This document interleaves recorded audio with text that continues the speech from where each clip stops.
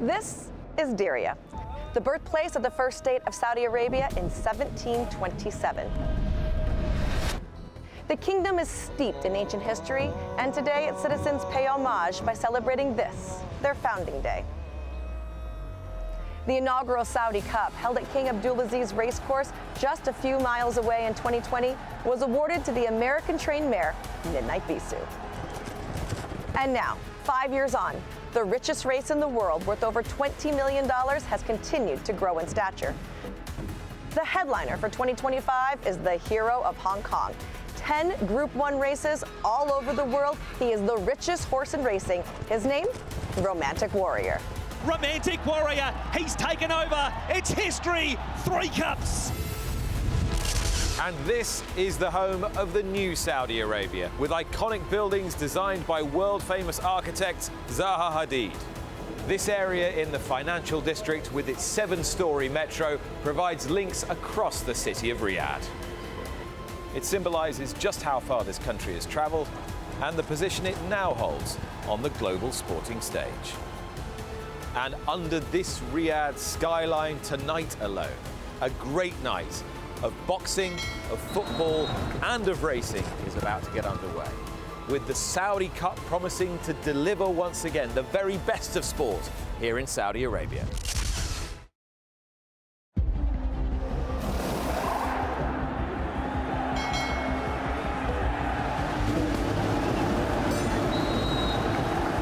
A night of high-stakes sporting drama about to unfold here under the lights in Saudi Arabia. A mouth-watering heavyweight clash here in the Kingdom of Saudi Arabia. A galaxy of superstars assembled here in the kingdom's capital.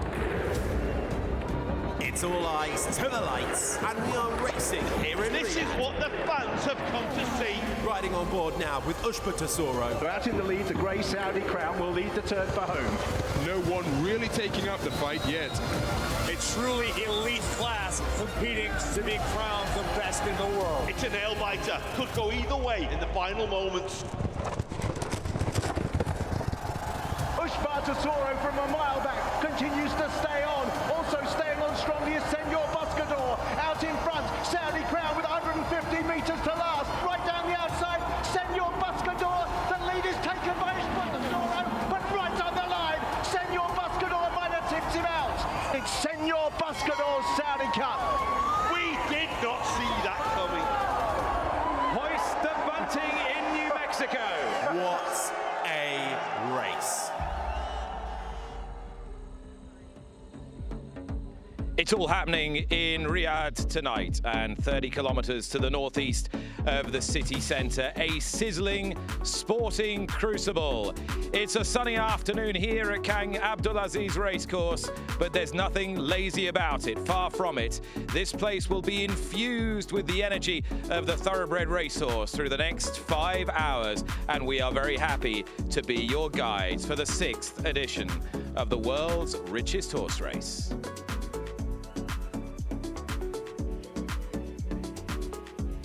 Okay, so will this carry on rolling? Okay. All right, I'll just let it breathe for a little bit, but I'll keep talking. Eventually you'll get there. And so I will name check Michelle and Lafitte then at this point. Okay, and so, all right, fine. Okay, no problem at all. And so do you want a question to them now, and then we'll go in to introduce the team, yes? Neil? So, is Neil there? My iPad's going to get too hot. It's going to turn off. Yeah. So do you want a question to them now, or do you want me to crack straight in to introduce the rest of the team? After the arrivals and the Super Loop, yeah, we'll have a chat now, okay? And then watching last year's race, yes? Okay, fine. Okay, no problem at all. But you don't want to go straight. You'd rather have a line from them before we get into watching last year, yes? Fine, okay, sorry. All right, okay, no problem. So coming off the back of those arrivals then, Denise, yeah? Start? Yep, all right. Okay. So a very warm welcome to King Abdulaziz Racecourse, and through the next 5.5 hours, we promise to bring you the very best in worldwide thoroughbred horse racing. Nick Luck alongside Michelle Yu and Lafitte Pincay. We three sat here last year. Lafitte, any reason to think that we might get better still? Last year was a thrilling finish, right? With Senor Buscador running down Ushba Tesoro, who was going to take home the winner's share of a $20 million purse. This year's edition, a little bit different. Romantic Warrior, the story going in, the richest racehorse in thoroughbred history running in the world's richest race. And something of the unknown, because it's his first try on a dirt surface today, Michelle. Just how big of a roll of the dice is that for Romantic Warrior's connections? Well, we've seen it work previously, right? We've seen turf horses really like it here at King Abdulaziz, so it might be something out of the box, but he's ready to take on this task, right? He's kind of ticked every box along the way, and this would be quite the crowning jewel. All right, you two might look pretty cool as things stand now in the heat, but rewind 12 months, and this was the three of us enjoying the 2024 edition of the Saudi Cup when Senor Buscador, the hero of New Mexico, ran down Ushba Tesoro, who is here today. And you're going to roll that now, yeah? Yes? You want that tighter? Yeah.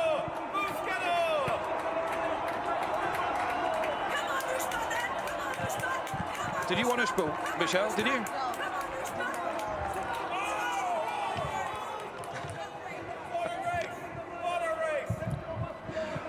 Unapologetic, but at least it shows we care. If we ever get her out of her shell, she's going to be just fine. Michelle, my cheering is going to be different this year. Ushba still didn't win. Could he win this time? No.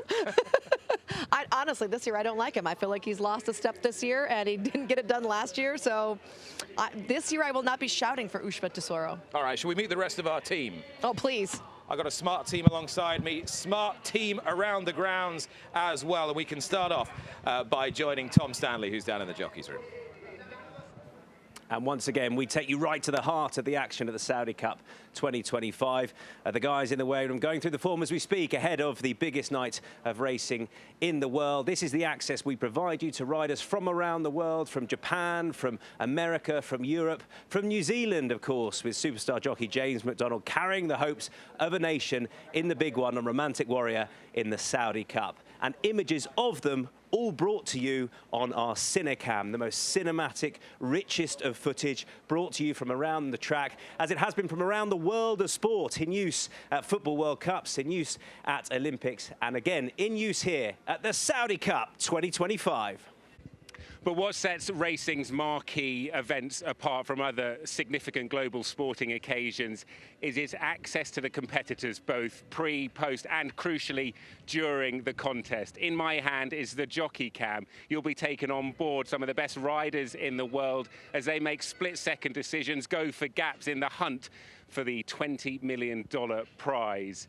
Imagine GoPro in the World Cup final as he weaved his way through the French defence. Jalen Hurts scanning for his receivers in a Super Bowl, or indeed Japan's Shohei Ohtani hitting a Grand Slam in a World Series. You don't get the access like that in those sports you do in racing. You have the best seat in the house as you will ride on board in today's Saudi Cup. Ollie and Tom, ever stylish, but in the fan zone, we've got our very own Rosie Turner, and then we're gonna show shots of Rosie, shots of Rosie, shots of Rosie. Yes, in the fan zone, correct. And then you're gonna bring the back cam. You're gonna bring the back cam.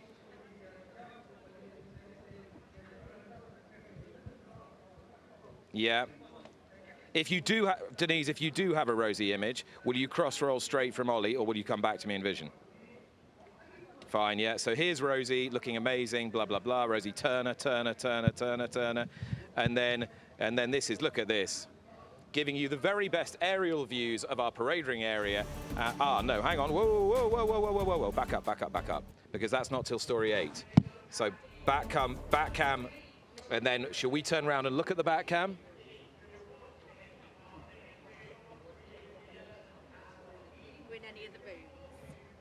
What is it then? Wire camera, okay.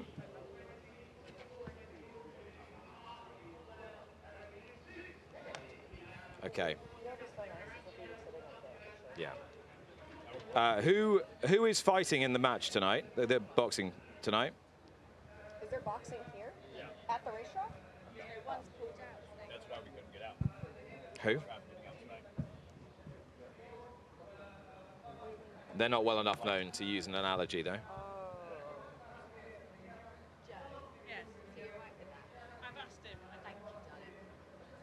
Okay. All right. These are the heavyweight cameras on our show. Here we go. Right. Wire cam. Will somebody come and find us? Somebody there somewhere. Right. Hey, Greenie. No problem at all. Fine. You got Kenny McPeak's number I sent you, right? I told him someone from production would reach out to get him for the hit we're doing with him. Oh, great. Lovely. Okay. I mean, definitely, probably like 30 minutes out, try and get a hold of him so you can, okay. You know, get to him and whatnot.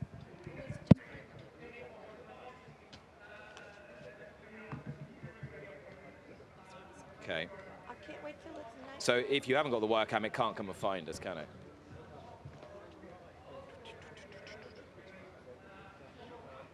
All right, fine. Do you mind rehearsing that, or is it going to hold you up? Do you mind rehearsing the wire cam coming to find us, or will that hold you up? All right. Roughly where will it be? Up there somewhere. Is that one, is it? Oh, he's up there. So he'll be over my shoulder. So I'll come over my shoulder. It'll reveal us. Yeah. Blah blah blah. So this will be what it is, and we'll come back in vision. And look at that. And you'll find us down here with the best view in the house, showing you all the horses. Hello. Turn around and wave, everybody. Michelle, Lafitte. There it is. There's the camera. There's the camera. There's the camera. And look at that. There we are. Sharpen up. There we go. Just in that bottom corner there, you will find LP3 Michelle and me. Okay, back we go. This is what we got coming up for you this evening. Story 8, 9-race card. And we get underway in a few moments' time with a local handicap.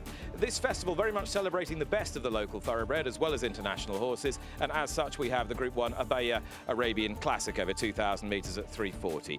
An important race on the road to Kentucky Derby and beyond. The Group 3 Saudi Derby at 420, won by Forever Young last year. The Group 2 Riyadh Dirt Sprint, now officially announced as Breeders' Cup win and you're in at 5 o'clock. The Saudi International Handicap 540 for horses trained in Part 2 countries. The Group 2 Howden Neom Turf Cup at 6:25. The Turf Sprint, the 1351, sees defending champion Anaf back for more at 7:10 local time. Then at 7:50, the Group 2 Longines Red Sea Turf Handicap billed as the Northern Hemisphere's Melbourne Cup. And then our big one, the $20 million Group 1 Saudi Cup at 8:40. A man who was very much instrumental in the founding of the Saudi Cup just shy of a decade ago is the man who is now the chairman of the Jockey Club of Saudi Arabia. Let's hear from him now.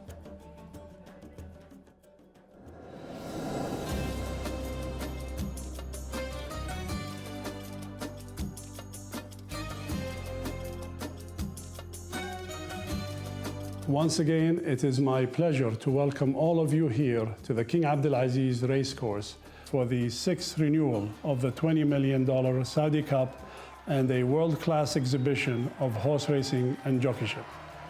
Today we will be showcasing the best thoroughbreds and purebred Arabian equine athletes on the global stage. And I am delighted to have so many of the leading trainers, jockeys and owners making their way to Saudi Arabia for this ever-evolving event. Today's 9-race program not only tests the world's best 1,800-meter dirt horses, but offers the chance for all racing divisions to be represented, from sprinters to stayers, on dirt and on grass. I extend my very best to all participants and racegoers, and all of you watching all around the world, and hope you have a memorable Saudi Cup. His Royal Highness Prince Bandar welcoming you, welcoming us, welcoming the world to the Saudi Cup of 2025. Wonderful to have so many continents, so many countries represented. In 6 editions of the Saudi Cup, winners have come from 4 nations. It could easily be 5 from 7 a little later today. But of course, as I said, the first of our races celebrates those horses who ply their trade here in Saudi Arabia week in, week out. Run over 1,800 meters. على مسافة 1800 متر. Worth $1.5 million. بجائزة وقدرها $1,500,000. The Jockey Club Local Handicap. كأس نادي سباقات الخيل. Now, there will only be one person who will not be horse this afternoon, and that is our course commentator, Richard Hoyles. Thank you, Nick. Yes, hopefully that will prove to be the case. And as you said, we get underway with a large local field for what is the most valuable domestic race in the calendar. $1.5 million, 1,800 meters on dirt. So it is the same trip as for the Saudi Cup a little bit later on. Number 1, Salfan, the mount of Ricardo Ferreira. Number 2 is Bintfar, Adel Al-Faredi. And number 3, Aiello Doro, Mikel Barcelona. 4 is Yemken, Silvestre de Souza. 5, Alma Beer.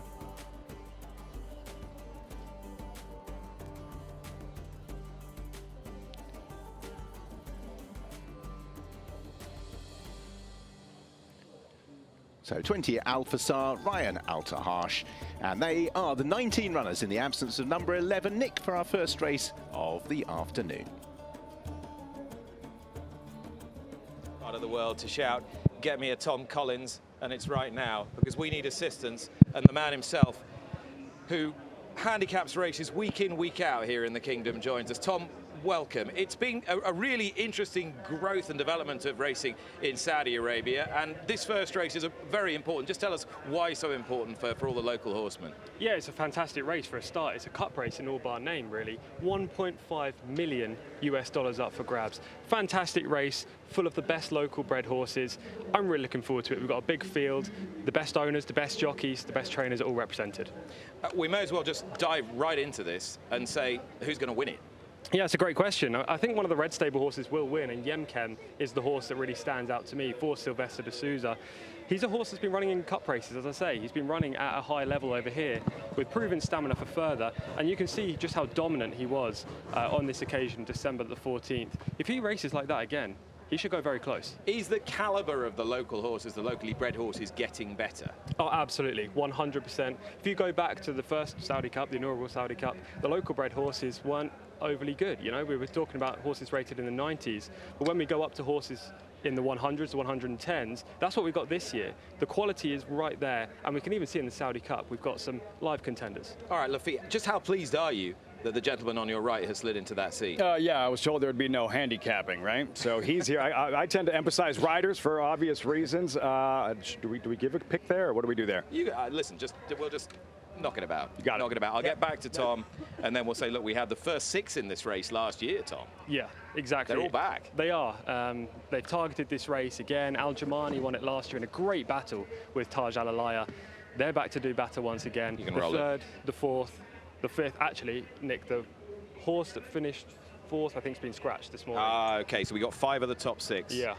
All right, thank you. No problem. Sorry, the sixth. So you can say the first 5. All right, you guys, you can roll that when Tom starts talking about Al-Jamani's. Closer here a little bit. All right, fine. No, I think just good stuff. 9 minutes. Huh? Cool.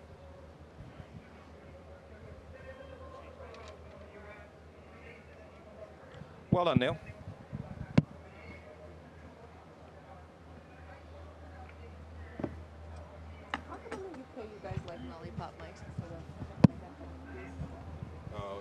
We do all sorts of everything. It's a cold one. No one can quite decide what they want to do. I thought if I put glasses here, then if anything gets windy, you can Yes. maybe use it as like a... That does make a lot of sense. paperweight, do you know what I mean? Just rather than something... So will this come straight off the back? Yeah. Paperweight thing. Yeah. Look at Rosie. She's voguing in Riyadh. And Turner. Was that Turner taking a turn? With you a little bit. Our Okay. own Yep, Turner. sure. No, absolutely. Do you know why that is? Because I'm used to the lapel mic. Yeah. Yeah. Thank you. So the one thing I forgot to do in Story 6 was introduce the full-frame graphic of the winners from 2020 to 2024, which would naturally fit off Michelle's answer.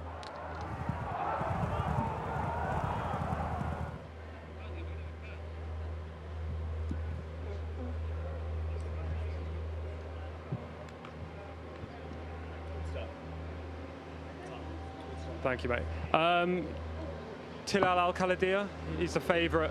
I think it's 8. Give me 1 second.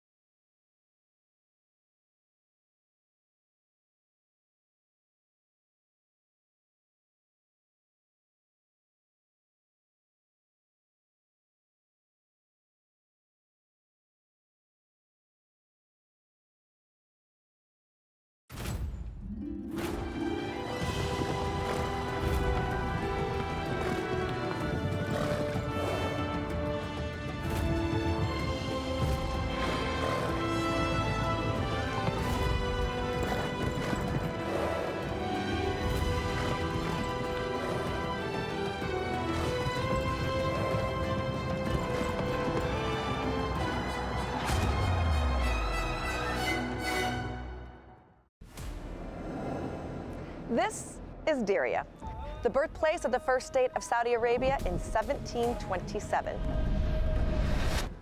The kingdom is steeped in ancient history, and today its citizens pay homage by celebrating this, their founding day.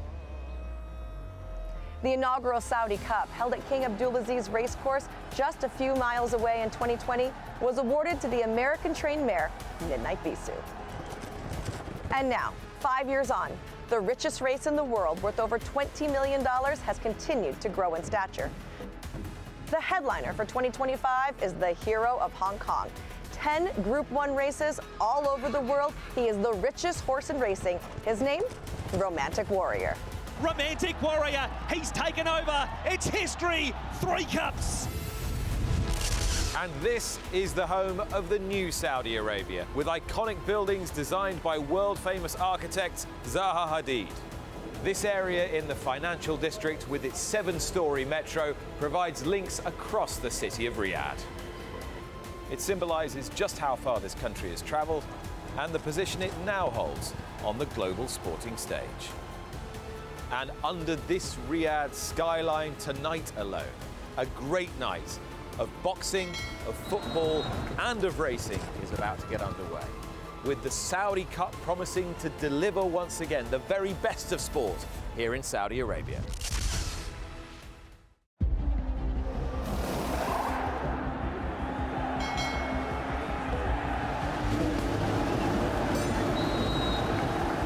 A night of high-stakes sporting drama. About to unfold here under the lights in Saudi Arabia. A mouth-watering heavyweight clash here in the Kingdom of Saudi Arabia. A galaxy of superstars assembled here in the kingdom's capital. It's all eyes to the lights, and we are racing here in This Riyadh. is what the fans have come to see. Riding on board now with Ushba Tesoro. Out in the lead, the grey Saudi crown will lead the turn for home. No one really taking up the fight yet. It's truly elite class, competing to be crowned the best in the world. It's a nail-biter. Could go either way in the final moments. Ushba Tesoro from a mile back continues to stay on. Also staying on strongly is Senor Buscador. Out in front, Saudi crown with 150 metres to last. Right down the outside, Senor Buscador. The lead is taken by Ushba Tesoro, but right on the line, Senor Buscador might have tipped him out. It's Senor Buscador's Saudi Cup. We did not see that coming. Hoist the bunting in New Mexico. What a race.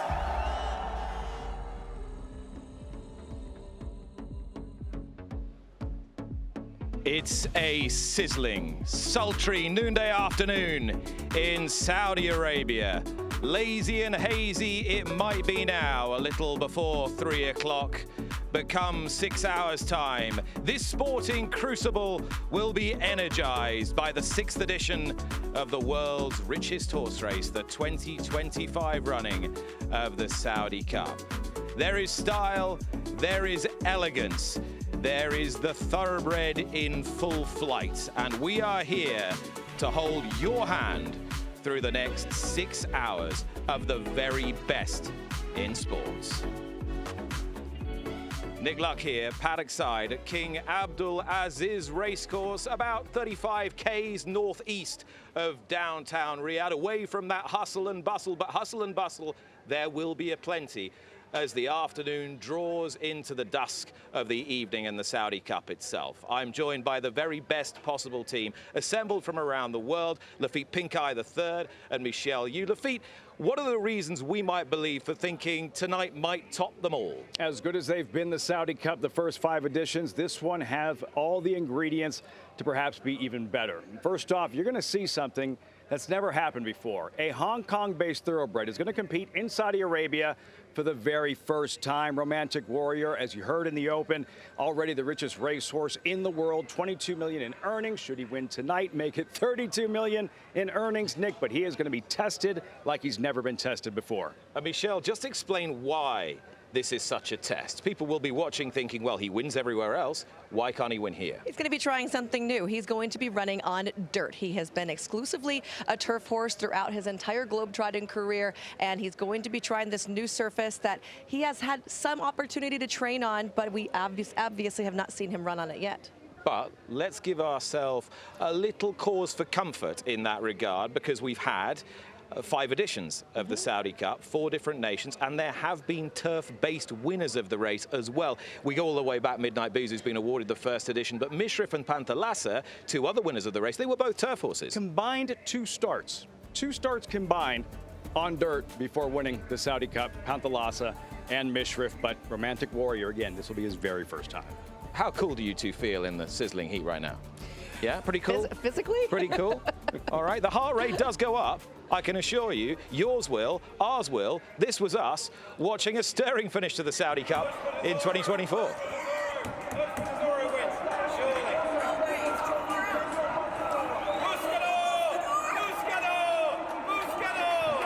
Who is that lunatic? I think she wanted Ushba.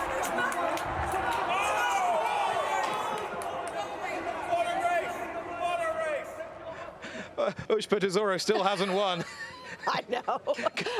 I actually must have blacked that out. I do not remember being that excited, but it was fun. We're gonna get her out of her shell at some point, Nick. At some point, she's coming out of her shell. I have a prediction. This year, I'm not going to be rooting that hard for Ushba Tesoro. The shy, retiring, but ever stylish Michelle Yu. Let's introduce you to the rest of our team. We'll start with Tom Stanley. And once again, we take you right to the heart of the action at the Saudi Cup 2025.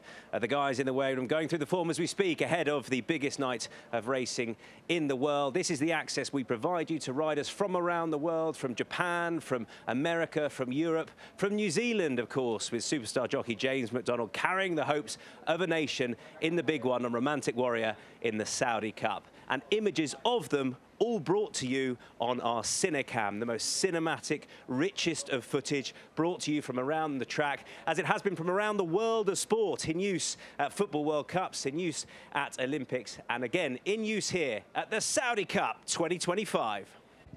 But what sets racing's marquee events apart from other significant global sporting occasions is its access to the competitors, both pre, post, and crucially during the contest. In my hand is the Jockey Cam. You'll be taken on board some of the best riders in the world as they make split-second decisions, go for gaps in the hunt for the $20 million prize. Imagine Lionel Messi wearing a GoPro in the World Cup final as he weaved his way through the French defence. Jalen Hurts scanning for his receivers in a Super Bowl, or indeed Japan's Shohei Ohtani hitting a Grand Slam in a World Series. You don't get the access like that in those sports you do in racing. You have the best seat in the house as you will ride on board in today's Saudi Cup. Ollie Bell there, and for all that Ollie and Tom do well in the style stakes, there's only one winner, our own Rosie Turner, voguing it in the fan zone here at King Abdulaziz Racecourse, and we will be getting down with Rosie a little bit later on. And the Wirecam taking us from the fan zone all the way along the racecourse, giving you the best view of the main dirt track for the Saudi Cup and the turf track, the scene of the Neom Turf Cup and the Red Sea Turf Handicap. And this brings you all the coverage, the aerial coverage from the beautiful paddock here. And just in that bottom corner, you will find us trio. There we are. Hello, everyone. Lafitte Pinkeye, Michelle Yu alongside. And we've got every angle covered here. And our first race is not too far away. Let's show you what we've got coming up for you in the build-up to the Saudi Cup this evening. Our first race is 3 o'clock local time.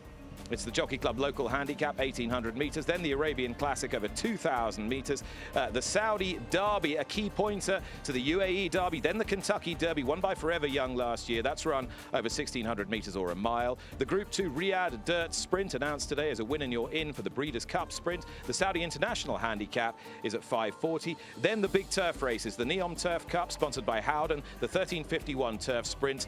750 is the Group 2 Longines Red Sea Turf Handicap, the Northern Hemisphere's Melbourne Cup, and then our big race, the $20 million Group 1 Saudi Cup at 840. So that's what's happening, and much of this is the brainchild of our chairman of the Jockey Club of Saudi Arabia, Prince Bandar.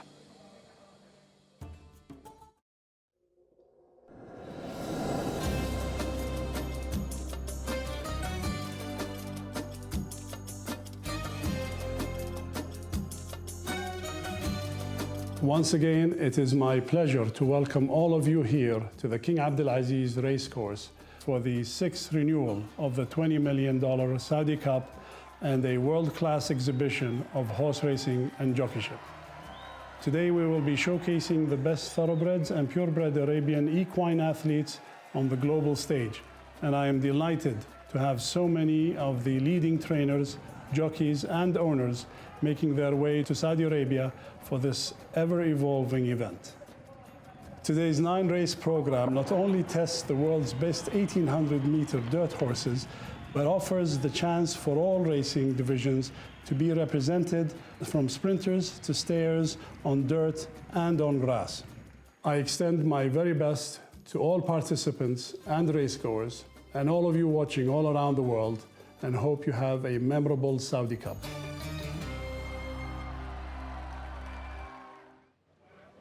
His Royal Highness Prince Bandar, the Saudi flag flying high. Let's get straight into it. Our first race isn't too far away. Run over 1,800 meters. على مسافة 1800 متر. Worth $1.5 million. بجائزة وقدرها $1,500,000. The Jockey Club local handicap. كأس نادي سباقات الخيل. All right, that man there is, I'm hoping, the only person who will not be hoarse by the end of the evening. Richard Hoyles, our Saudi Cup caller. Good afternoon. Good afternoon, Nick. Good afternoon, everyone. What a fantastic view right the way out over towards the 1,800-meter start, where, of course, we will be having the Saudi Cup in a few hours' time. As you've heard, this is a very valuable race, the most valuable race in the calendar for local bred horses, and as such, it's attracted a big field. So let's give you the runners and riders for our first event of the afternoon. Number 1 is Southfan, the mount of Ricardo Ferreira, and 2, Bintfar, same colours, white cap, Adel Al-Furedi. 3, Ayala Doro for Mikel Barcelona. 4 is Yemken, Silvestre de Souza, and 5, Almabir, Joel Rosario. Number 6 is Altawidi, the mount of Ayad Altazrisi, and 7 is Ibn Toulon, the grey, for Luis Morales. Number 8 is Taj Alalia for Alexis Moreno, and 9, Abo Shaker, could have some speed, grey horse, Abdullah Al-Ordib. 10 is Al Jamani, Antonio Frezu is aboard. Number 11, the sole non-runner. Number 12 is Daidan, the white stable colours with the white cap, Camillo Espina. 13 is Al Kawakabi for Usheen Murphy. 14 is Farai for Tygo Shea, and 15 Al Makam for Waz Wanas.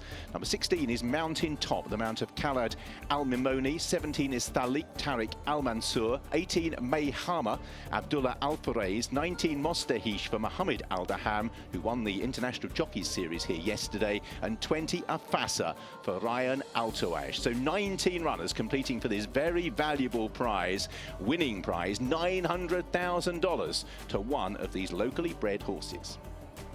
Not exactly an easy start for us. 19 of the 20 going to post here, but we've enlisted the help of our Saudi Arabian form expert, Tom Collins. This is about the only time you can legally say in this country, get me a Tom Collins. Here he is. You're going to help us, Tom. Let's launch straight into this. Who's going to win? We're just a couple of minutes to post. Well, look, this is a really good race. It's basically a cup race in all bar name. I like Yemkem here for Silvestre de Souza, Prince Faisal bin Khalid, and Abdullah Al-Khatani. This horse is super strong over this trip. He won over 2,400 meters last time in a cup race. He's rated to go well well in a handicap, and I wouldn't be surprised if he proved to be the strongest horse at the end. But this is super competitive, Nick. Sylvester de Sousa, multiple champion jockey in the UK, of course. Who are the local jockeys we need to look out for?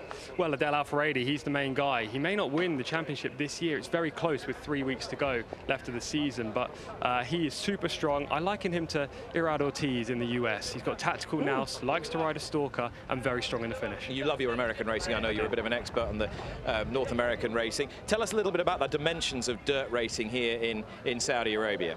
Yeah, well, usually it pays to be forward, as it does on most dirt tracks, to be fair. But as you go over longer distances, maybe from 1,800 meters upwards, the closers tend to come out on top. I like riding the rail, but it doesn't prove to be a negative if you're wide on the turns. All right, Lafitte, how pleased are you? You've got Tom Collins sitting on your right.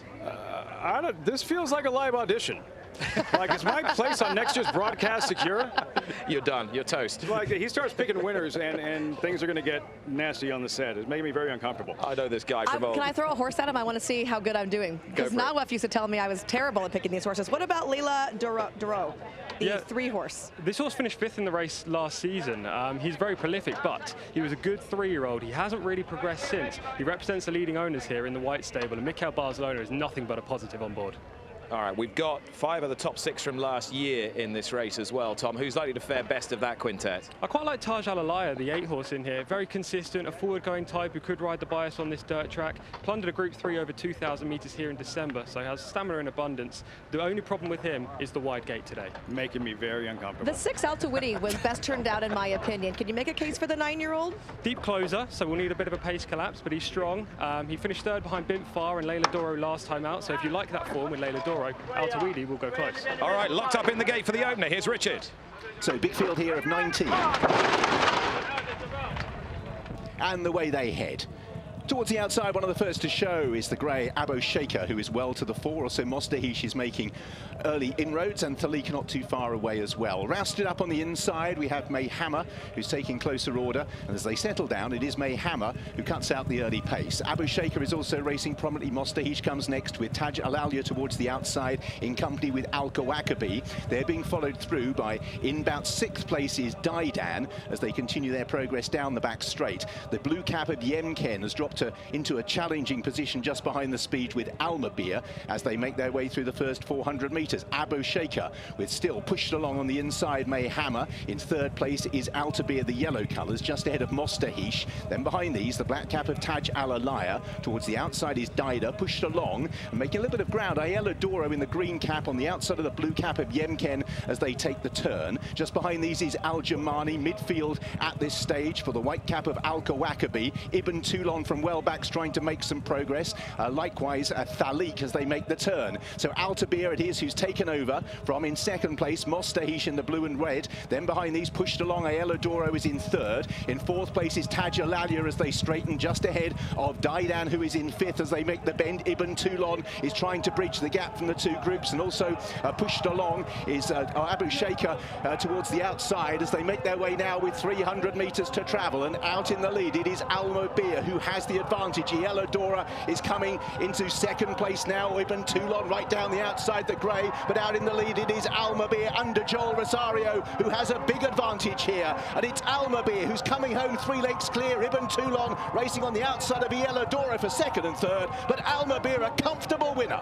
Almabir beat into 2nd, Ibn Toulon in 3rd place, Yellow Doro. Then a late ground from Mountain Top towards the inside, just ahead of Taj Al-Alaya, and then behind these towards the outside in round about 6th or 7th, Afasa, who made late ground. It was Almabir's win from quite a long way out, to be honest, in the hands of Joel Rosario for Hamamad Al-Rashid. Took over 300 meters out and was clear from that point on. Leaders have been quite hard to catch over the course of the last 2 days, so make a note of that. Ibn Toulon, the closer, got up for 2nd. Yellow Doro was 3rd, and 4th will just go to Taj Al-Alaya, head of Mountain Top in 5th place, and Daidan back in 6th. Almabir wins the Jockey Club local handicap. And a perfect start to Saudi Cup evening for the man who will be charged with riding Rattle and Roll in the big one later.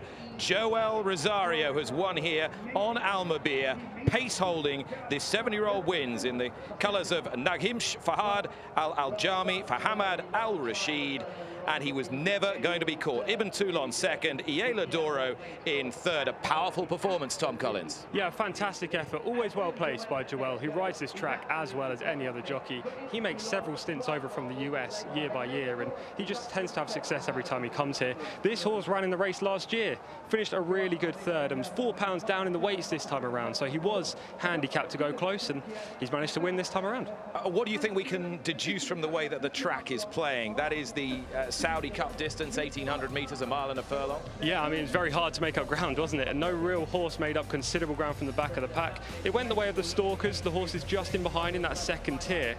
Again, the Saudi Cup may shape a little bit different. We might get some more speed than we saw just then, but I wouldn't be surprised if it went the way of Stalker as well. So good news, bad news for Joel Rosario. He gets the win here, but if Rattle and Roll is going to be a factor this evening, he's going to come from far off the pace. What's the track profile going to be like as we lose a lot of the heat too? Absolutely. As you go through the card, generally when the sun goes down, it does play more towards closers than speed. In the hotter conditions, speed horses tend to fare the best. All right, some veterinary attention being given to one of the runners here, number 14, Fare, Tygo Shea's mount in the silks of Alman Gosh stable, being attended to out on the course, and you could see was detached from an early stage. News to follow. There is the winner, Almabia, and Joel Rosario. And Ollie Bell is with the winner. Yeah, I'm going to grab a word with Joel. His Saudi Cup meeting 2025 has got off to the perfect start. Congratulations, Joel. Talk us through the race.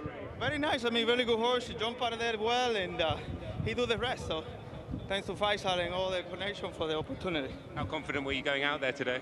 I mean, I rode him before. He's a good horse. He gonna give you there the 100%. So I was never worried about it. So just like let him, you know, do his race. I know it's race 1 today, but how's the track feeling?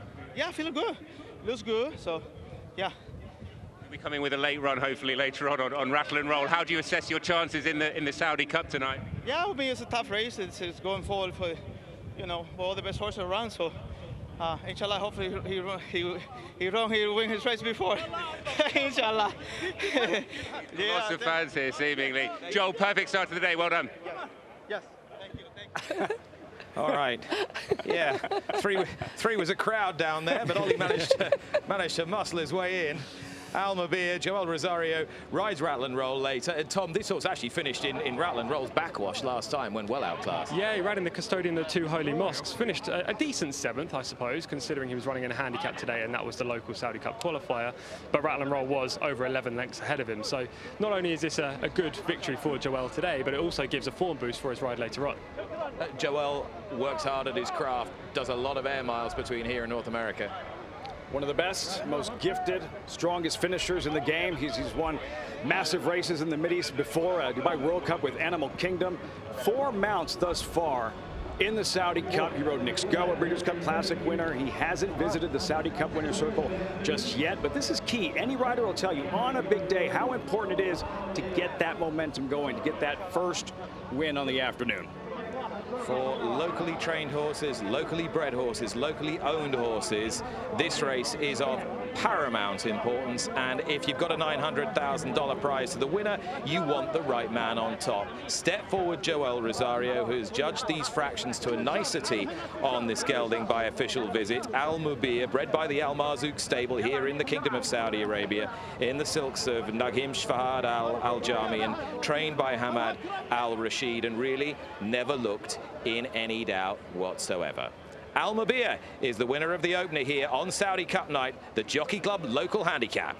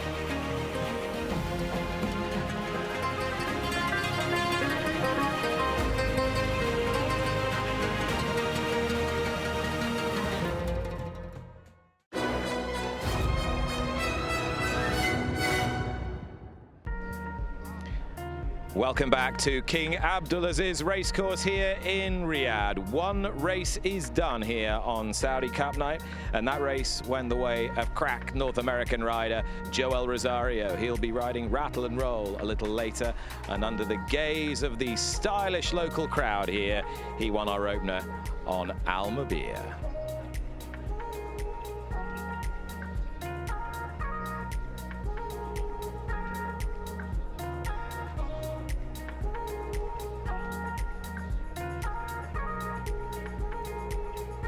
Beautiful afternoon here, 35 Ks northeast of Riyadh. I'm going to take a look back on our opening race and the victory of Al Mabir in the company of Michel Yu, Lafitte Pincay III, and Tom Collins.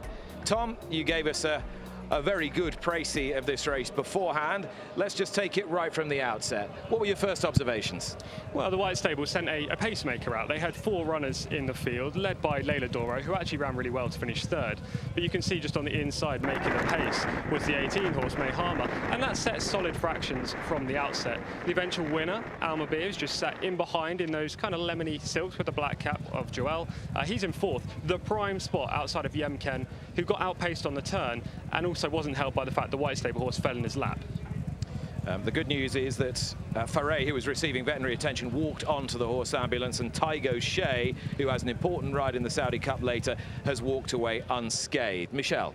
Looking at Joel right here, this is a key move for him. I feel like he's starting to see that pace setter get a little bit leg weary, and he doesn't want to get trapped behind him. So he angled his horse out, got the jump on everybody else, and then he's going to come back to the rail, which we've seen the outside of the track play very well in years past. Although yesterday watching, it seemed like the rail was a little bit better place to be, and he's going to take advantage of that. So shortest way around, despite sitting off of it early on. It's also worth noting, Nick, that we do have a headwind right now. It's not as significant as it was earlier, but you can see the flags are flying. So for any horse trying to make up ground from behind, they have to run into this wind that's pushing them the opposite direction. So a horse on the front, even though they're running into the wind, doesn't have to make up as much ground. You saw there Rosario asking Al Mabir to pick it up, but if you don't watch the sport on a day-to-day basis, pay attention to the jockeys, and their body language will indicate how much horse is underneath them, how much gas is in the tank. And a perfect example of just that, you could see that Al Mabir was starting to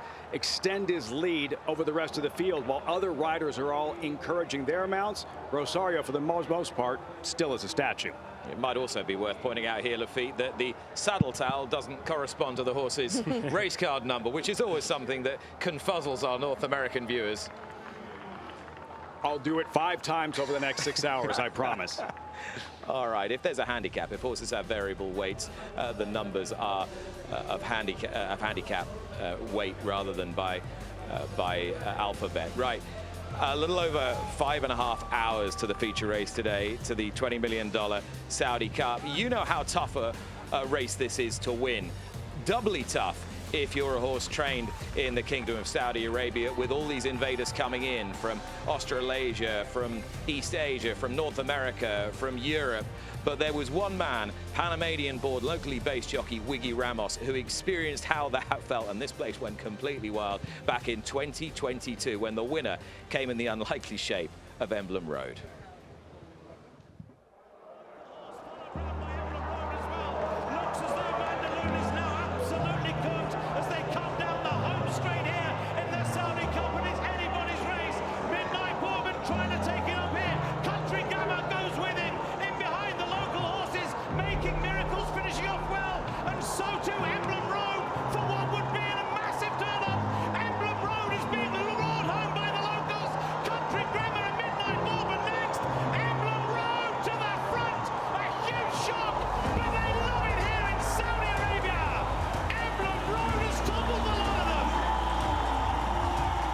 That was my biggest races in my life, and I do it here in Saudi Arabia. I always call it this my second home. And the roof is lifting off the grandstand here at the King Abdulaziz racetrack. The local horse, Emblem Road, has shocked the rest of the world in the Saudi Cup. To win the race, beat all the champions, Japan, England, Australia, is a big feeling. What I really realized when I stopped my horse over there, and come back and hear the crowd and say, wow, wow, I really did it, I really did it. Wiggy Ramos, who's been riding in the kingdom for many moons, has enjoyed his finest hour. The place is going wild. That was fantastic, unbelievable. Unbelievable. This horse is a local legend. This man on board's been a local legend for many decades. Wiggy Ramos, high in the irons. He's alongside Tom Stanley. I've got to get near him first, Nick. I've got to get near him. Let me get his attention. Wiggy Ramos, hey, well done. How do you feel? I feel so happy. I guess get the biggest race in the world. When my horse into the paddock, everybody started to go, wow, wow. And I just go crazy. Yeah. They talk about this as a new race, a shiny new thing in the desert. Wiggy Ramos, 23 years he's been riding in Saudi Arabia. Wow. That was a little confused because everyone want to hold me, but I don't do my weight. If someone take my saddle, hey, I tell them, bring my saddle, let me do my weight, let the business done, and then we celebrate. It feels good to watch someone that's dedicated their lives to this country, to be able to ride in its biggest race and win. I mean, the fans are thrilled. I feel emotional over it. When I finished riding and trying to get out to my car, I spent like 1 hour to get to my car. People ask me for autograph and take a picture. Oh, Wiggy, what have you done? What have you done? You've shocked the world. I never get so many messages. Then I got 360 messages from all over, from America, people that know me in England, in Panama. The Vice President, he sent me a message. So Crown Prince Mohammed bin Salman presenting the trophy. I remember that night, I get the little trophy. When I wake up the next day, when I see my trophy in the air, I say, okay, yeah, it's still the dream come true. My word. Didn't those dreams come true? Due reward for years and years of patience and hard graft. Tom Collins is still with us. You'll know better than anyone, Tom, what that meant to a guy like Wiggy Ramos, out of nowhere. Yeah, he's obviously had a phenomenal career. He's in the veteran stages right now, and rumours have it he may be retiring at the end of maybe next season or this season.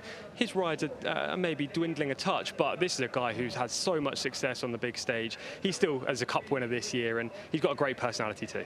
Yeah, he was taken to the hearts of the local population here in Saudi Arabia. The Ministry of Culture supported our opening race here, and after it, they presented the trophy to the winning connections, Nagimsh Fahad Al-Aljani and Hamad Al-Rashid, and of course, jockey Joel Rosario aboard Rattle and Roll in the Saudi Cup, later holding the trophy aloft.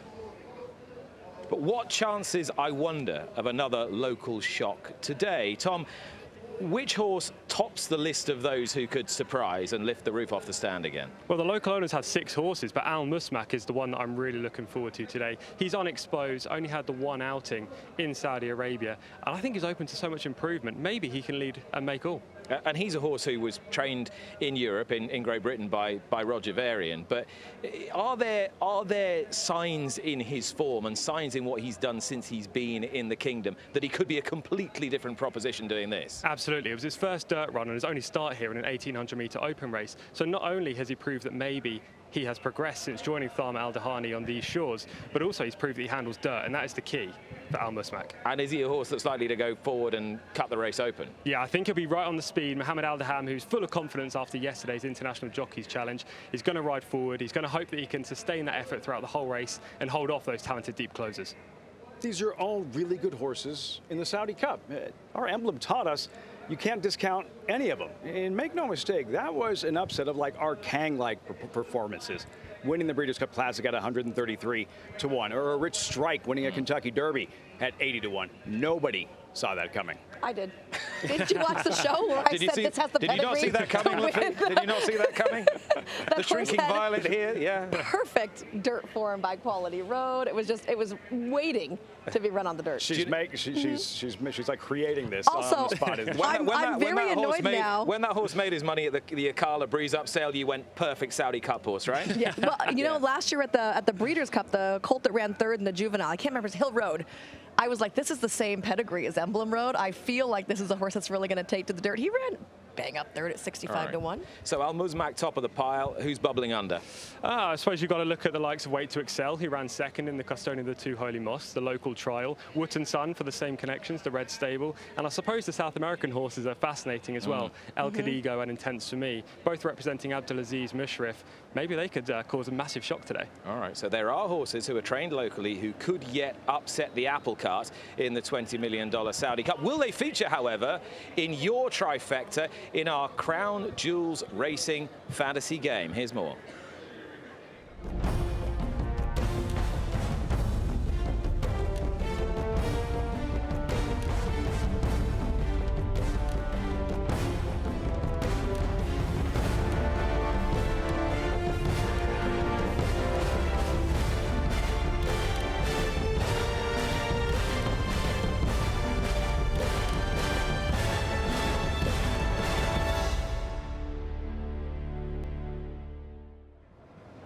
Simple as that. All you have to do is pick your 1, 2, 3 in the Saudi Cup. See if you can beat us. Chance to win some wonderful prizes, and more of that a little bit later in the program. But we're going to give you our 1, 2, 3 now.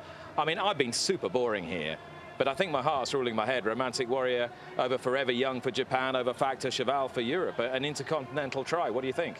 I flip-flopped them. I put Forever Young on top of Romantic Warrior. And then I originally had El Muzmak, and I swapped it yesterday. I changed it. So if you played me earlier, sorry. I ended up putting Walk of Stars in third. Yeah, Walk of Stars I have in fourth, actually. I can't get beyond the class of Romantic Warrior and, of course, the Japanese runner Forever Young. I have them 2, 3. I know I'm working this whole thing backwards now. Factor Cheval, though, I think give him a really good look tonight and how good he looked in his first start on dirt. Again, we've seen this before. Mushrif, 1 start on dirt, won the Saudi Cup. Panthalassa, 1 start on dirt, wire to wire in the Saudi Cup. Don't be surprised if you see Factor Cheval in the winner's circle following tonight, 6th running of the Saudi Cup.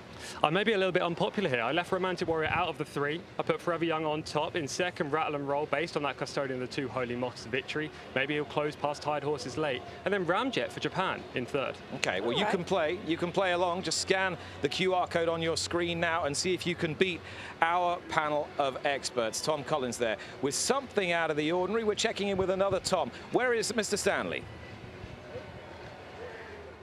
Building up to the big race at the very end of the night, thought it was worth introducing someone and also getting Toshi Onokubo's views on the Saudi Cup and the Japanese challenge. Toshi, part of the one of the biggest media outlets for horse racing in Japan, Net Keiba, and Toshi is alongside. Toshi, welcome along. You will be providing translations, we hope, if we need them throughout the night, so thank you for that. But also, just give me an overview of, well, your best chance of the 4 in the Saudi Cup. Forever Young, sure.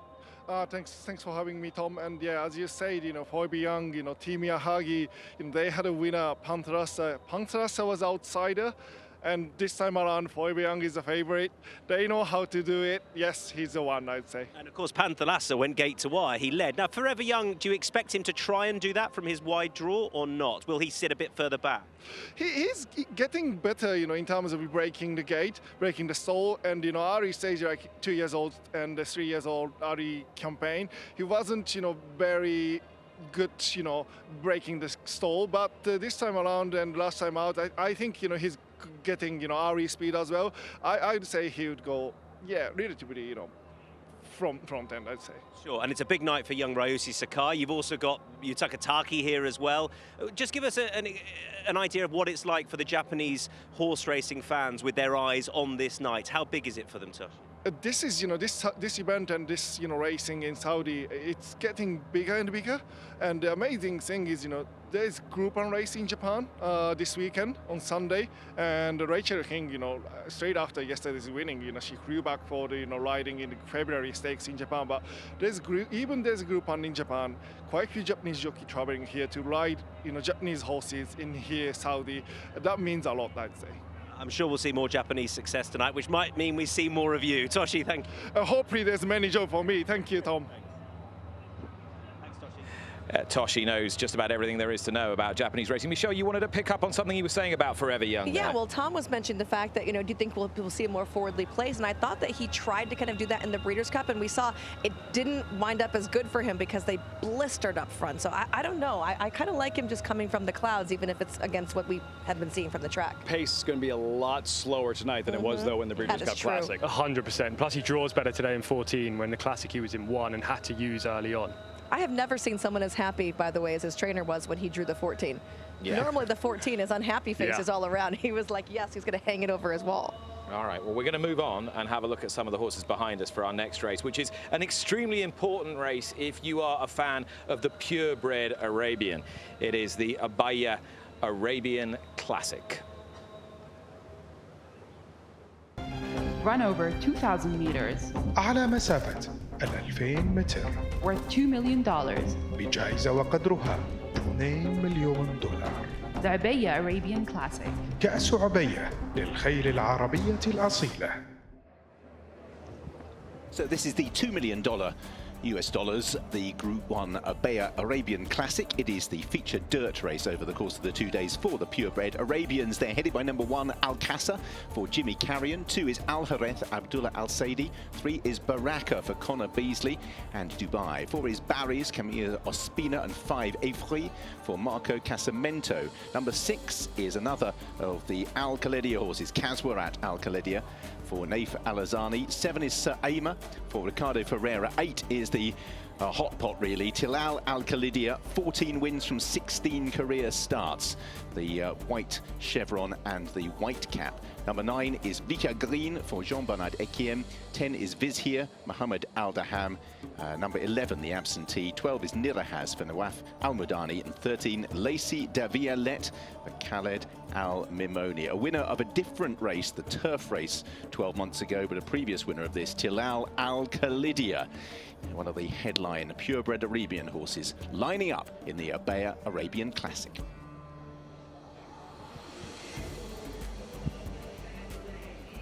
Richard, thank you. Well, it's a big night for Connor Beasley. We're going to hear from him very shortly. But first of all, we're going to take a look at one or two of them in the parade ring. This is Alcasa, Jimmy Carrion taking the ride for Farhad Al Abdemanim. Yeah, he's an interesting horse. He's a 9-time winner, including once over this course and distance. Successful in a lower grade last time out. Probably likely to fall short today, but he's a deep closing type who stays well. All right, that is number 1, Alcasa. 2 is Al Hareth. Michelle? I like this horse. I think he looks very good walking around here. He wasn't my top selection. I ended up going more towards the outside, but I do feel like this horse has the credentials to be able to hit the board. So if you're looking for a horse to finish 1, 2, 3, I think he could be your guy. All right, the next horse we're going to look at is Baraka, who is trained by Ahmad bin Hamash in Dubai. You'd think this horse would have a pretty big chance. He's ridden by a man who's been plying his trade to good effect in the Emirates, Connor Beasley, who's with Tom. Connor Beasley alongside, just walking out for his ride with Baraka. How are you feeling, Connor? What are you expecting? Yeah, no, listen, obviously he's had a couple of runs back in the UAE. He's coming here in good form. So, yeah, listen, obviously the surface is a little bit different over here, but, you know, we're very happy with him. The whole team's happy with him, so hopefully he can put you know, his best foot forward and do us proud. If you see Ahmad, shout and we can walk over to him, but just over there is it. Just on Dubai this year, has he approached it differently, do you think? Obviously a great run in the Kayla Classic last year. Has he been gearing up towards the end of season? Yeah, definitely, yeah. He's obviously improving by each run, so hopefully that today, you know, he can show us his best and run a good race. Give us a line on God of a Coma in the Saudi Derby. The draw not ideal, or are you okay with it? It's one of them. Obviously, we're drawing one, so we just have to take it as we come. But at the same time, he's in great form, and you know, delighted that he's got here in good health. So we'll take our chance. Good luck, Connor. Thank you. Thank you. Connor Beasley with Tom Stanley there. We'll pick up the remainder of the runners for this Abaya Arabian Classic in a few moments' time. Tilal Al Khalidia is the one they've all got to beat. Find out whether they can after these messages.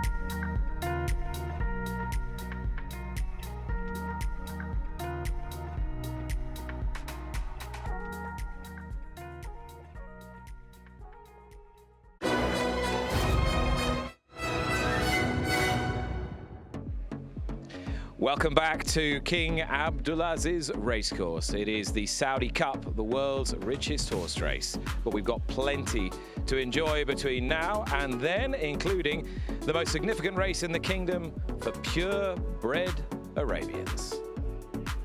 It's the Group 1 Abaya Arabian Classic, and post time in just around 9 minutes.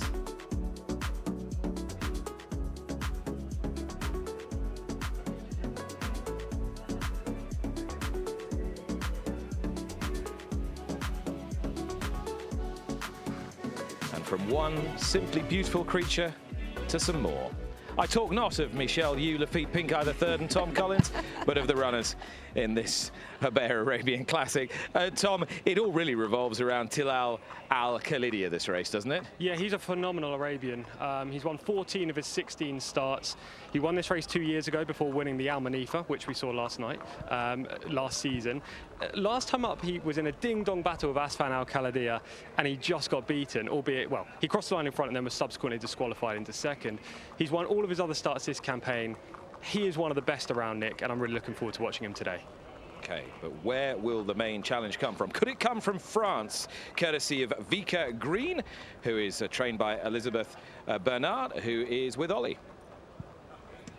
And we have a French raider here in our next live race, Elizabeth Bernard, the trainer alongside me of Vika Green.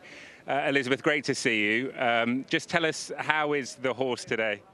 I hope he's in a very, very good form. And one thing very different from last year, because when we came together last year, I received him in my stable only 1 month before to came. But this year, he stayed 1 year complete in my stable, and I think he improved a lot. Tell us about his form then that you've seen coming into today. I think also he's in a good form. His last race is very bad in Pau, and sand also, but he's not ready. He's very fat because he's a old horse and he eats a lot. And now I think he's full ready. Well, it's great to see you here. My French isn't as good as some of the other presenters on the team, but thankfully we didn't need a translation. Your English is excellent. The very best of luck here. And I want to say thank you so much for the hospitality from Saudi, for the organization. It's every year a real pleasure to be here, and I am so proud to have some runners every year. It's terrific to see you once again. Good luck. Shukran. Yeah, truly international renewal, but we do have a local trainer represented here with Thamma Al Dahani, and this horse, Saema, who was obviously behind Tilal Al Khalidia last time. What do you think your chances of getting the better of that horse and winning today? The horse is too good. He progressed this year very good, and he's running too good, you know. I tell the jockey to be careful and follow the good horses because he have a chance. All the time he loves the 10 furlong. His form is too good. I hope, Mr. Tom, he progressed too good, like what he did in the morning, you know. Yeah. So this is Ricardo. He knows the horse very well, your horse. Yeah, all the time Ricardo rides this horse, and the horse, I trust him very well. He's in a good form, and he's in a good condition, and all the time signed horse. I'm happy with him. I hope he progressed too good in the race, you know. Your first runner in the Abaya Classic, as a local trainer, how does that feel? Yeah, it feels too good, you know. It's a big day. It's the #1 race in the world, you know. I hope my horse ran too good today. Inshallah, I hope, you know, next year will bring a real good horse, group horse to run again and again, because we love the Arabic horse, and Prince Abdullah really love the Arabic horse, but we try to move it from the 2-year-old, you know, step by step is better for us, like the thoroughbred horse, because you cannot have a super horse. Some trainers train them, you know. You have to open a horse in your hand, and maybe you see the running is too good for you, and you progress too good step by step, and you go to the big races with him. I hope he runs really well for you. Thanks for your time. Thank you, Mr. Tom. Thank you. Thamma, who runs Al Muzmak in the Saudi Cup later. We're having a look now at Tilal Al Khalidia. His shoulders are heavy ones, Tom Collins. Yeah, they are. All the hopes behind Tilal Al Khalidia from the Al Khalidia stables. They have dominated the Arabian races here for the last well, 5 and 6 years, really. Whenever they send out a 3-year-old, they're likely to go and win, 4-year-olds, 5-year-olds, etc. We can see this race actually on January the 10th, where Tilal faced Asfan Al-Khalidiyah. Tilal Al-Khalidiyah out in front here, Asfan Al-Khalidiyah in second, and we're about to see the controversial finish where Abdulaziz Al-Faradi on Tilal just edges out to the right, hampers Asfan in the closing stages. Tilal passes the line in front, but he subsequently got disqualified. Did you agree with the call? I did agree with the call. I was surprised it was made, but I agreed with the call. Do you think, had that not happened, he'd have still won? No. Okay, so it was a clear-cut one for the stewards. Yes, absolutely, and I think the stewards over here are very good with their inquiries, and they're solid in their decisions. I think that was just yet another right call they've made this year. Seems to me from a physical standpoint, this horse does not look like an Arabian. Arabians are very typey. They have these littler heads than a thoroughbred, tiny ears that are always, kind of up. They carry their tails and their bodies a little differently. This colt very much looks like a thoroughbred. Runs like one as well. Yeah, actually that's a good point, because when you watch them run in the replay right there, you can see the Arabians keep their heads a little bit higher, which just kind of changes their biomechanics when they run. This horse really levels out a lot more like a thoroughbred does. Very interesting. What do you make of the 13 Lacey de Violettes? Because I think she's really interesting. She's a perfect 4-for-4. She's carried herself beautifully in the paddock and during the warm-up. Yeah, she's been beaten lesser horses, of course, but she's an unbeaten filly. 4 from 4, as you say. Who knows where the limit is with this filly? The question with Lacey de Violettes not only is the class, but also the distance. She's never run over 2,000 metres before, so she has to prove that she has the stamina to win. Well, this That was event, a nicer way to say no shot to me. I was just going to move on. I was just going to move on. Prince Bandar, there in conversation with Henry Birtles, a media mogul. Something made Prince Bandar laugh. Let's hope he's smiling in a few hours' time. I was listening to Tom Stanley's French. All right, back down at the post then.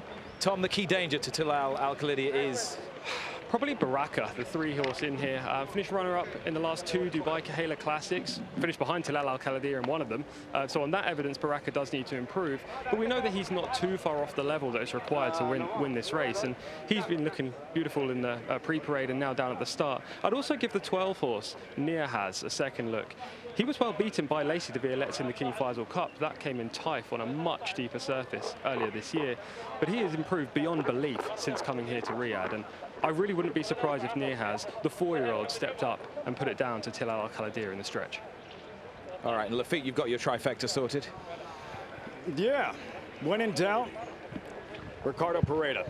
I don't know about a trifecta, but Ricardo Pareda won the International Jockey Challenge yesterday, winning 2 of the 4 races, a champion jockey in Spain. When in doubt, Pareda. It's a little bit like the New York handicappers with Herad Ortiz. And by Amma, who has sired so many brilliant purebred Arabians down the years, and his progeny are still going strong. Is it worth, Tom, just trying to compare the level of Arabians here in the kingdom with those who are coming in from other Gulf nations, UAE and Bahrain and Qatar and so forth? Yeah, it's very interesting. We don't get too many from other Middle East countries coming here throughout the regular season. Obviously, for the big day we do. I would say the Saudi Arabian horses are top tier. I'd say they're right up there with the best, and especially the Al-Khalidiyahs, Tilal and Asfan, who unfortunately disappointed a little bit yesterday on his unfavored turf surface. Those 2 are probably in the top 3 Arabians in the world right now. All right, we are loading quite briskly for the Group 1 Obeya Arabian Classic presented by Diriyah, a $2 million horse race, a first prize of $1.2 million. It should be a party for the Al-Khalidiyahs again, but who will be upholding the family honor? Tilal, it seems, white cap, the one they have to all beat. He's number 8. Here's Richard Hoyles.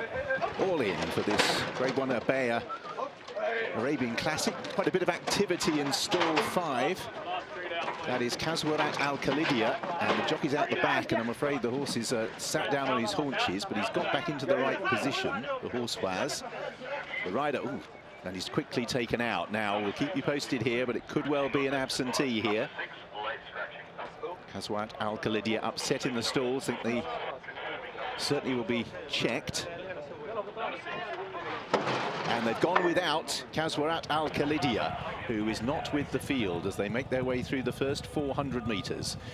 Vika Green on the right-hand side, and also the blue colours of Baraka as they make their way in the early stages down the spur. Tilal Al Khalidia is to the fore in the white with the black chevron, the black cap now no longer there, just the white cap to distinguish him now. Vizier towards the outside. Very keen on the outer is Barry's in the check colours of blue and white, tracked by Al Qasr as they're now just beginning to settle down. And it is Tilal Al Khalidia in the blue and white, Baraka in the blue and orange that lead Vizier in the orange noseband after 400 metres. They're tracked by Saima, the grey with the green sleeves, the rather natty headgear.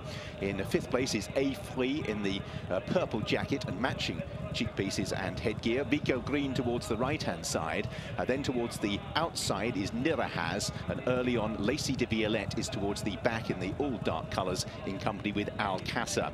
So it is Tilal Al Khalidia that leads them inside the final 1400 metres. Baraka on the inside running rail, and Vizier is the one that is 3 wide. They're a length and a half clear from Saima, who is in fourth place on the inside of Nirahaz. Vika Green, pink jacket, just pushed along, and likewise A3 just beginning to work harder. Barry's comes next as they begin the turn. Towards the back of the pack include Al Hareth, Lacey de Violette, as round the home bend, the front pair matching strides here. Baraka with a narrow lead for Connor Beasley, ahead of Tilal Al Khalidia for Adel El Faradi, and those two just beginning to stamp their authority here on this Abaya Arabian Classic, because they've moved 3 lengths clear, and the rest are all being ridden in behind. In third place is still Vizier. He's given that position up now to A3, and battle is joined at Tilal Al Khalidia. Now moves to the lead, goes a length clear. Baraka in second place, trying to stay with the leader, who begins to surge away. A3 in third place, then behind these Vizier, who's under pressure. Nirahaz is next, but it's Tilal Al Khalidia with 250 metres to travel.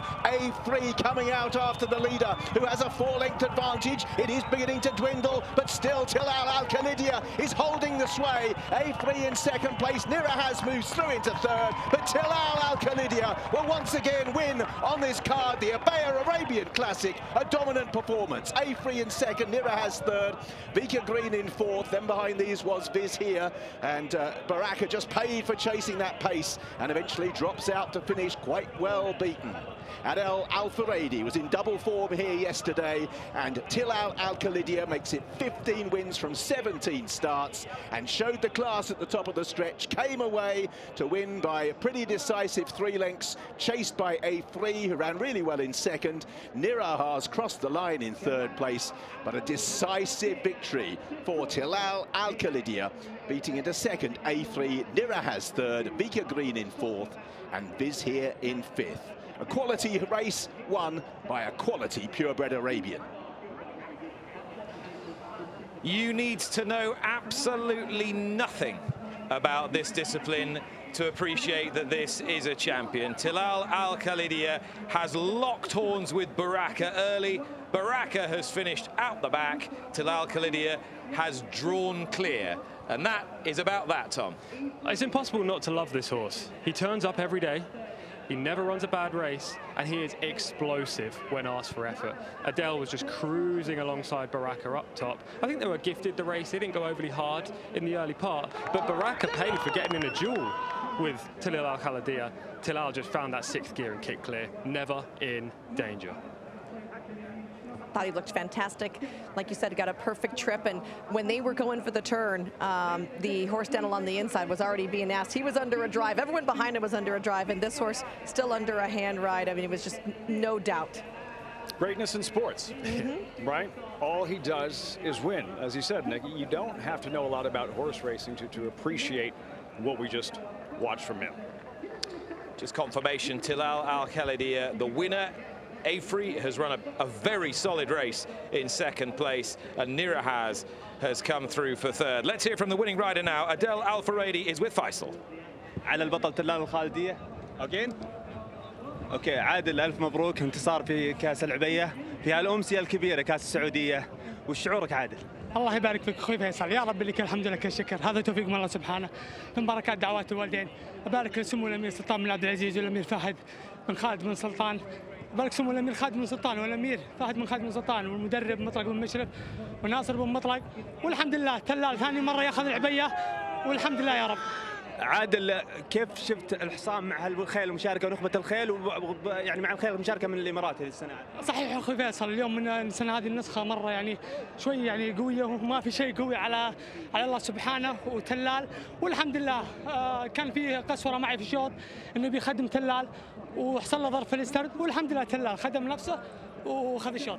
تستاهل عادل وبالتوفيق في كاس السعوديه. تستاهل الطيب، شكرا اخوي فيصل. So Adil, he appreciate the trainer and owner to give him this chance again. He won it again. Last year he won same race, and he say today I'm not afraid from other horses. I know my horse. He run in the same track. So and also I tell him good luck in Saudi Cup night because tonight he gonna ride in big cup. So that's it for Adil Friday tonight. Adel Al-Faridi wins again on Talal Al-Khalidi. Handy jockey as well. Lafitte was saying sports excellence about the horse. Sports excellence when it comes to the rider as well. Adel Al-Faridi is the best around, best local jockey. I want to see him being given opportunities on the big stage, maybe the Shergar Cup, maybe riding elsewhere. He deserves it. We've seen it, haven't we, in Qatar with Fali Guggenheim. They're giving him international opportunities and he's taking them and he's very good. Yeah, Adel is very similar in terms of his riding approach. And I think his style and his tactical nous, his knowledge of the speed and pace, I think that'll be able to, he'll be able to translate that to any kind of jurisdiction across the world and have great success. Going back to what happened right before the start of the race, Tom, for viewers, American viewers that watch racing in the States, what we saw, that doesn't happen very often, where a horse starts acting up in the gate, you blink, and that horse is backed out and the race has started. Yeah, that's a general consensus here in Saudi. I mean, Qaswar Al-Khaladiya, he got his leg over the side of the stool. He was taken out, fortunately, everything A-OK, but the stalls handlers don't tend to give them a second option. The races run like that. And to be fair, the horse would have been used as part of the speed for Talal. So Talal's tactics and Adel's tactics changed because of that scratching. It had no ill effects on the result, of course. To give this horse kind of a U.S. perspective, does he remind you of Ghost Sapper? Won at 6 furlongs, a mile, mile and a quarter, mile and 5/16 on the grass. That versatility, that versatility, it is rare, especially when you're talking about winning at the highest level. All right, let's get some more reaction. Tom Stanley has the winning trainer. It's another Arabian Classic for Nasser Mutlaq. I could see how much this meant to you. Well done. Oh yeah, you know, this horse, I love him. I love him so much. He just go for Group 1 and Group 1 and make me happy every time. Just now, I'm go for Dubai this year, inshallah, after 1 month. Inshallah, and he's again for Khela. I'm happy for him today. He's have some horse with him, his brother. He's with him, and now he's have problem there. I don't care, and he's help himself for 2000. And make me happy too. It feels like Adel can just put him straight into the race. You know he's going to stay there. He's so strong. He's so tough. I know my horse. You know, I know him 5 years. I'm training with him, and he's go just champion Group 1 every time. I'm very happy. Thank you. Just sum up what this means to you and your team on a night like. Yes, that's good team. I have good team with me and Khaladiya. Huge congratulations. Thank you. Thank you. All right, well, this was the start of the race, and we'll take it from the jockey cam as well. Tom, early observations. I love how Adel looked over to his right in almost the first stride to see if there was any speed outside. He saw no rivals, then he thought, I'll take Talal to the front, give him the easiest possible race. And he ended up just taking the first few furlongs alongside Baraka. Baraka in the navy blue silks with the orange star on his cap on the inside. Talal, white cap, just cruising through the early part of the race. It's key that Adel didn't have to ask for any effort to get in the best possible position. And it wasn't a bother to him, as we see the eventual winner just to the inside there. It was no bother to him that Baraka was keeping him company. No, not at all. Baraka was the main form danger to him based on the Dubai Kahela Classic previous efforts, but yeah, he quite liked to sit on the shoulder. I think giving that horse the challenge of another horse being alongside coming around the bend really lit Talal up and enabled him to go through the gears. He eventually hit 6th gear at the top of the turn, and from there he went clear. Yeah, the horse on the outside, number 10, is Vizier, who's done very well to finish 5th, given how hard he was matching strides, and that's the jockey camera there, Mohammed Al-Haddam. Vizier's run well. Yeah, he ran great. He's been a solid horse for the last couple of years, winning local cup races. Today, maybe he just didn't have the firepower of the main protagonist, but he ran a good race to to finish 5th and was only beaten around 7 lengths at the wire. Any notes, any observations as far as how the track is playing with the first 2 dirt races in the Saudi Derby on tap? Well, speed seems to be holding up. Almabir was in the first 4 in the first race today. Tilal Al-Khalidi always in the first 2, so it looks like being prominent is key. Nirhaz and Ifrit, who finished 3rd and 2nd respectively here, came from slightly further back in the pack, but maybe that was due to the fact the race got underway pretty soon. On the top of the turn, Baraka was almost done. See the extraordinary advantage built up by the first 2. Baraka now starts to beat a retreat, but what's impressive here, Michelle, from our wire cam, giving us that wonderful aerial view, is the way in which the winner opens and widens and lengthens. Instantly. We call that a heartbreaker move, right? He was side by side with the other horse, and the minute the rider here says, hey, just can you give me a little bit more, and he extended that stride and leveled out, the other horse heartbroken out the back. You don't get that from the pan, but from the overhead, that instant acceleration and a much better perspective of when a horse really turns it on and starts to put out his best, what he's actually doing, and in this case, simply outclassing our rivals late. And I don't want to delve into the trusty treasure trove of cliches too early in the evening, Tom, but normally we don't associate purebred Arabians with quickening. That horse quickens. He does indeed, and that's why he's now won 15 of his 17 outings. He is super smart. I'm sure next year they're going to be looking to come back again to the Abaya. But look out for Nirhaz next year. He ran 3rd there, but he's only a 4-year-old, improving at a rate of knots. He could be the new challenger on the scene to Tilal. But today, they all bowed with respect to Tilal Al-Khalidi, who has won by an official distance of 3.5 lengths. You fancy it could have been a bit more than that. And coming up to the presentation podium, the owner breeders Al-Khalidi stables, who really enliven the purebred Arabian scene here in the Kingdom of Saudi Arabia, and being presented with their rather magnificent trophies by representatives from Diriyah, where you were lucky enough to spend some time, Michelle. It was beautiful. We actually visited it a couple years back when it was still kind of being reimagined, and what we saw this year was just phenomenal. Absolutely lovely area to go visit. UNESCO World Heritage Site on one side and then a little shopping on the other. So formalities complete after the running of the 2025 Group 1 Abaya Arabian Classic. We try and make history every year here in the Kingdom of Saudi Arabia, here in Riyadh on Saudi Cup night. Its stories are legion, even in its infancy. But it's not just creating history tonight, we're also rewriting history, because the first ever running of the Saudi Cup went the way of the controversial Maximum Security, who was trained by Jason Service, who is now serving time for his part in a concerted illegal substances ring. As such, after a lengthy investigation by the Jockey Club of Saudi Arabia, Maximum Security was stripped of his Saudi Cup victory in 2020. Therefore, the win went to one of the most popular and likable fillies that's ever raced in the United States. Her name, and now the winner, Midnight Bisou. How special was Midnight Bisou? She's beyond special. Was, is, and always will be. I mean, game changer for myself, my family, for fans. Midnight Bisou, the top filly of the meet, wins the Grade 1 Santa Anita Oaks. I've been blessed to have ridden some really good fillies, and every time I think I'll never ride another one like that one, you know, here comes another one, and another one, and another one, and then here she came. And not only did she do it, she wins the richest race in the world. Can you quantify what it was about her that made her unique? Well, if I do tell you that, then that'll take my secret away for how to find the next one. Midnight Bisou leaves no doubt today. She won the Phipps in hand. There definitely was something different about her, and I felt it, and anybody that was around her sort of noticed it. Sort of a gut feel that she just had something, a presence, an air, a brilliance, sophisticated, classy, beautiful, brilliant, you know, and the way she carried herself. And I think at the end of the day, more than anything else, it was that sparkle and shine in her eye. And the ears up. I'll never forget the ears up. Of course, Michelle, you came up and coined the phrase ears up for Midnight Bisou early in the process, and it stuck with her. And if you watch, those ears are always up on. I want to go back to the Saudi Cup 2020. It was the inaugural running. What brought you guys there in the first place with a filly? $20 million. And they're off and racing for the inaugural Saudi Cup.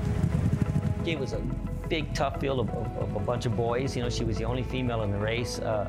But I knew that her running style would give her a better chance at beating the boys, because she didn't have to run, you know, the first part of the race, you know, and have to do all the dirty work. She would just let them do it, and she'd come and see if we could just run them down, and there you are, man. She just ran incredible that night.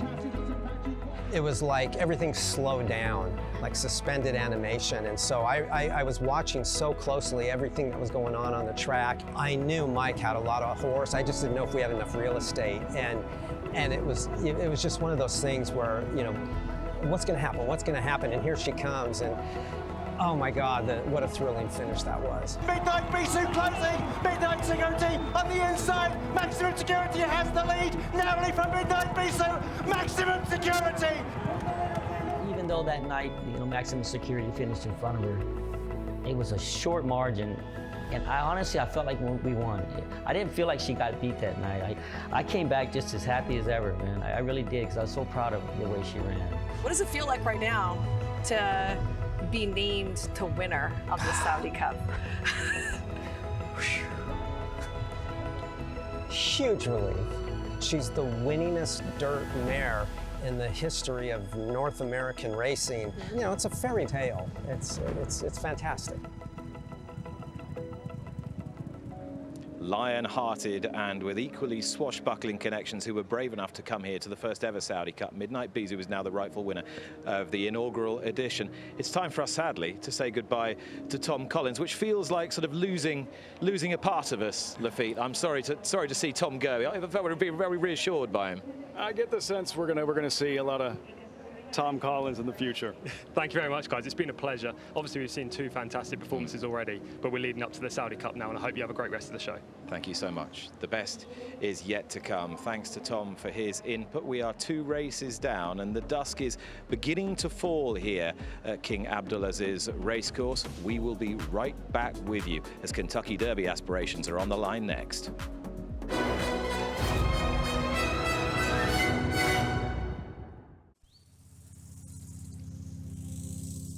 High on the mountain tops, deep in the roots of trees,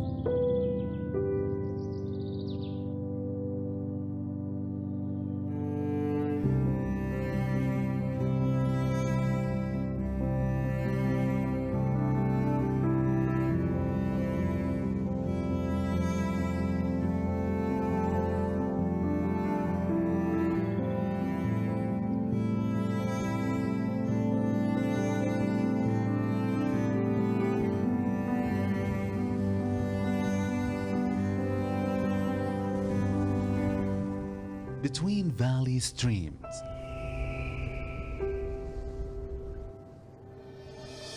and down to the seashore.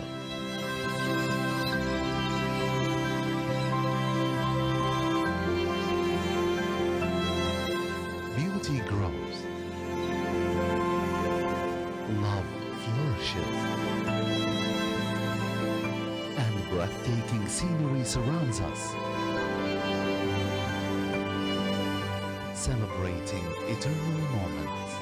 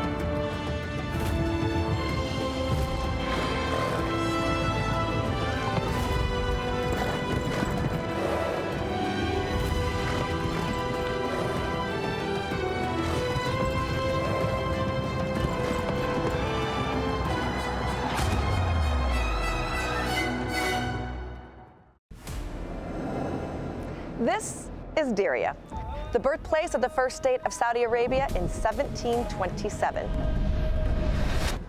The kingdom is steeped in ancient history, and today its citizens pay homage by celebrating this, their founding day. The inaugural Saudi Cup, held at King Abdulaziz Racecourse just a few miles away in 2020, was awarded to the American-trained mare, Midnight Bisou. And now, 5 years on, the richest race in the world, worth over $20 million, has continued to grow in stature. The headliner for 2025 is the hero of Hong Kong. 10 Group 1 races all over the world. He is the richest horse in racing. His name? Romantic Warrior. Romantic Warrior, he's taken over. It's history. 3 cups. And this is the home of the new Saudi Arabia, with iconic buildings designed by world-famous architect Zaha Hadid. This area in the financial district, with its 7-story metro, provides links across the city of Riyadh. It symbolizes just how far this country has traveled and the position it now holds on the global sporting stage. And under this Riyadh skyline tonight alone, a great night of boxing, of football and of racing is about to get underway, with the Saudi Cup promising to deliver once again the very best of sport here in Saudi Arabia.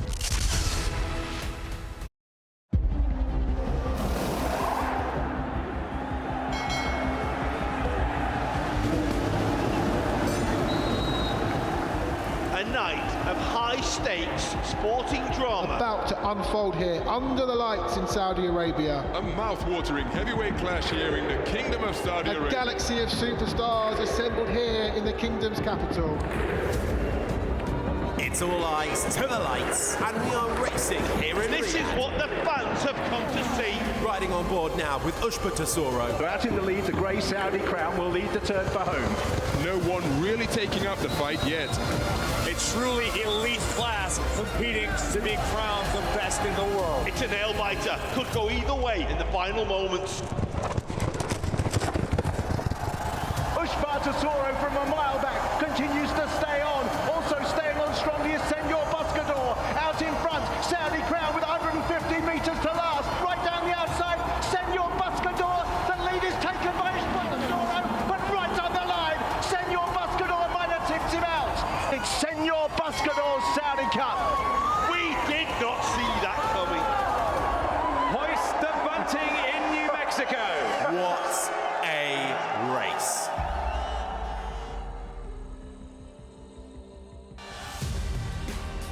In 5 short years of the world's richest horse race, we've written 5 glorious chapters. You're warmly welcomed to King Abdulaziz Racecourse, 35 kilometers to the northeast of the bustling, ancient city of Riyadh.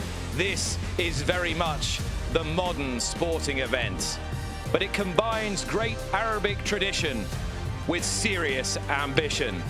And here is a man, one of North America's finest, Joel Rosario, who's taken our opening race today, and then the purebred Arabians. Well, Tilal Al-Khalidia, much, much the best. And as we are joined by the world here paddock side at King Abdulaziz, you join us on the cusp of an international field putting Kentucky Derby credentials on the line in a race won last year by Forever Young. Moments away, post time for the Group 3 Saudi Derby.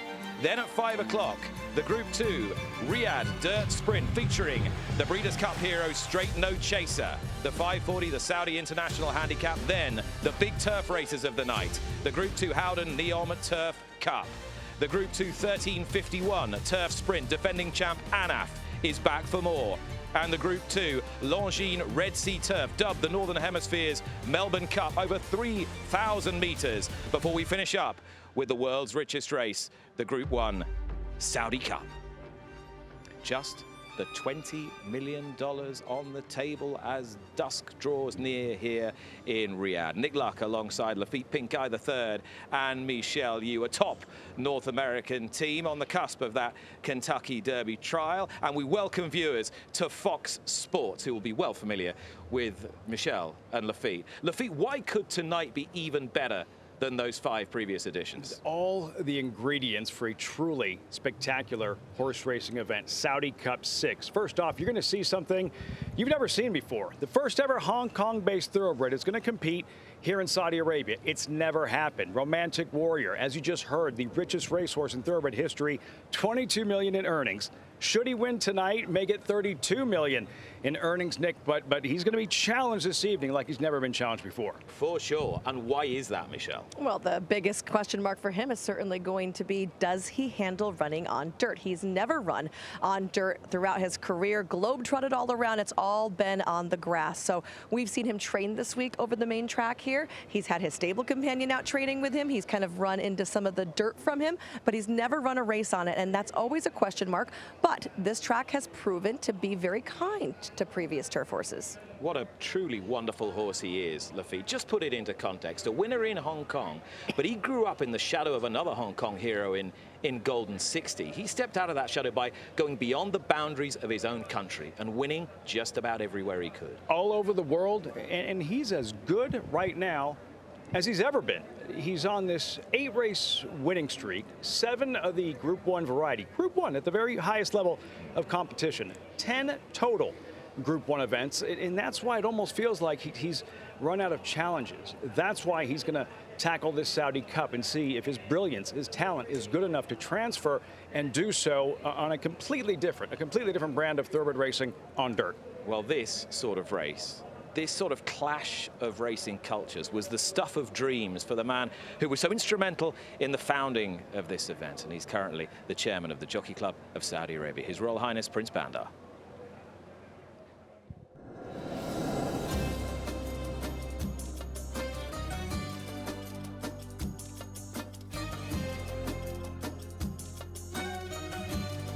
Once again, it is my pleasure to welcome all of you here to the King Abdulaziz Racecourse for the 6th renewal of the $20 million Saudi Cup and a world-class exhibition of horse racing and jockeyship.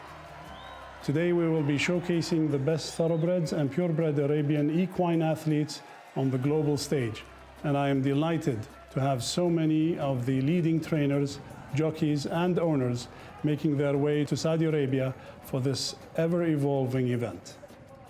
Today's 9-race program not only tests the world's best 1,800-meter dirt horses, but offers the chance for all racing divisions to be represented, from sprinters to stayers, on dirt and on grass.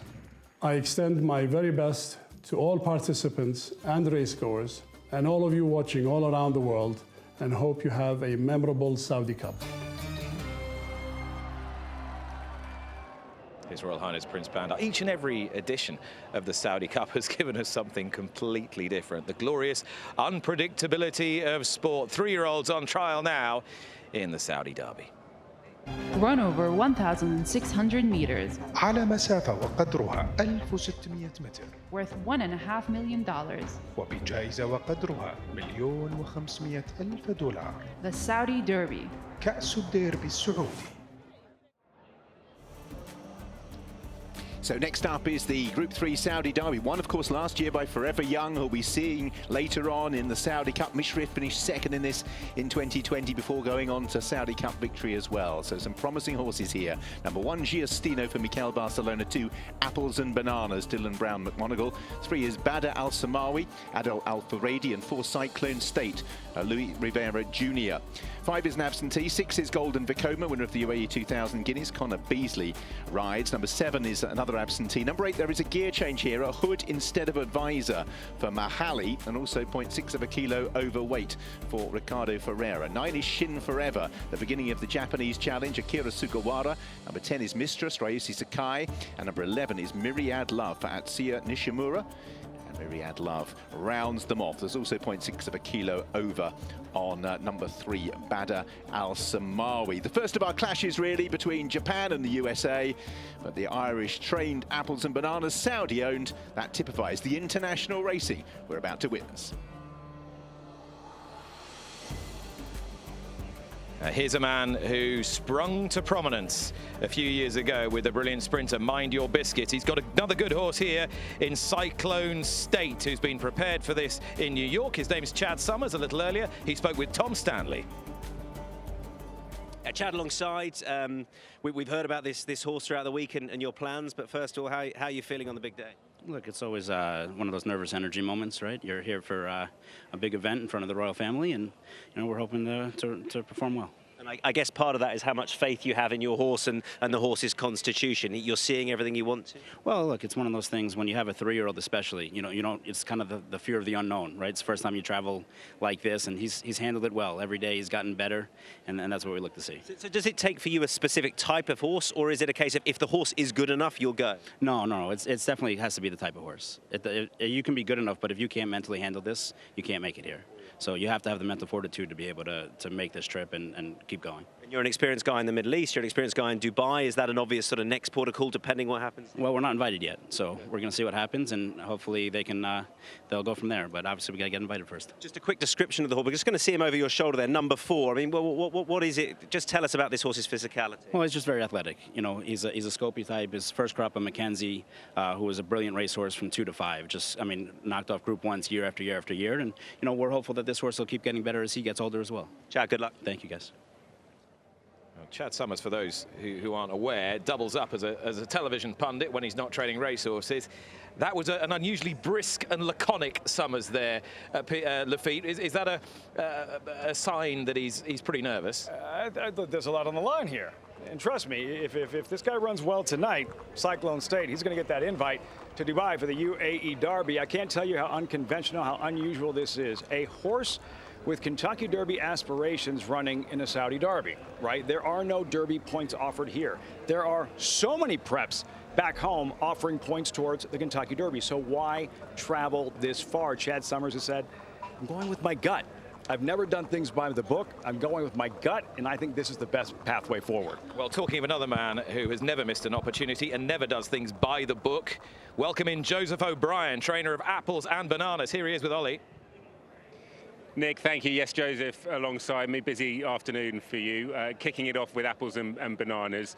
Before we get into the form that this horse is bringing into the race, how's he travelled? How is he? Yeah, he's very well, Ollie. He's trained well here, and he's travelled over good. He's a very straightforward colt.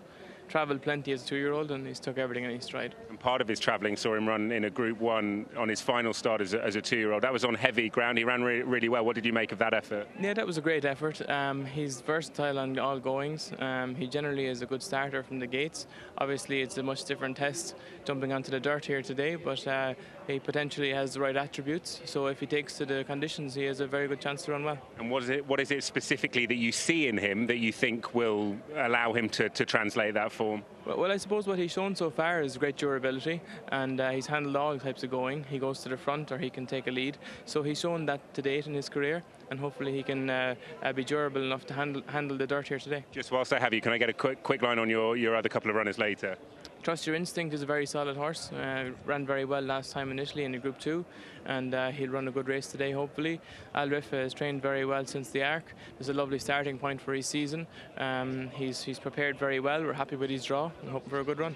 Best of luck with them. Just before I let you go, actually, just one final question. What were the instructions you gave Dylan, a horse having his first start on the dirt? What is your ideal scenario? Well, listen, obviously the ideal case scenario here appears to be positive and to be close to the pace, but really Dylan will have to just ride his race in his first time on the dirt. So he'll get as clean as break as he can, and then he'll have to ride the race from there. Great to see you as always. Good luck. Thanks, Ollie. Cheers.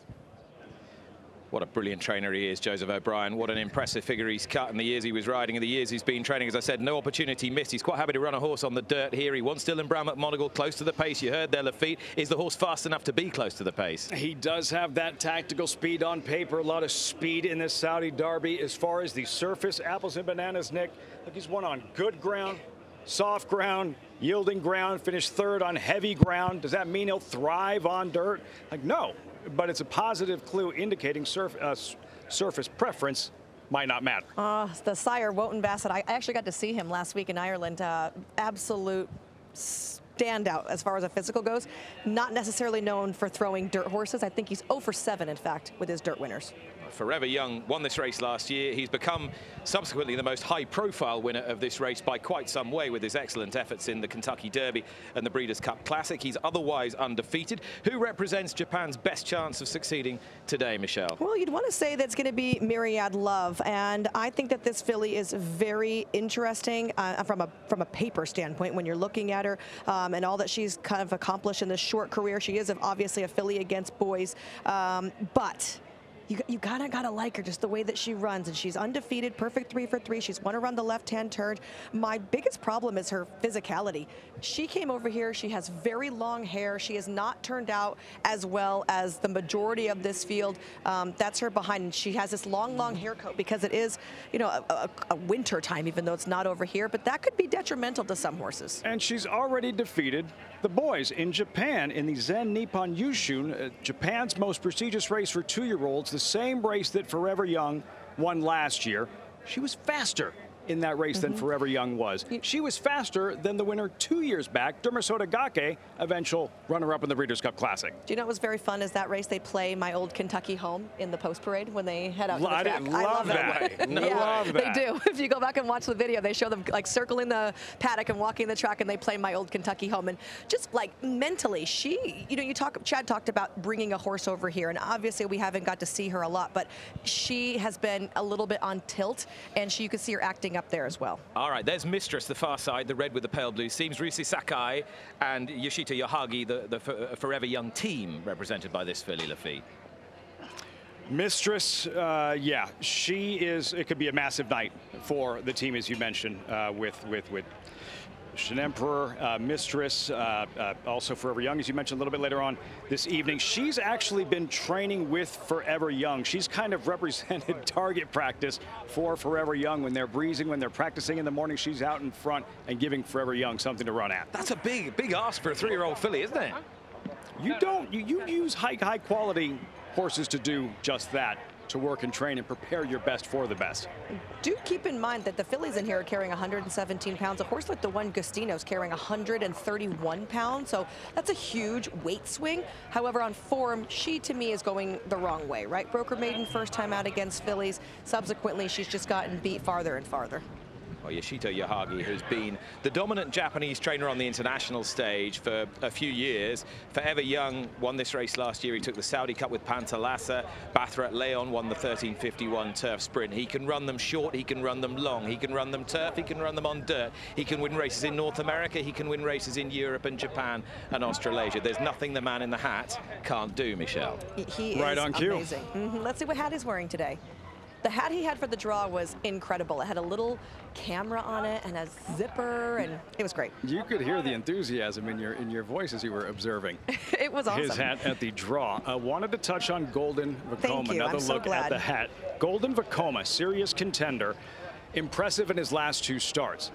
In the Guineas Trial 2 starts back, and in the UAE 2000 Guineas in his last start, he had outside post positions. He's tactical, so he has speed, but he's not great out of the gate. He wasn't that quick getting out of the blocks, but credit to the athlete, able to recover quickly and put himself in position to be effective. His jockey Connor Beasley did reference, though, 3 starts back. His last loss, the last time he had a low draw. He is the one post position tonight. If he doesn't get out in good order, Beasley said on that night he took dirt, he took kickback and didn't like it, didn't handle the spray well. So something to watch very early on with Golden Vekoma. In theory, Myrad Love is broken next to him, and she should cross over. Okay, now there's a veterinary inspection taking place here. Apples and Bananas is being trotted up for the veterinary team, who clearly are not entirely happy with what they're seeing, so they're asking him to be trotted up again. That's Apples and Bananas. Dylan Brown McMonagle for Joseph O'Brien. Quite difficult to determine from the rather laboured trot that Apples and Bananas was able to muster on the main track surface. I watched him on the gallop, and you know, you can't really see any kind of unsoundness when they're galloping by. It really does come at the jog, and what you're looking for is an unevenness in gait and also the head bobbing, which the horse is putting his head down right now, but not necessarily from the jog. It's because he's just the way he's going with the handler.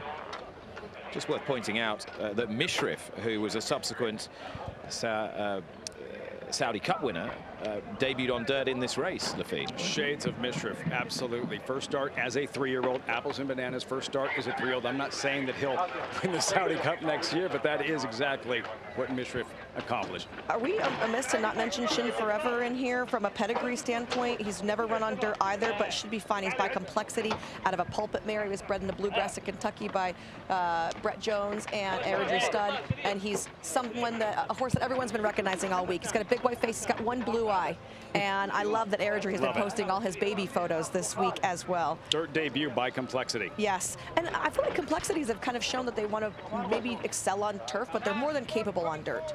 All right, it's the United States Cyclone States against the might of Japan. South American imports, and one of the locals got up their sleeves. Here's Richard. They're often racing then in the Grade 3 Saudi Derby. Bit of pace on early. Big white face of Shin Forever moving forward, but can't head Myriad Love. The filly showing blazing speed early on. Shin Forever in second place and Mistress third. So the Japanese 1, 2, 3 as Shin Forever moves to the lead past Myriad Love. Racing in third place, we have Mistress. A brisk early gallop. Cyclone State in the blue and yellow colours, racing on the outside of the yellow jacket of Giustino. From that inside gate, Golden Vekoma, and Apples and Bananas quite well behind, taken towards the outside by his rider Dylan Brown McMonagle to avoid the kickback, but he's well back early on as Shin Forever it is who leads them towards the turn out of the back straight. Leading Myriad Love in second place, hanging slightly Mistress, as moving amongst horses Golden Vekoma has made good ground into fourth place. At this stage, Cyclone State wide on the track being ridden with Giustino as they make the turn. Out in the lead it is Shin Forever who has the advantage. Myriad Love, Golden Vekoma and Mistress, and this quartet remain clear from Mahali, and they turn in now with 350 meters to travel, and out in the lead Shin Forever has kicked from the front. Shin Forever by 2 lengths. Golden Vekoma, the UAE Guineas winner, is out after the leader. Mistress is in third place, and they've now moved on. Out in the lead Shin Forever still has the advantage. Driven to try and challenge is Golden Vekoma. They are 4 lengths clear from Mahali, and Mistress still trying to get to the leader. Shin Forever is Golden Vekoma, who's edging closer. Time running out, 150 meters out. Golden Vekoma coming alongside Shin Forever. Golden Vekoma for Dubai will win the Saudi Derby in the hands of Connor Beasley. Golden Vekoma ran down Shin Forever. Mahali was third. Bandar al-Masawi was next, and Mistress. Some big guns blew out. Cyclone State, Myriad Love, Apples and Bananas all towards the tail. A 2-horse race from the top of the straight. Shin Forever had gone hard. Golden Vekoma, who'd been drawn on the inside, back early, made good ground round the turn, and then inexorably just began to grind away at the advantage of Shin Forever. And by the time the post was reached, a big win for Connor Beasley. As 2 lengths clear, Golden Vekoma beat Shin Forever. Big run in third by Mahali, but a stretch jewel. Golden Vekoma getting up to win for Connor Beasley, Ahmad Hamash and Dubai. The United Arab Emirates over Japan, over the Kingdom of Saudi Arabia. The big American hope eclipsed. The victory goes to Golden Vekoma for Connor Beasley and Ahmed bin Hamash. What a tough performance, and ultimately well on top. Even though the U.S. horses were eclipsed, this is a U.S. breeding situation right here, right? We have 2 American-bred horses. Vekoma, as a sire, has absolutely stamped himself as a top-tier sire. He was champion first crop last year. All he has done is fire stakes winner after stakes winner, and now he's on the international stage. This horse ran a really great race. You saw him kind of leaning in on Shin Empire there, or Shin Forever there. He didn't switch leads, and he was just hanging on that left lead. If he had switched leads, he would have gone right by way earlier. Golden Vekoma, a mistake or two as well, changing leads. You'd like to see that young horses that win, despite the fact they haven't figured it out just yet. That's understandable. You mentioned the sire, Vekoma. Yeah, the 2014-2024 leading freshman sire. That is an 8th stakes winner sired by Vekoma, a 3rd graded stakes winner by Vekoma, and Golden Vekoma here, Connor Beasley, and in behind horses early on. You could see Beasley trying to find a spot where he wasn't going to be taken into that kickback or spray. Also, this horse was a $90,000 OBS purchase, which is extremely affordable. Guess how much Vekoma stands for? $35,000. Not for long. Not for long. That's his 2025 price. Get in while you can. So a US-bred 1-2, but trained in the UAE, and I mean, no guessing where this horse goes next. He'll be off to the Derby in his homeland, and then they'll try and maybe amass some points before thinking about Louisville. But I think we make that mistake of narrowing the scope, narrowing the lens when we look at these races. And because of what Forever Young did last year, and winning here, and winning in Dubai, and almost winning the Kentucky Derby, remember who finished behind Forever Young? With Bookham Dano, eventual Grade 1 winner at Saratoga in a sprint distance, and Ben Tornado, the runner-up, who almost beat the eventual champ, Straight No Chaser, in the Breeders' Cup Sprint. All right, well, the USA bred the horse, the Brits bred the jockey. Here he is, Connor Beasley with Ollie Bell. Yeah, Connor will be absolutely delighted with that. He's had to really dig deep, but he's had a very willing partner, and he's brought his Dubai form here to Saudi today. Connor, that was terrific to watch. He's shown a really willing attitude there. Yeah, to be fair, you know, a big credit goes to the whole team, obviously the boss as well, you know, everyone really, you know, it's what dreams are made of, and he was, we thought a lot of him at the start of the season, and you know, he just progressed by each run, and you know, this was deep waters what we're coming into today, but you know, it just shows he's got the class what we thought he had, and you know, it's a big deal for myself and for the whole team. Were you ever concerned that the horse in front might have got away from you? I know all he does is gallop this fella, and you know, we're going good fraction, but I had to keep tabs on them, because otherwise, if they do get any further away from me, I wouldn't be pegging them back. But like you've seen there, he galloped all the way to the line, and he's going to be that one of them that will definitely get a lot further next season. But for what he's done for us and for myself and the team, is pretty special. Are you able to quantify the significance of the international success you personally are having at the moment? Yeah, that's it. Yeah, having a terrific time of it, and yeah, no, just delighted to be part of these good horses and getting great opportunities. Well done. Thank you.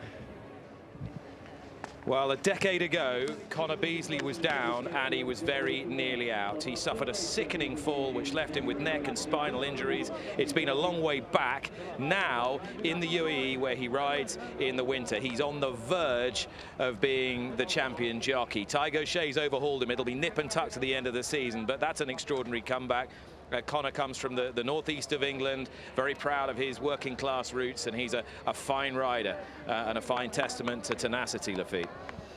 The time that he missed and when he was injured, and he said that family and friends coming by the hospital to see them, and in his mind he was always going to come back. That was never a question, but he could tell on the looks of everyone's faces who cared about him, they thought otherwise. It was that scary of an incident, being airlifted. He was able to regain his health, regain his strength, get back to the racetrack, and here he is winning a Saudi Derby, going to work late in Golden Vekoma, responding. Hey, you know who else forgot to change their leads?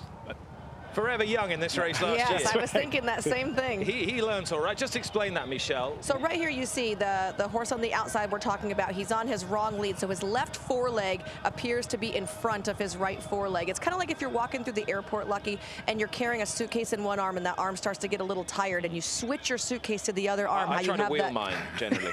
He has somebody wheeling his bags. Let's make that very clear. But when you kind of switch that area, you're able to kind of feel the relief of the one that was carrying all the burden. So horses do the same thing. They have a left lead, which is what they use for the turns because they're leaning that way, and then they generally go on the right lead for the straightaway, both front and back. But when a young horse does everything perfect, right, you think, and maybe we're near the ceiling. How much improvement is there when they're making mistakes and still winning? You know that the sky's the limit. The man to answer that question, Ahmed bin Hamash, is with Tom Stanley.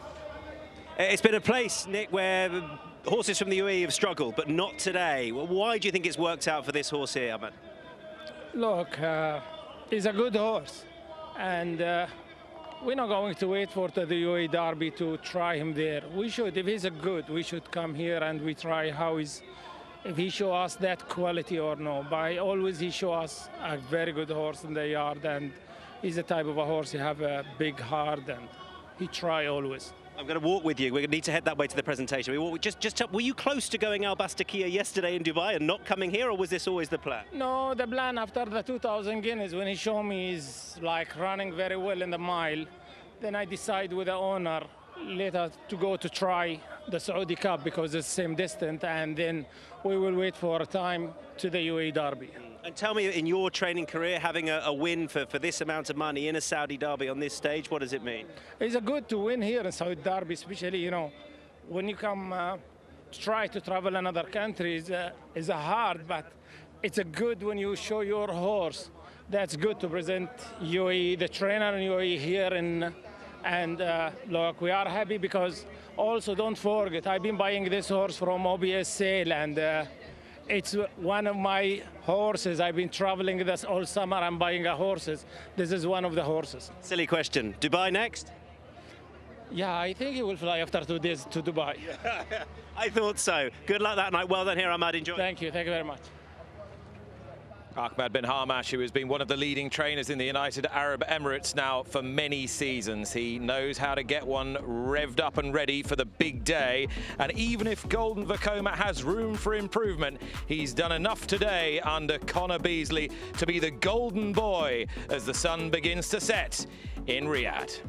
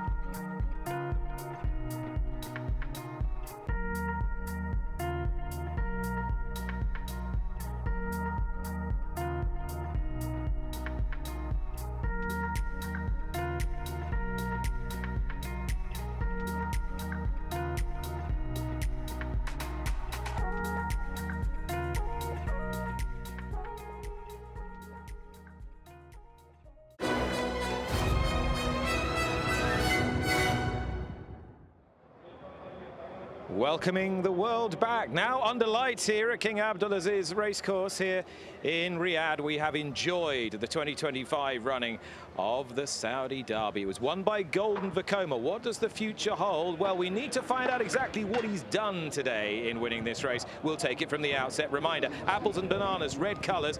Was inspected by the vet beforehand, but he never got a grab of the track, Lafitte. It was the question going in, how would he respond to a new surface? So perhaps it didn't go well this afternoon. Go back to grass. He's a terrific prospect. He'll be just fine moving forward. This particular experiment did not work. Meantime, Shin Forever there in front dictating things while Golden Vekoma, and there you have the view from Connor Beasley here on the inside, and he finds room on the rail and trying to stay clear of any of the kickback, or Connor Beasley there starting to rub towards the outside and keeping him now starting to find his best stride and keeping the leader within his sights, turning for home. I thought it was an interesting move because he was down on the rail out of the kickback, and then he purposely kind of put him in between horses, and I think that he thought Shin Forever might move, because you could watch right before we had come onto this, he kind of ran up onto his heels a little bit and was in a tight pocket. Well, now that Shin Forever is giving him some space, you can see Connor really going to work on him. It's going to take him a while to kind of find that top gear. So you already have the horse in front who's extended, and his misses a really great view. He's been riding this horse, using his stick on him multiple times. He's not giving you that instant acceleration, and then he switches him out here. Again, he's still on that left lead. You can see that left leg hitting the ground in front, and he's starting to lean in that way because that lead is very tired at this point, but he has more than enough to get on by.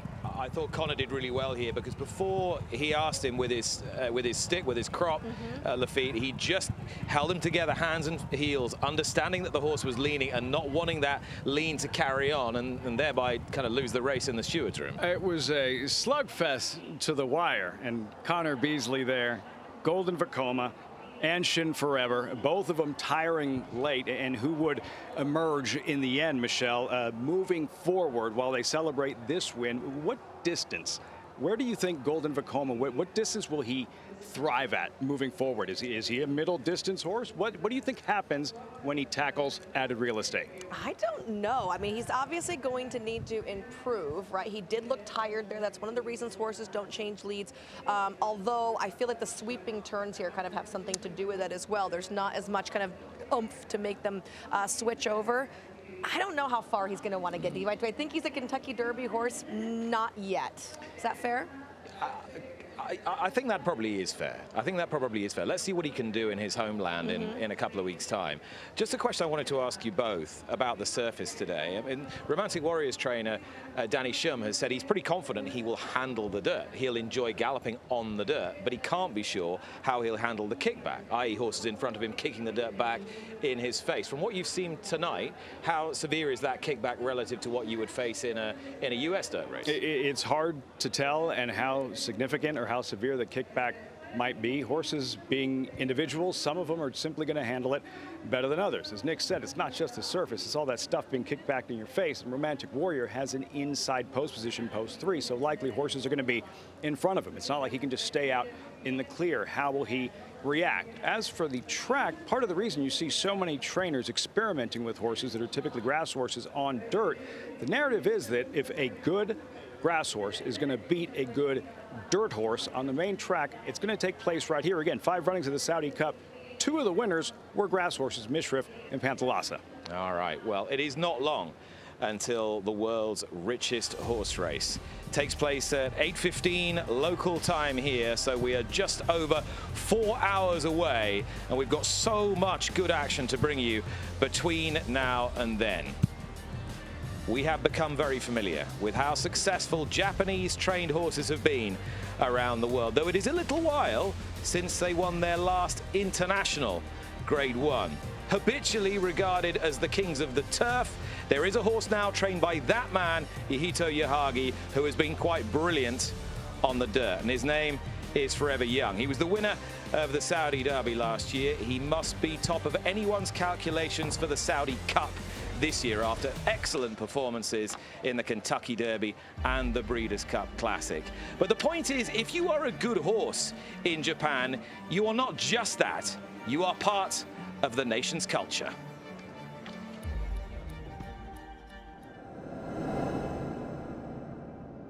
北の大地、ノーザンファームの緑豊かな牧草地で一頭の特別なボバが誕生した。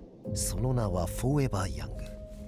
優雅なるフォーエバーダーリングの息子であり、伝説の名馬リアルスティールを父に持つ。2つの名門血統が交わり、偉大なる未来を宿した存在だった。1歳馬の彼は JRHA セレクトセールにて調教師矢作義人の目に留まり9800万円で落札された。大地が彼のキャンバスとなると矢作は語った。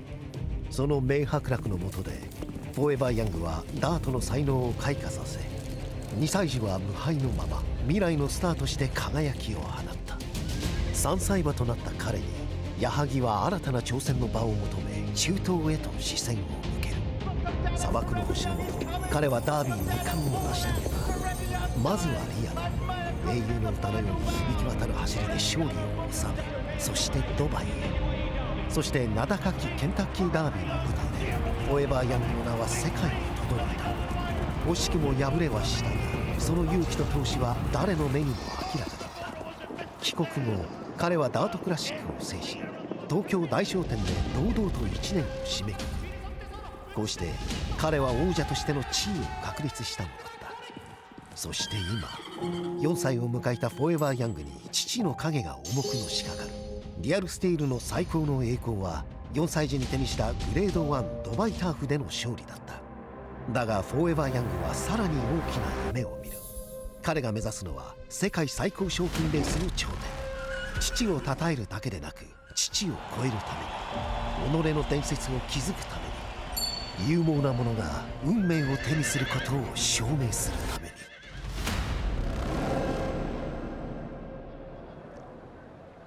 Forever Young, the anime idol. From the anime idol to the matinee idol, Lafitte Pinkai III.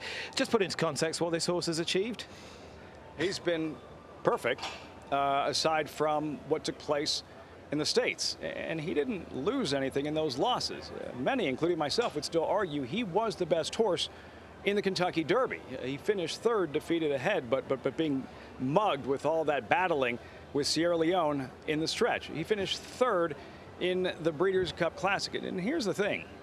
We may not have seen the best of Forever Young. His sire, his father, Real Steel, only got better with age. If that's the case, if son follows in father's footsteps, he's going to continue to improve and look out. Not only what he does tonight, but the remainder of his four-year-old campaign. So he really gave notice of his prodigious talent in the Saudi Derby, the race we've just seen 12 months ago. You know, wrong lead again, but a dominant performance and just a hint of brilliance in there. So much brilliance, really. You see him on the outside here. All this horse has done his whole career up until this point was make little mistakes and overcome them by winning. Bookham Dano on the front end there. Lafitte mentioned he's eventual Grade 1 winner stateside. And look at Forever Young just reeling him in and never looked like he was going to be tired. He has shipped far and wide, Lucky, and he has just brought his A game every single time. After that race, I said, yeah, he won, but I liked him more as a Derby candidate before the race than I did after the race. I'd love to have that one back. But then he went to Dubai and did what he did in Dubai, and the litany of honourable failures in the Kentucky Derby was significant up until the time that he ran so well. And then he was third in the Breeders' Cup Classic. Now talk us through the dimensions of this race and why they may differ from tonight's. The pace was very fast. He was very close to the pace. By the time he got out, the table was set. Sierra Leone had gone right on by him. But you see what you saw at the end there, Forever Young. He had every reason to throw in the towel, to wave the white flag, and he just kept plugging away to finish third in a very good effort in that Breeders' Cup Classic. On the outside again. No wonder Jockey was so happy with his 14 draw. Yeah. This horse just loves to be outside on the racetrack. It's where he is comfortable. It's where he does his best running. And for a horse, he's not explosive, right? For a horse that wins as much as he does, you tend to see two things. You either tend to see an explosive turn of foot, meaning they quicken very fast, or a horse on the front end that is extremely quick. This horse is more of a slow burn, but he can just carry that lesser of a kick for so long. It's so hard for a horse to have a sustained run like he produces race after race after race. Relentless, just keeps coming at you. Relentless. I love that. I'm going to say this advisedly. For all that Japan is revered for the quality of its thoroughbreds and its breeding program, Yutaka Taki, the great legend aside, it's not been renowned for world-class jockeys necessarily the last decade or so. I don't think I'm talking out of turn there. However, how impressed have you been with the composure of Ryusei Sakai? I mean, the way, the methodicalness that he comes into, you always see him out on the track doing his homework. I mean, you know, he's trying to do the best by his horse, so I always appreciate that. All right, well, it's very difficult to leave this horse out of your calculations, and you can play along with us and put him in your calculations in our Crown Jewels fantasy racing game.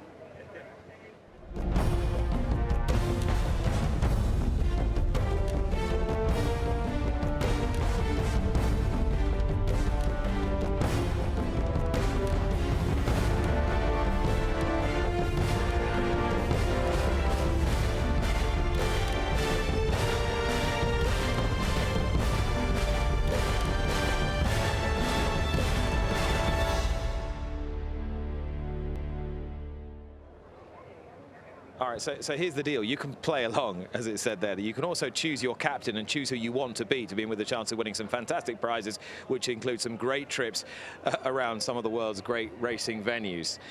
Lafitte, you know, who would you pick to go up against, me or Michelle?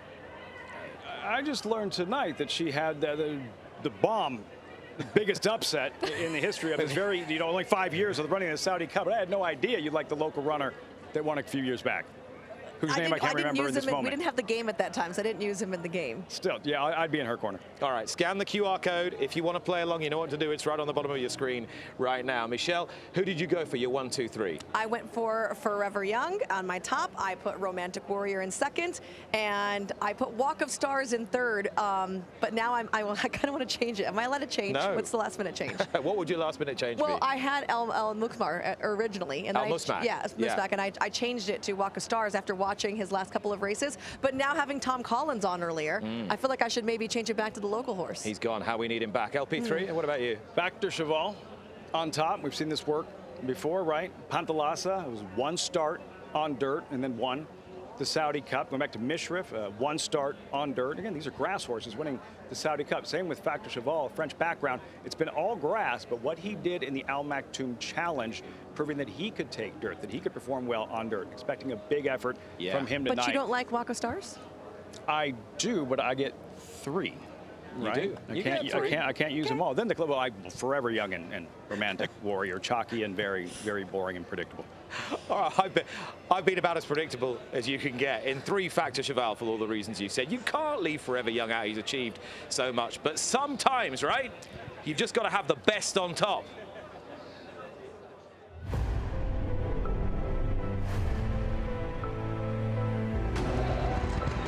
Beautiful start.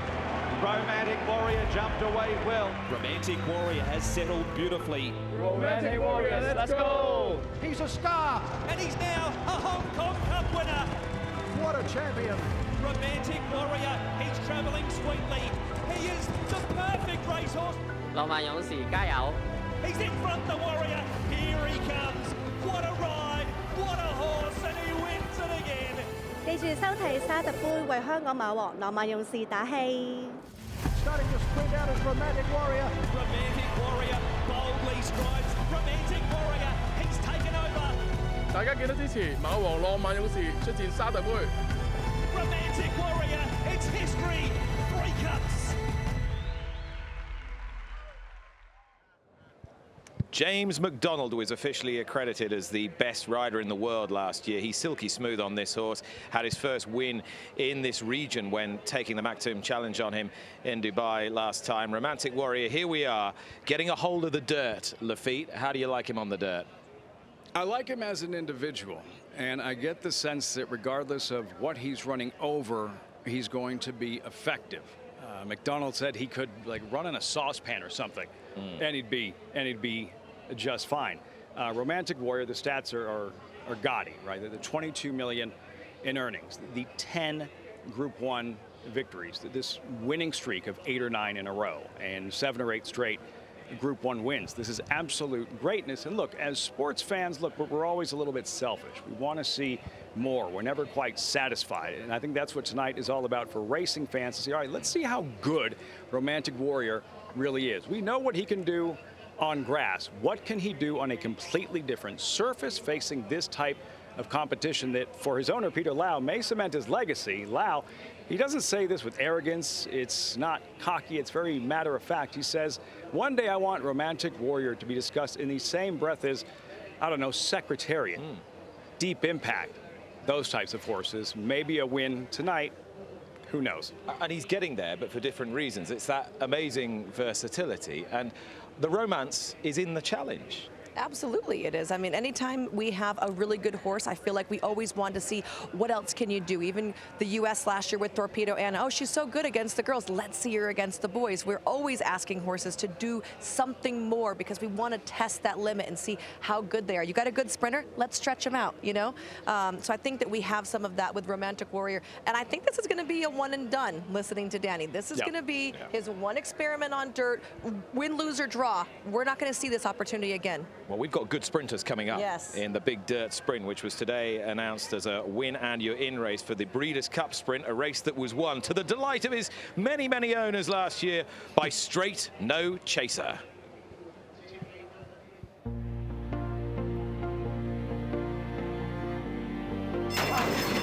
They're off in the Breeders' Cup Sprint.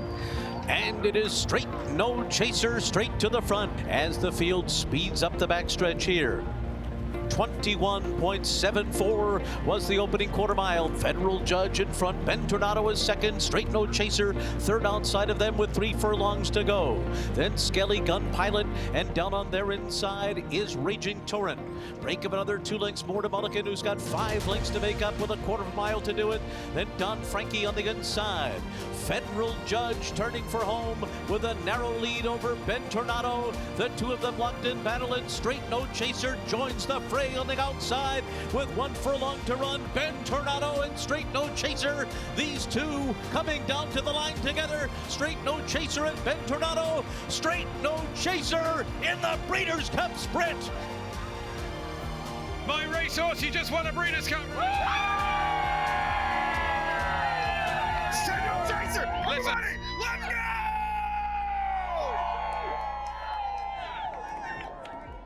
They let me out of there in the end, but we're both here in Riyadh ahead of another big test for the Breeders' Cup Sprint Champion, Straight No Chaser. Can Dan Black as champ do it again? We'll find out in a moment.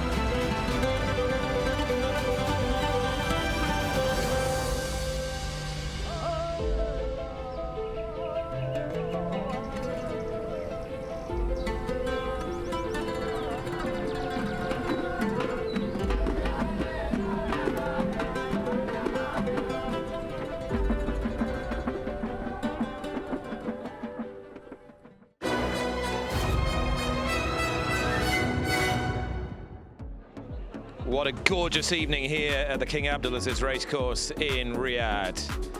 The golden hour of all golden hours. And we're coming up now to a race that has become a rich part of this evening. It's the Riyadh Dirt Sprint. Run over 1,200 meters. على مسافة 1200 متر. Worth $2 million.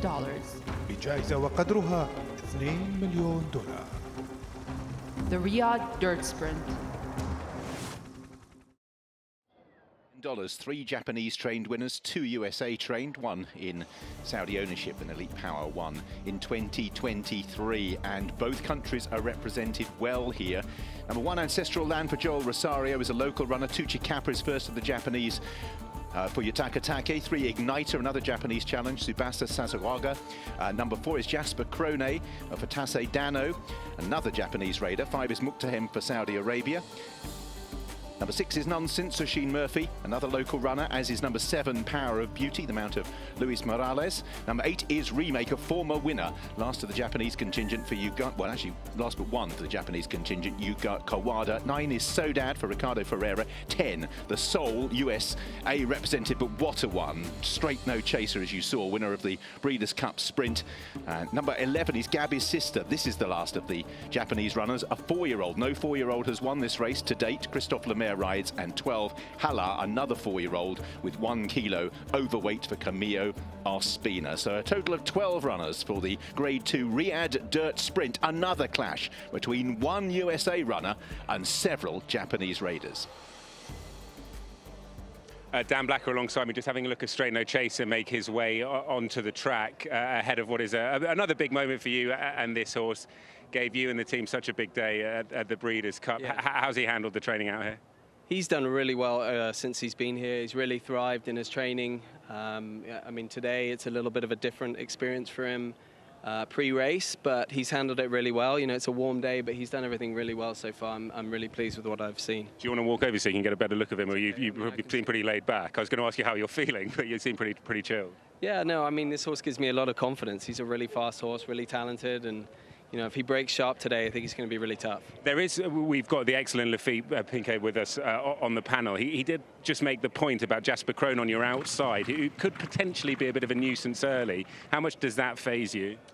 Not really. I mean, I've got Johnny Velasquez in the irons, who I feel confident is going to make the best decision depending on how the horse breaks. I mean, he's a really fast horse. I think that other horse, if he has got some speed, he's going to have to be pretty quick to lay out with my horse if he breaks sharp.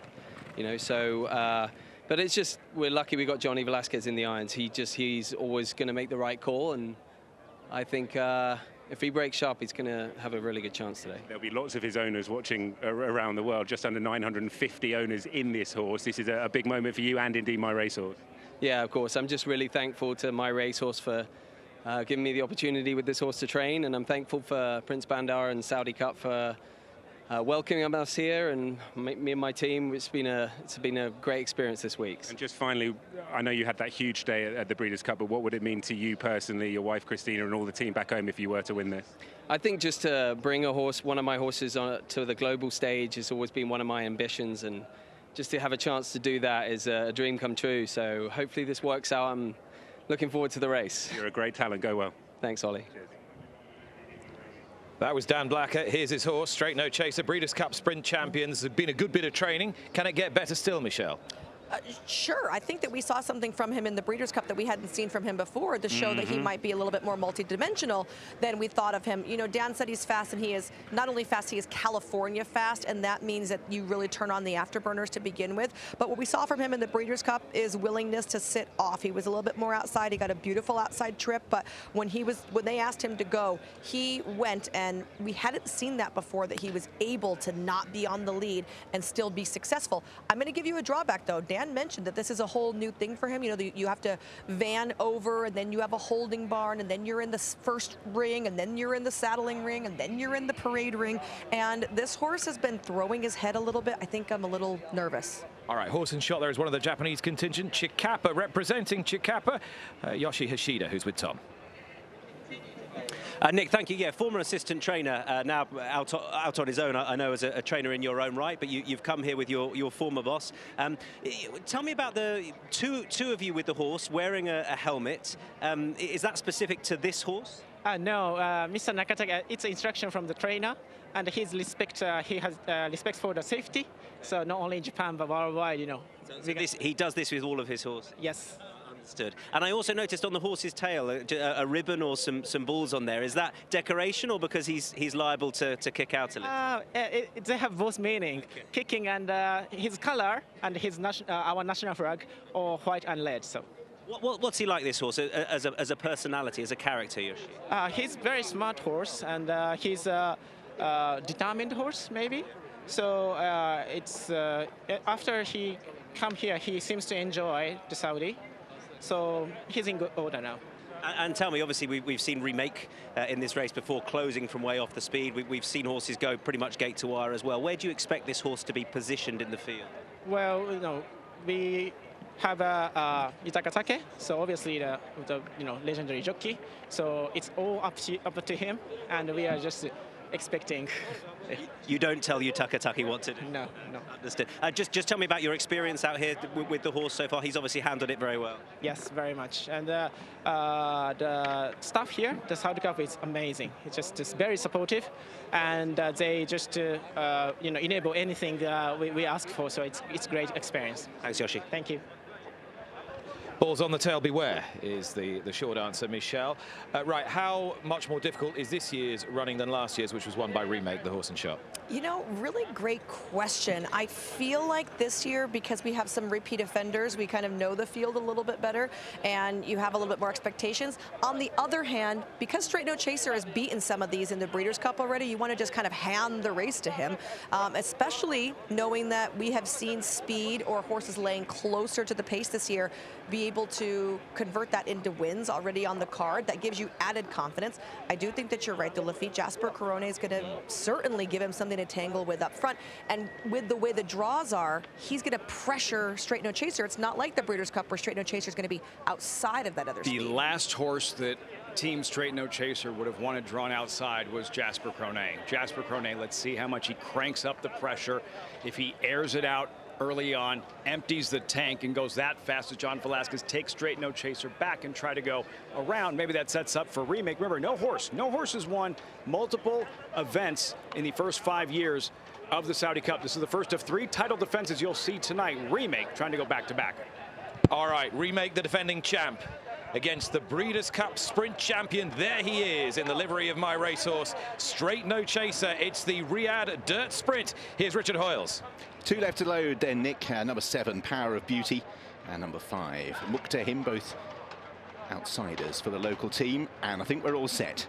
1,200 metres on dirt for the Group 2 Riyadh Dirt Sprint, and they're off. An awkward beginning form Igniter as Straight No Chaser bounds really well right out in the centre, taken on however by Jasper Corone, who will be their hare. Jasper Corone leads Straight No Chaser in 2nd place early on, and Sastral Land settles in 3rd place on the inside of Nonsense. Also in that line at this stage is Gabby's Sister. Wider out, showing speed, is Muktahim, and then behind these we have Power of Beauty. At this stage, Remake is well back in the field in company with Saudade and also Chikapa. On the inside, now in the lead, Straight No Chaser leads Jasper Corone by half a length past halfway. Muktahim is in 3rd, in 4th place on the outside, white and blue of Power of Beauty, trying to make some ground from the back, the light blue and red of Remake, but it's well back as Straight No Chaser leads them into the straight. Straight No Chaser has the lead. Muktahim a mighty race in 2nd. Jasper Corone from the back trying to stay on his Gabby's Sister, but the Japanese runners have a lot of work to do. It's Straight No Chaser who has the lead. Muktahim running this big race in 2nd, and still there's distance back to Gabby's Sister,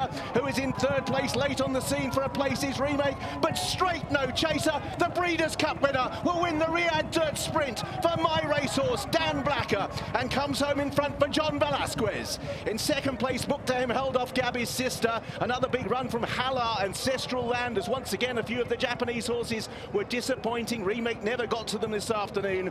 All the way back to Nonsense. Straight No Chaser kept it simple, pressed early by Jasper Corone, had his measure fully 400 metres out, and then held on to win decisively from Muktahim, who's run an amazing race in 2nd place for the locals. But Straight No Chaser has won by 4 lengths, coming home from Muktahim. Gabby's Sister, best of the Japanese, who, as I say, have run well below par generally. But Straight No Chaser, a win and you're in to the race he won last year, the Breeders' Cup Sprint, and nearly 1,000 people can now say My Racehorse won the Riyadh Dirt Sprint.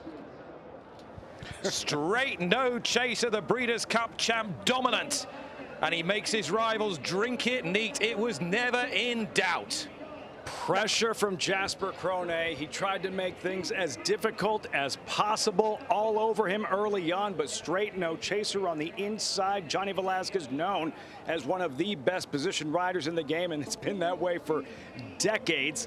Straight No Chaser, the 5th American champion to compete on this night, and the 2nd American sprint champion to win this race. Elite Power 2 years ago. Tonight, Straight No Chaser. It was almost uneventful when you watch that, really. I mean, Straight No Chaser broke beautifully. Jasper Corone put some pressure on him, but Johnny V rode that race so masterfully, and when he turned for home and poured it on, there was no one that was going to inhale this horse. From a time standpoint, look, he went 108 and change in the Breeders' Cup. They go 111 here, just to show you how much sandier this track kind of is. This horse never looked tired. He came back by us. He didn't even take a deep breath. On to Dubai for him, I'm going to say. Golden Shaheen, perhaps, next stop. And you just, what I can't wait to see. And there, Dan Blacker, his wife, Christina, screen left. How exciting this is from him. He had 1,000 incoming phone calls after that win. Yeah, like no pressure. You're starting a champion in front of 1,000 plus owners. Girls at home, Margot, Violet, and Eliza didn't get to make the trip, but I'm sure they were cheering on Daddy. Well, I'd imagine they were calling him saying, why'd you go to Saudi Arabia, Daddy? And I'd imagine the answer was there are 2 million reasons why. And this man has delivered the success. He's won more money than any other in American history. And now it's pay dirt in Riyadh. Here he is, Johnny Velasquez with Ollie. And this is some horse, Johnny Velasquez. That was so impressive. How did it feel? It felt great. I'll tell you what, right from the get-go. The other horse in the outside wanted to go. I tried to ease up for him a little bit. And as soon as I put the bridle on his mouth, he got aggressive. So I had to let him do his thing, though, you know, so that's the way he wants to do things. 108 in America when he won, 111 here today. It is obviously a slower surface, but he's handled it in his stride. It's a different track, a little slower than America, but he still handled very well. And just a word on the job that Dan's done on this horse. He's been brilliant with him. He's trained him to perfection. How impressed are you by the job Dan and his team have done? I mean, Dan has done a great job with him. Let me tell you, it's like for him to keep him coming back and running these kind of races like this, he's done a great job with him, handled everything really good here. So very proud of him. You might be off to Dubai soon with him on the back of that. That's our plan right now. Hopefully comes back out of the race good and we go to Dubai. And there's no doubt lots of his owners tuned into this, cheering him on wherever they are. What's your message to them? Congratulations and thank you for giving me the opportunity to stay on this horse and believe it or me. It was a peach, well done. Yeah, thank you.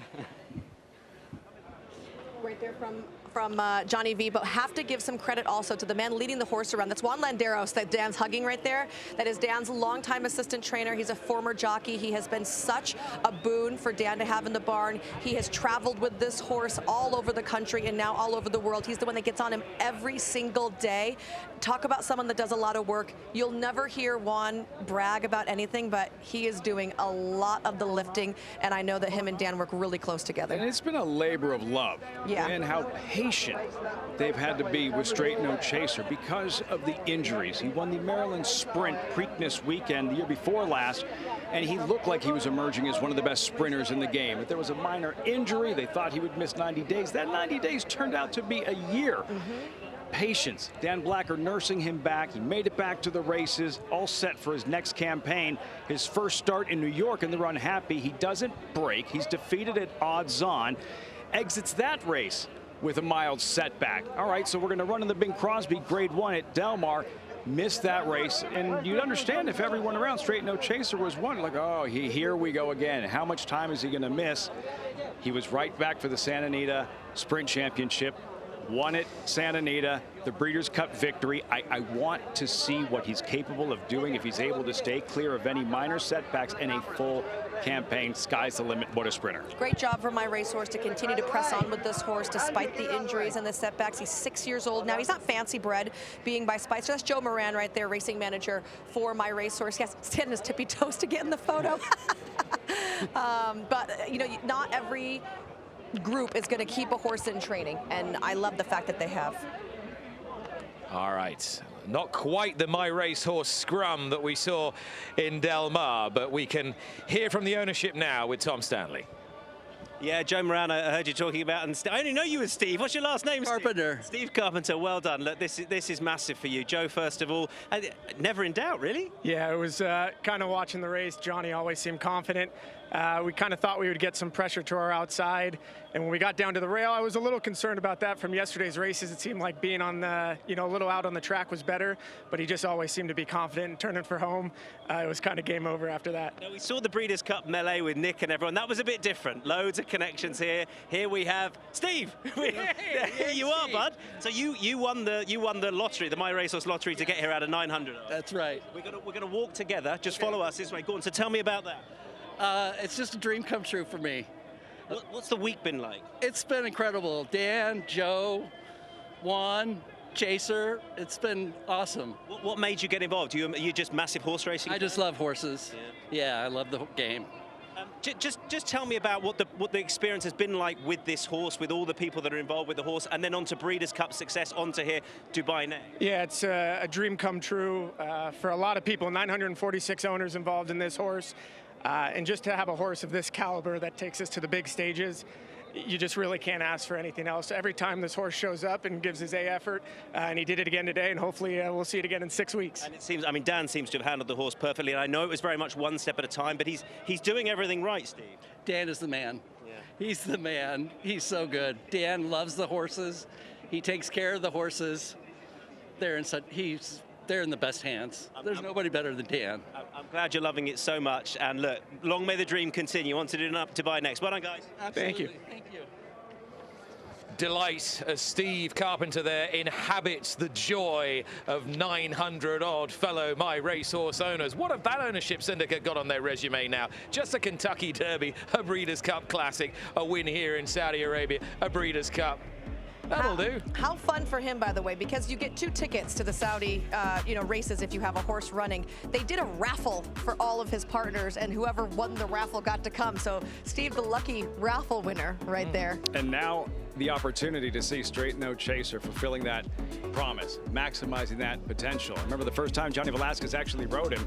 It's not like he was traveling to ride in a big stakes race to ride Straight No Chaser. He just happened to be at Oaklawn Park. He was riding Reincarnate, I think, in the Arkansas Derby. Straight No Chaser was running in an allowance race. Johnny rode him that night for the first time. They've never looked back. Do you know I have a horse that beat Straight No Chaser? Way back in the day. You should get it tattooed. Available to the highest bidder. I have to say it was very funny when Straight No Chaser, before he debuted, Dan's not known for his debut winners, and I host a breakfast show, and we had like 50 people at it, and I was like, what are you guys all here for? And they're like, we're here to see Straight No Chaser. I'm like, a Dan Blacker first time? And they're like, yes. And all these people. So excited now. We're going to get ready for the trophy presentation now. Steve Carpenter. Well, normally if you enter a raffle, you get a hamper. He's won a trip to Saudi Arabia and the guts of $2 million. To get the hamper too. We'll be right back after this. It was New York Central in 2020 for the US. Elite Power in 2023. Tonight, it's Straight No Chaser. And as Joe and Steve said, for this hour, for this golden hour, Dan's the man.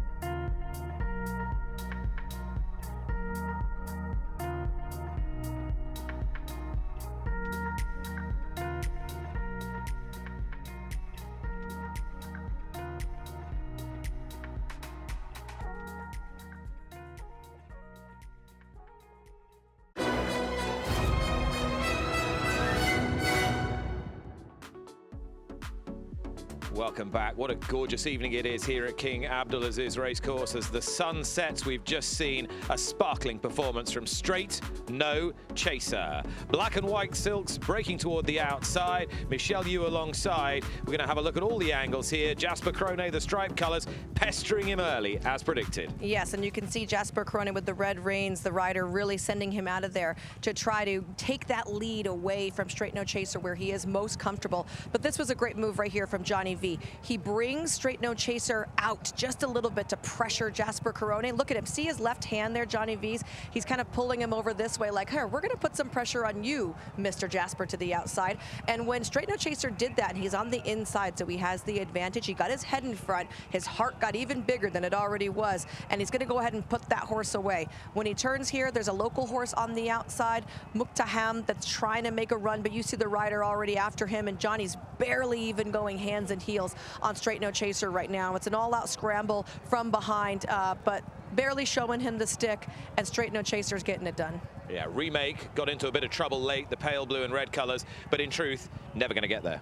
No, he never looked like he was going to be involved at all. Really, Muktaham was the horse that was giving him even just a little bit of sweat, and it was really nothing. This horse never even took a deep breath. Best of the Japanese was Gabby's sister, who finished in 4th place. I liked Gabby's sister going in. There hasn't been very many horses this week that have trained better than Gabby's sister. She looked really good, but again, this horse is just another caliber at this point in time. Dan's got him going in the absolute right way, and he's just shipped out here beautifully, handled everything like Dan said. He got off the plane, just looked around and was like, this is home? Cool. All right, and as we said, this is now a win and you're in, as if he needed it, to the Breeders' Cup Sprint, which he'll be the defending champ. Clearly that'll be the long-term target back at Del Mar this year as well, which will be to his advantage. What between now and then? Not much, probably, the answer. Well, here they're going straight onto Dubai, right? That's been the plan all along. If this horse ran very well, that's what he was going to do. You're going to have a big break coming back, but you come back in at Del Mar with the Bing. The man who can flesh it out is the delighted winning trainer. Dan Blacker is with Tom. Well, Dan Blacker, how do you feel? What a horse. This guy, he makes it look easy. Yeah, I'm just so proud of him. He's such a talented horse. He's so fast. And, you know, I worried a little bit when the other horse just pressured him, but he's just so fast, so good. And I knew that I felt good he wasn't going to let him go by. So what were you thinking when, because it seemed like Johnny had a choice to either say, go on then, and I'll switch outside you, or I am not giving up my rail. So what were you thinking? He obviously did the right thing. I think the key with this horse is just let him run his race, and that's what Johnny does. He just kind of let him on a loose rein, and that's why the other horse looked like he made up a bit of ground ahead of him. But then I think once they kind of get into that second part of the race, my horse, he's like, okay, let's you want to go? I'll take you on. And he's just got a lot of heart, and he just doesn't like other horses running by him. So I think it was as much the horses as much a decision by Johnny. Just all being well, wood all touched. What's the next few starts for this horse? Dubai, and then do you pause for a bit and work back from a Breeders', or? Well, we're really grateful for Breeders' Cup. We've I guess this race is a win and you're in, which is exciting, but obviously we just see how he comes out of this race. Hopefully everything looks good, and you know, Dubai would be obviously our next target, but it's really just up to the horse. We've always tried to do the right thing by the horse, let him tell us where to go next, and that's not going to change. So I'm just hoping that Dubai could be on the cards for us next, and we get to take him over across the desert and take on the horses there. We'll see you there. Well done. Thanks, Tom. Dan Blacker, a special moment for him. It hadn't been the easiest couple of years until the Breeders' Cup Sprint, but his patience and persistence with this horse paid off. That was a marquee performance and a defining moment in his career. So is this. It's just over 3 hours until the Saudi Cup, the world's richest horse race. Why does the world converge on Riyadh? Why do we love the sport of horse racing? We love it because we see the courage of these beautiful animals.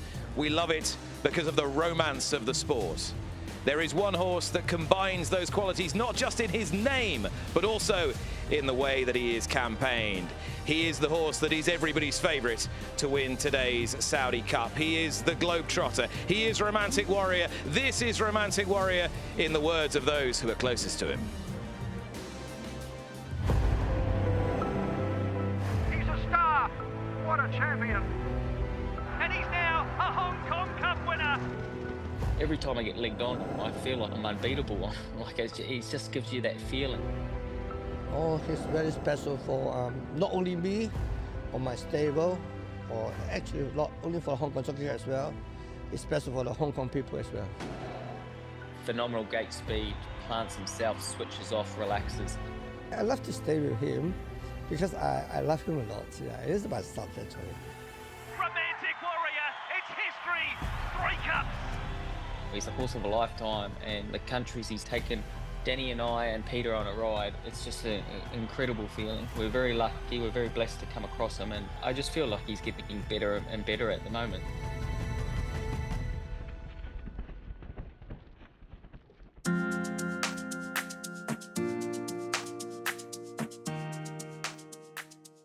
He's a very easy horse. He's been in Australia, he's been in Japan. He's a horse that he's won in several countries, and just the will to win is like no other horse we've seen. Romantic Warrior is extraordinary. He has backed many Group 1 winners in Hong Kong, but also internationally. So it's really amazing. I flight here before he comes, or arrange everything. Make sure it will be easier, as smooth as possible. He's travelled well, and he's got his companion with him, Romantic Charm, so they go everywhere together, and I think he enjoys that, so all's well at the moment. Danny Shum just gets him to peak at the right time. He's unknown when it comes to dirt track racing, but every time he's asked to do something, he does it. 浪漫勇士啊，浪漫勇士俾我嘅印象咧係一隻締造佳績啦，永不止步啦，不斷接受挑戰嘅一匹國際頂級賽區嚟嘅，所以我對佢印象非常之深刻。That is different. We don't know. Maybe he's really, really good. Maybe he cannot handle. It doesn't matter. As long as we try, we love to take the challenge. There's one horse in the world that I think could transfer his turf form to his dirt form. It is Romantic Warrior. So I'm quietly confident he will handle it, and I'm quietly confident if he does handle it, he's going to be one hell of a horse to beat.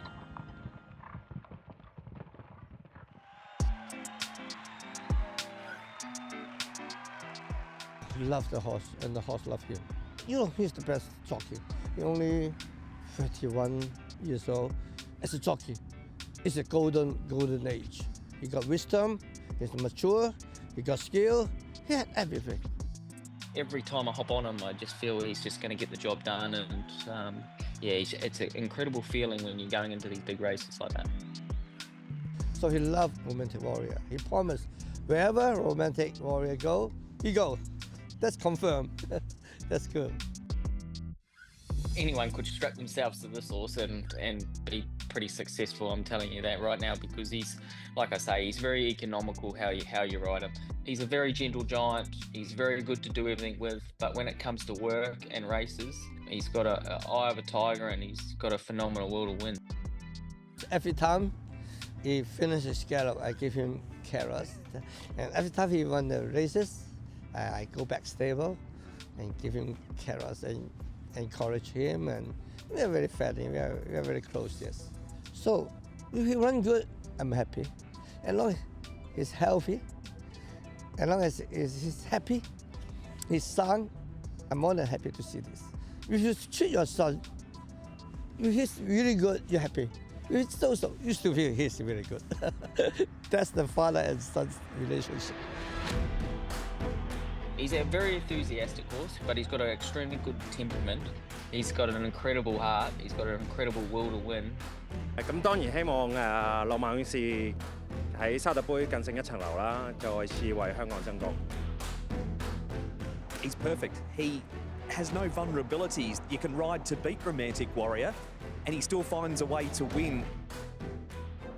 So Romantic Warrior, give it all at the Saudi Cup. We believe in you, and best of luck. Romantic Warrior, let's go! There's no reason why he can't be the horse to beat in Saudi. He's still on an upward spiral, and I feel like he's at the peak of his powers at the moment.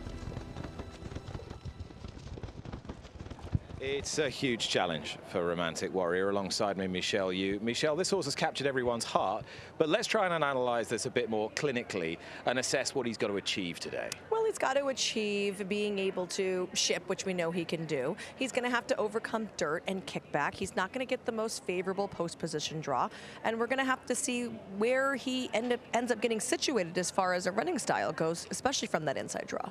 All right, well, how has Romantic Warrior adapted to this place this week? Now, let's analyse his movement over the surface, first of all, before we talk about his conduct. I mean, it's a little hard to see in slow motion, but he looks fine. He keeps his head a little low, which is a little bit more turfy, but he doesn't look uncomfortable at all, and he looks like he's striding out more than adequately, which would be if a horse didn't feel comfortable on the surface. You can see they would just kind of stab the ground almost, and he is very nice and fluid. Okay, well, James McDonald made the point in the interview there that when he leaves Hong Kong, he's that much more flighty in the preliminaries than he is in his homeland and can be a little ahead of himself. His work rider Gary Lau has had a handful on occasions this week. I have seen that. Now, I read somewhere that Gary Lau said, oh, he's so nice to ride. No, no, sir. No, he is not. He looks very scary for me if I was riding him. Like you said, flighty is a good word. He had an incident earlier this week where there were a couple of Japanese horses working, and he wanted to join the work that was not anticipated. We saw him earlier on the week in the chute, and there were horses going by, and Gary pretty much had to break post parade out of the little lineup that they had and go beyond his lead horse to go and let him gallop off. I mean, he was hard to hold. He is a handful. You know, I'm not just your co-host on this show. Oh, you're not? I'm not. I am your props mistress as well. Oh, I like that. That's good. Your properties mistress. You didn't bring me any video, though. Where's my video of Romantic Warrior? I can't do everything. I can't do everything. But what I can show you is the shoes that Romantic Warrior will be wearing, and Michelle can explain why this is significant. So I'm going to show you, first of all, the standard racing plate for a horse running on the turf, which Romantic Warrior normally does. You can see, just describe that, Michelle, just a regulation stainless steel plate. Yeah, so the part that's facing upwards is actually called a toe clip, and that's just a way to keep it on in addition to the horseshoes. So that goes on the top of their foot, so his foot would go on top of it. But at the bottom, as you can see, it's very smooth. So in Hong Kong, totally flat, look. This is regulation horseshoe, so there's no raised area right there at all. So that's normally for turf. Turf horses around the world would wear a plate like this. That is correct. Okay. Now, in other countries, you can switch that for the dirt, and sometimes you are given a little bit more of what we call a grab. So this is the shoe that you are allowed to use on the dirt here in Saudi. It has a 2 millimeter. It's barely visible. Look at this. Just underneath here, there's a 2 millimeter ridge. Right there. So this would act a little bit like a cleat. So it would help a horse not only project them forward a little bit more, but also kind of give them just that stability when you're going into the dirt. So I'm going to say a grab this small might not overall make a difference, and some horses might not choose to put them on if you're used to racing in just a regular plate. You just run in the plate. But if they did opt to use it, and what it's going to do is when he goes to put his foot kind of into the dirt, instead of sliding forward at all, it's going to arrest that forward momentum and then be able to kind of grab and push off of it. All right, so why couldn't you use one of these with a little 2 millimeter grab on the turf? Why do you have to have the smooth... Well, first of all, you chew up the turf. Yeah, okay. And then second of all, because the dirt is a little bit more kind, right? When you go in, there's that sliding action. If you just dug that, think about if you had a trowel and you put the trowel in the dirt or the turf, you wouldn't go anywhere. So that could be detrimental to just the structural integrity of the horse's legs and whatnot. So the pressure that it puts on it, it's just not good for the turf. So we're going to go ahead and use flat shoes on the turf. Yeah, as you pointed out, in Hong Kong, if Romantic Warrior were running on the dirt, which he doesn't, he races on the turf there, but if he were running on the dirt track in Hong Kong, he wouldn't be allowed that little toe grab. They don't allow them. Not only during the races, but even during training. So knowing that he was going to be coming here and running on the dirt, and this is what they are going to allow, he was not allowed to put them on during training. So he had to wait till he brought the horse here to be able to do that. So they brought the horse here, and Danny is nothing if not an immaculate, meticulous person to detail. This is Danny Shum, the trainer. He didn't want to just put them on Romantic Warrior, right? What if something went awry? So Romantic Warrior has his best buddy that travels with him everywhere, Romantic Charm. Romantic Charm got them first. Okay. So that they could make sure that this is how we put them on, this is how they're going to go, and it's going to all go good. I feel we're leaving no stone unturned here. Could it be that 2 millimeters makes all the difference and is the difference between Romantic Warrior winning or losing the Saudi Cup? There it is, right underneath there. Those 2 millimeters of metal enabling him to get his hind shoes a grip on this dirt Front surface. shoes. No grabs allowed behind. Sorry, front shoes. My apologies. Okay, right. We're going to take a pause now. And when you rejoin us, we will be bringing you the International Handicap. That's right up after this.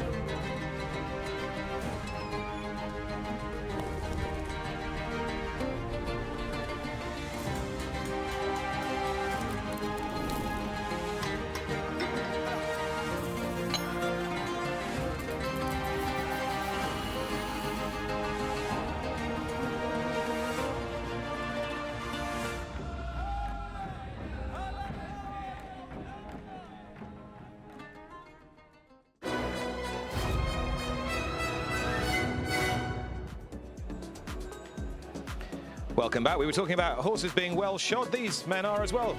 Tom Marquardt, you saw Ross Orion there, defending champ on Anaf in the sprint. And we can head down to join Tom Stanley, who's with a jockey with a very important assignment later today.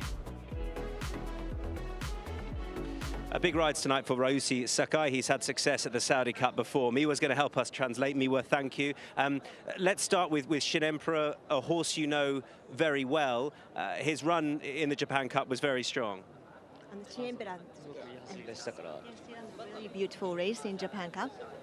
Take me through the closing stages, if you can. Was there a point you thought that he was going to go and win the race from Dojuice? ジャパンカップで最後の決勝前のところなんですけども、ドーデュースに勝てるって思われましたか？どんな感じですか、最後の。勝てるところまではいかなかったですけど、はい。あ、先生来た。時点での力出してくれたかなと思うんですけど、はい。I think he displayed his best ability at that point, although he didn't win the race, so I think he displayed his best. And moving on to Forever Young, gave you a fantastic moment last year. He must be a horse that gives you a lot of confidence. フォーエバーヤングは坂井騎手でとても自信を与えてくれる馬ですよね。もちろんですね。はい。自信を持ってレースに行きたい。Yes, of course. So he has a lot of confidence in him, and he's looking forward to running in this race. Is he a versatile horse with regard to obviously you're drawn quite wide, where you can put him in a race? フォーエバーヤングはどんな枠でもこなせるような馬だと思いますが、今回は外枠から発送になりましたけども、その点についてはどう思いますか？もう何も気にしないですね。この馬の走りができれば勝てると思います。He doesn't think gates are any issue for him. So if he can just display his best, then he will win. You're a young man. You seem calm. You seem relaxed. Yes. もちろんいつも何回もサウジで来てますし、楽しんでますね。Well, he's been here like several times, so that's why he can stay calm and he's enjoying riding here. I wish you all the best, Rosie. Thank you. Thank you very much. Thank you. Ryusei Sakai, who rides Shin Emperor later. He also, of course, rides Forever Young in the Saudi Cup. They are two huge hopes for Japan, and both horses who've strutted their stuff so admirably on the international stage. And talking of international, that's the name of our next race. Run over 2,100 meters. على مسافة 2100 متر. Worth $500,000. بجائزة وقدرها $500,000. The Saudi International Handicap. شوط السعودي الدولي. So this is our first use of the turf course in the evening, and it's a race that's framed for Part 2 countries, those up-and-coming jurisdictions, to give them a chance of participating here. And that means we've got representatives from Spain, Italy, as well as the more familiar Qatar, Bahrain and Saudi Arabia runners here. One is Bolt Hole, James Doyle, first colours of Watnan Racing. 2 is Kada, Alberto Sanna, and 3 are 4 Oisin Murphy. 4 is an absentee, 5 My Frankel, a regular in the race. Red with white epaulets, looking for another winner for John Velasquez. 6 Emilianus for Maxime Guillon, and 7 Austral for Christophe Soumillon. Number 8 is Tabaretta for Joel Rosario. 9 Blue Brother, Valet Bugenheim in the second colours, the gold cap. Number 10 is Iron Lion, Camillo Espina. 11 is Crack Skiing, Tom Marquand. 12 Salah Al-Din, representing Italy. Big day for the trainer, only has a handful of horses. And number 13 is Alcaraz, the mount of Silvestre de Souza, representing Spain. Guillermo Arizcareta is a regular provider of runners on this card and in this race. So we move on to the turf. The 2100 metre start is in the home straight, about 300 metres from the winning line. So for the first time this evening, they will be heading past us twice. All right, so a whole variety of countries represented. The horses have to be trained, as Richard said, in Part 2 countries. They can be ridden by anyone, and very much a Part 1 jockey. Tom Marquand is with Tom. Tom Marquand's just about to get the leg up on Crack Sing. What can you tell us about this lad? Yeah, obviously he was a nice horse with a good level of ability at home and or in England, and went out to Bahrain, had his first run there, sort of bit of a change of scenery. Looked like it caught him out first day, and then he went and won really nicely last time. Looks like he's taken the travel really well. I know Alan and the team are really pleased with him, and to be honest, he's not carrying much weight around here, and looks like hopefully he can be competitive. Very quickly, Bell's gone. Plan from stall 12? Tough one. He's coming back down to the 10 furlongs from the 1.5 mile, so very much figure it out on the way around kind of ride, and just got to hope there's a bit of speed in here. Go well. Cheers, Alan. Thanks. Thanks. Tom Marquand, who's done so well on his international forays, particularly to Australia, based in Great Britain. He's one of the finest riders in the UK, rides principally for William Haggis. He's riding this horse, Crack Skiing, for Alan Smith, who's based in Bahrain. A British Ball, Alan Smith has been champion trainer in Bahrain for about as many decades as I can remember. And indeed, he struck on the first Saudi Cup night back in 2020. This is actually my top pick for the race, Lucky. So Crackskin. Crackskin in here, coming off a win in Bahrain last time out. 3 of his last 4 efforts have been very, very good. And this is going to be a good opportunity for us tonight to get to see how the turf course is going to play.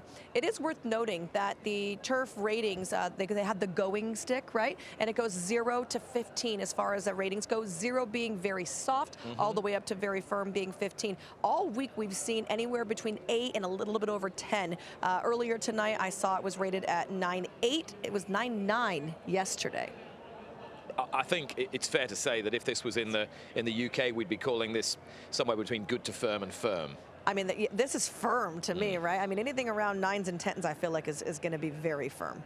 That is Crack Skiing in shot there. It's an interesting melting pot of horses here. Lots of horses that have plied their trade originally in Part 1 countries, in Britain and France and Germany and so forth. Quite a few old timers and 1 or 2 on the upgrade. Here's an old timer. He's been a good servant to Watnan Racing. That's the Emir of Qatar, Sheikh Tamim's racing operation, burgeoning 1-2. He's one of 2 in the race for them. Bolt Hole, trained in Qatar by Alban Demir. And looking at him, he is carrying 136 pounds in here. So he's giving 2 to 17 pounds to everybody else in this field. Coming in off a victory in Qatar last time out. You know, he ran at the Neom Turf Cup actually last year. He didn't fare any good, but subsequently he's run well a couple of times. There's Alban's other runner, Blue Brother, who's got a chance, and Tom is with the trainer. Nick, thank you. Yes, Alban Demir alongside me. Obviously a good record in this race. How do you feel about your 2 horses?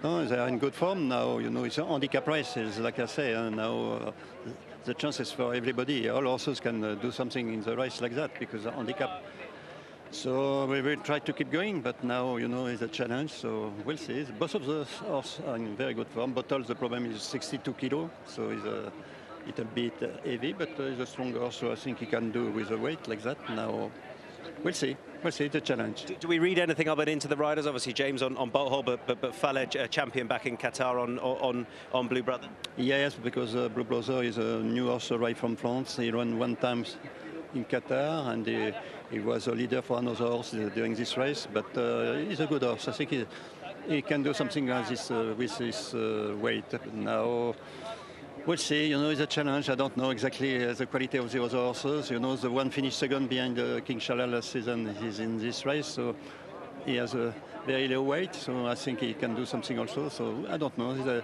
open race, I will say. It is just that. You did it last year. See if you can do it again. Good luck. Thank you. Thank you. Alban Demule, who has held all before him in Doha for many years. A horse in shot here is My Frankel, who's trained by Jimmy Jerkins, who our US viewers will be very familiar with, and he's coming to the end of his time here in Saudi Arabia, which has been a very productive one. Yes, he's done very well over here, and he signed on for, I believe, a 3-year tenure, and he has said he is going to return stateside with his wife, Shirley. My Frankel looks very good walking around here. Turn back in distance could be the question mark for this horse. You know, he's been racing on the dirt and returns to the grass. Last time he ran on the turf, it was in the Red Sea Turf Handicap, and he was well beaten that day. He's going to be toting 133 pounds here. I wonder if Johnny V had a saddle this big. Well, Johnny V will certainly be a few pounds lighter than he was, if a few dollars heavier. Yes, after right. the victory of Straight No Chaser. Loading rapidly for the Saudi International Handicap, a big opportunity for some of the emerging racing nations to take centre stage. And this is a race that's going to be called by Richard Hoyles. 2,100 metres then for this first race on the turf course, the Saudi International Handicap. Bolt Hole and Iron Lion a little slow away and well away at this stage. Racing on the inside is Emilianus, who disputes the running. From wider out, Carder is going to try and cross, and Cracksing as well. So Carder moves across the field, has the lead from Salah Al-Din for Italy. Racing Emilianus in third. Cracksking just trying to get in, racing on the outside of a 4 as they head towards the turn. In about 6th place is Blue Brother as they move away from the stands. My Frankel settles with Bolt Hole, who's quite well back in the early stages. Iron Lion is still towards the tail of the field as well, in company with Tabaretta. So having crossed, Carder has the advantage and has just steadied the pace down. Salah Al-Din races in 2nd place. Emilianus is in 3rd. Cracksking has been 3 wide, racing on the outside of Afur as the pace has steadied. Austral in the silver colours races on the running rail in round about 6th place from Blue Brother in the noseband on the outside of My Frankel. Alcaraz for Spain is towards the back of a well-grouped field, testament to the fact they're not going very fast. Iron Lion and Bolt Hole are towards the well-bunched rear division. As out in the lead, Carder getting a little bit of a freebie, is out on the lead by around about a length or so. From racing in 2nd place is Salah El-Din. In 3rd on the running rail, Emilianus. Cracksking 3 wide, racing on the outside of the white jacket of Afur, and 4 wide in the white cap and white face is Tabaretta. Just behind these we have My Frankel on the outside of Austral as they make the turn. Iron Lion and Bolt Hole and Alcaraz all having to sit and suffer as they make the bend, and Carder still dictating here under Albertasana is going to quicken up off the home bend inside the 600. Cracksking on the outside of Salah El-Din as the dash will begin for home as they straighten, and out in the lead it is Carder who has the advantage. Trying to move up the inside is Austral, trying to buff it away out on the inside. It gets rough with Emilianus. Now out after the leader, Austral for Christophe Soumillon, coming at Carder. Cracksking on the outside as well as the dash is really unfolding. It's Austral who has the lead inside the final 100, and Austral got out off the rail and will lead them home. Austral it is who's home in front, tight for 2nd. Cracksking and Carder. My Frankel unlucky in 4th place is the one that's finished strongly from off the pace in what was a steadily run contest, and R4 in 5th place. Christophe Soumillon had to just move out underneath Cracksking, and the two had a coming together as the dash began, and they all wanted clear running. But Austral for Christophe Soumillon, Jean de Merle and Kata close for 2nd. Cracksking just going to get the nod, I think, over Carder. First impressions are My Frankel, who's come from well back. Don't know whether he got a clear run, but tempo did not suit him. He looked a little unlucky in 4th for John Velasquez and Jimmy Jerkins. Austral, Christophe Soumillon partners the winner in the colours of Al Shakab. And we got the wrong Demiul. Alban Demiul was our focus before the race with Bolt Hole and Blue Brother. Austral, the winner, trained by his young nephew Jean, who was his assistant for many years. And Tom Stanley is with the delighted winning trainer now. Yes, the wrong Demiul I interviewed before the race. It should have been you. And listen, you brought this horse back, and it's all worked perfectly this year. Yeah, something went wrong last year because he was invited in this race, and unfortunately when he jumped out from the gate, something went wrong with his knees. We never found a problem, by the way. So we just gave him some rest, and we brought him, you know, on the good shape. I'm very delighted for Al-Shakab Racing. Zelzal, so it's good for the stallion. Personally, it's a horse that I ride every day, so I feel a bit even better, you know, but it's good for the team. What's he like in the morning? Oh, he's cool as a cucumber. He's very, very relaxed. And the good point is 510 kilograms weight. I'm 77, so I needed a horse who can carry my weight, but no, he's very relaxed, very easy to train. I was just a bit afraid about the left hand, as you can see in the final bend, Christophe had some trouble, you know, to keep him close to the rail, because in Qatar we always run on the right hand. So yeah, let's plan a correct plan for the summer in France. He will travel back in my stable in France for the summer, and yeah, hopefully we'll take a correct listed race or even more in the summer. And obviously works well for you, splitting up the horses between Qatar winter time and then taking the right horses back to France. Yeah, that's the way we do. You know, we do 7 months in Qatar, 5 months in France, so it's pretty easy and good for the horses to do like this. I have my own facilities in France, so yeah, let's hope that it will work for the summer. Where does this rank in your relatively fresh training career? I'm sorry? In your relatively new training career? I know it's not been. How does this feel? Where does this rank in your success? Actually, well, my biggest pleasure was when I won my first Grade 1 in Abu Dhabi with an Arabian first class. But I'm on cloud 9 because I'm on board every day. It's a different feeling. Magic. Thank you so much, and huge congratulations. Thank you so much. Thank you. Well, cloud 8.5 anyway.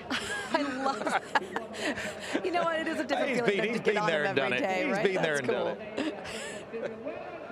Jean Demiul, he's a rising star in the training ranks. I think he enjoyed that. To be fair, you have to ask the question if you don't know the answer. Well, this is it. We know it now. Austral, the winner, under Christophe Soumillon, and teed up beautifully for this race as well. I thought it was, like you said, the horse just all of a sudden appeared out of nowhere, almost. He was behind and then poof. Well, you can't keep this man out of the action. I'm referring, of course, to Christophe Soumillon, but also to Ollie Bell. Thank you, Nick. Yeah, lots to talk about there. A win here on the big stage, once again, from one of the best riders all around the world, Christophe Soumillon. Firstly, this horse had to show a real tenacious attitude and will to win there, not only late on, but also to work his way through that gap. Yeah, it was not easy. The pace was quite slow, actually, especially when we arrived in the first corner and the back straight, so I was in a good position. And when I thought the horse in front of me just came out, I was just behind the lead horse at that point, and unfortunately the horse just hangs out a bit, so I couldn't have a real clear run. But my horse loves to fight, and last time when he won in Qatar, he did exactly the same thing. And today he just showed us again that he has a big heart, and he loves to travel. You've ridden many big race winners all around the world. You've got an academy for young riders to get into this sport. When you win on the big international stage, are you aware of the sort of inspiration you're providing to those young people back home? Yeah, it's always important to still doing a great job and having good rides. I was quite lucky that Jean bring me the horse in great shape. It wasn't the case last year. We were a bit unlucky. But yeah, I was very confident before the race. We got a good draw, and the race really suited us. So I'm very happy to bring this to Al-Shakab team. Well done. Thank you so much. Christophe Soumillon, the man who's won just about every big race around the world, riding in the silks of Al-Shakab. Al-Shakab, the racing and breeding operation whose principal is Sheikh Johan, the brother of the Emir of Qatar. These silks have been carried by some superb thoroughbreds in recent seasons. Toronado and Olympic Glory amongst the best, but this is a special victory in its own right here in the Kingdom of Saudi Arabia.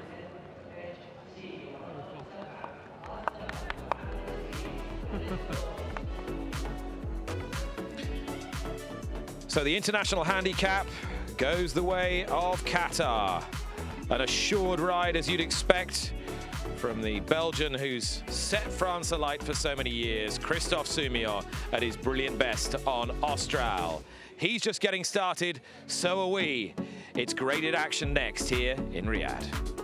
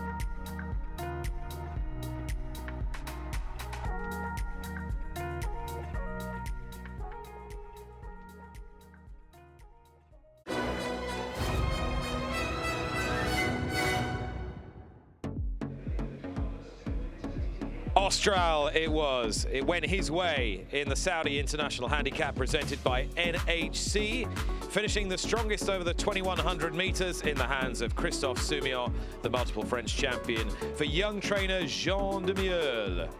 Age and wisdom meets youth and talent, and they combine to take this $500,000 prize. Soumillon in the silks of Al Shakab Racing, getting back aboard an old friend here. And the racing enterprise also raced the stallion Zelzal.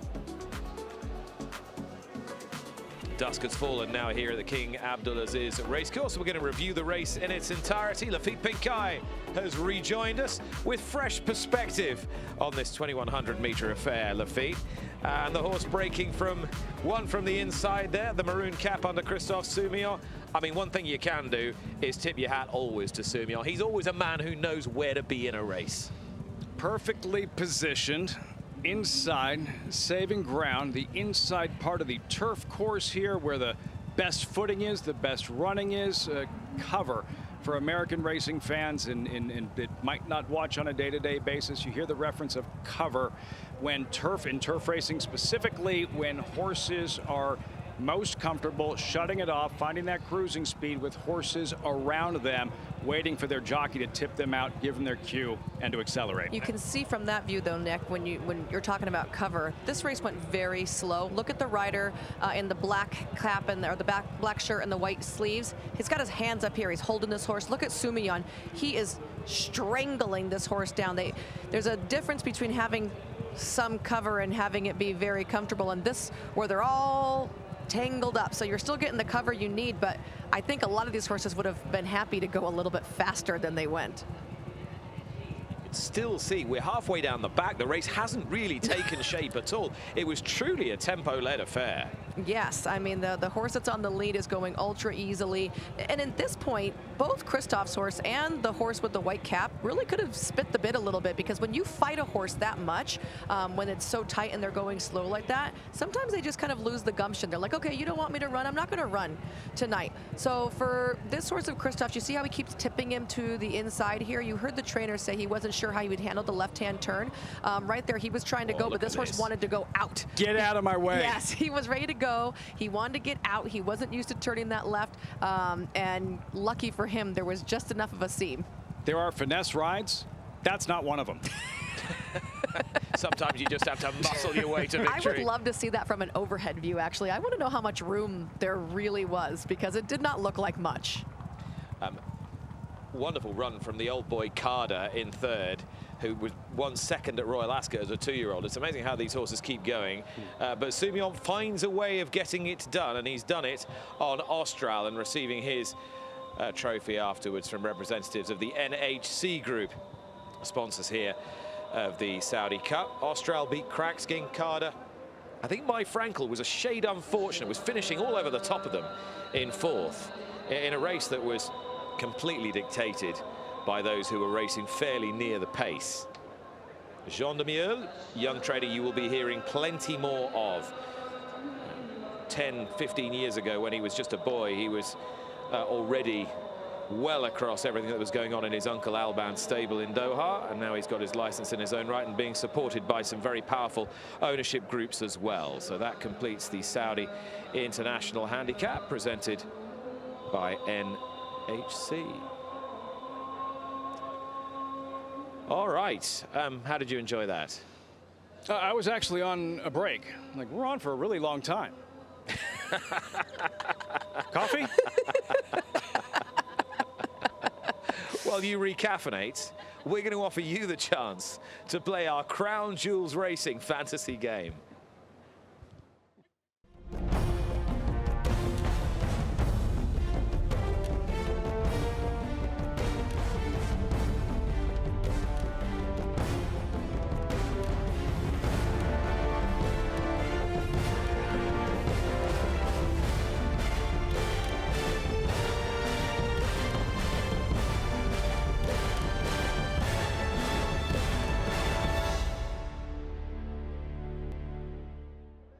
There you go. Who do you fancy trying to beat? Which of our stable of experts do you want to pit your wits against? You can play our Crown Jewels Racing fantasy game to be in with a chance of winning some wonderful prizes, which include trips to some of the world's great race meetings. Might just be worth a quick recap, Michelle and Lafitte, where you're headed with your Crown Jewels Racing fantasy picks for this evening's Saudi Cup. A little chalky for me. I am going with Forever Young on top. I'm going to use Romantic Warrior underneath, and then Walk of Stars, especially because we've seen speed be pretty prevalent. Similar list, Factor Cheval, and a bit of an upset. Romantic Warrior as well. Forever Young, Walk of Stars for me in the Saudi Cup.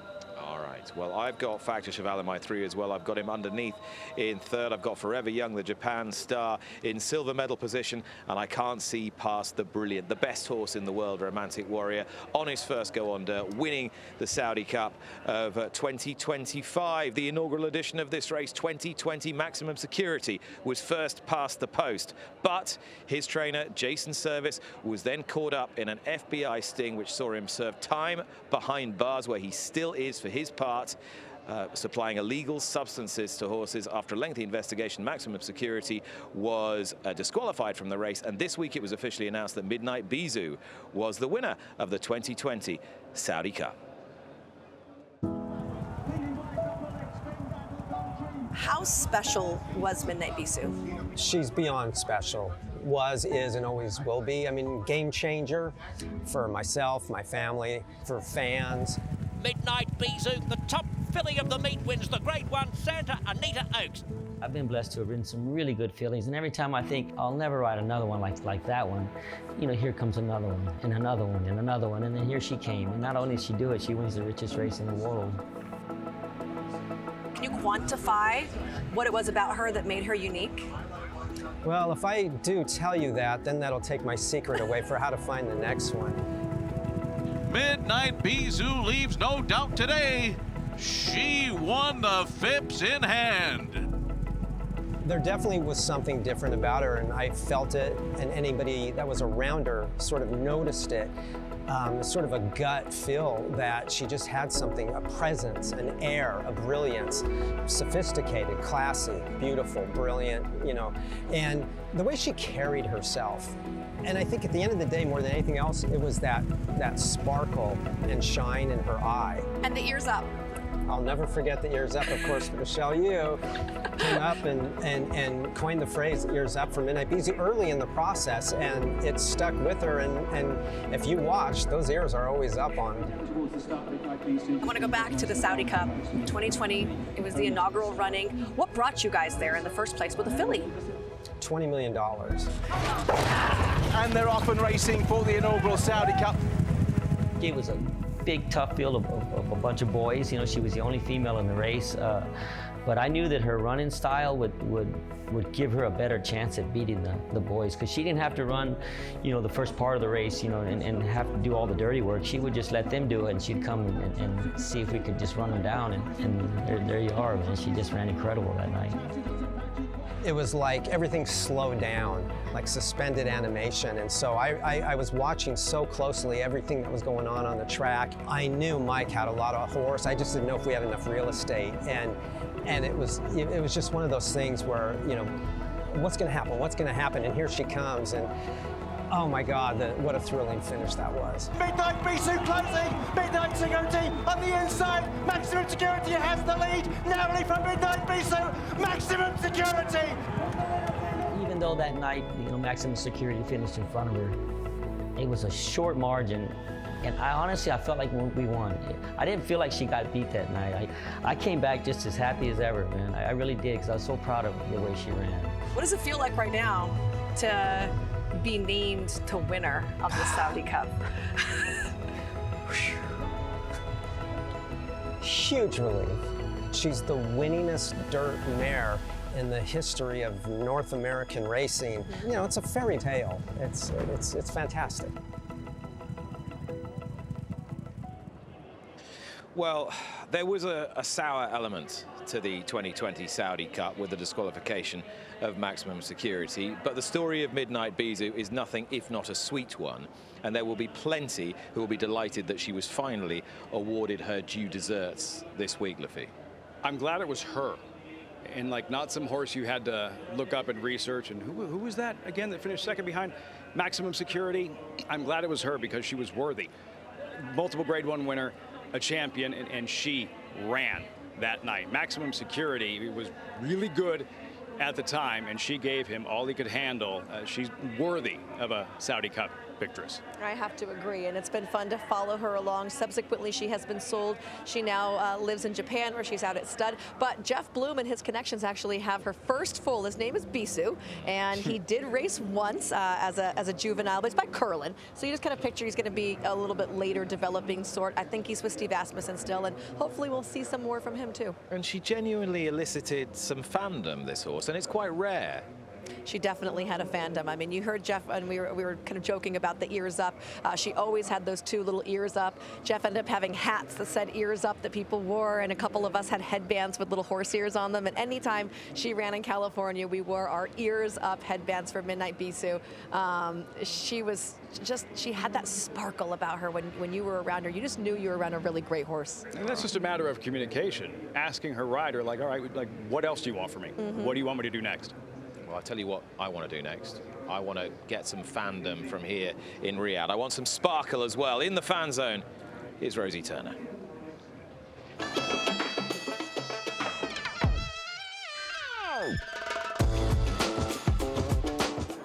Welcome to the Fan Zone, where we're celebrating heritage and culture of Saudi Arabia. And I'm also joined by some falcons as well, which symbolize the dignity and pride of the Kingdom of Saudi Arabia.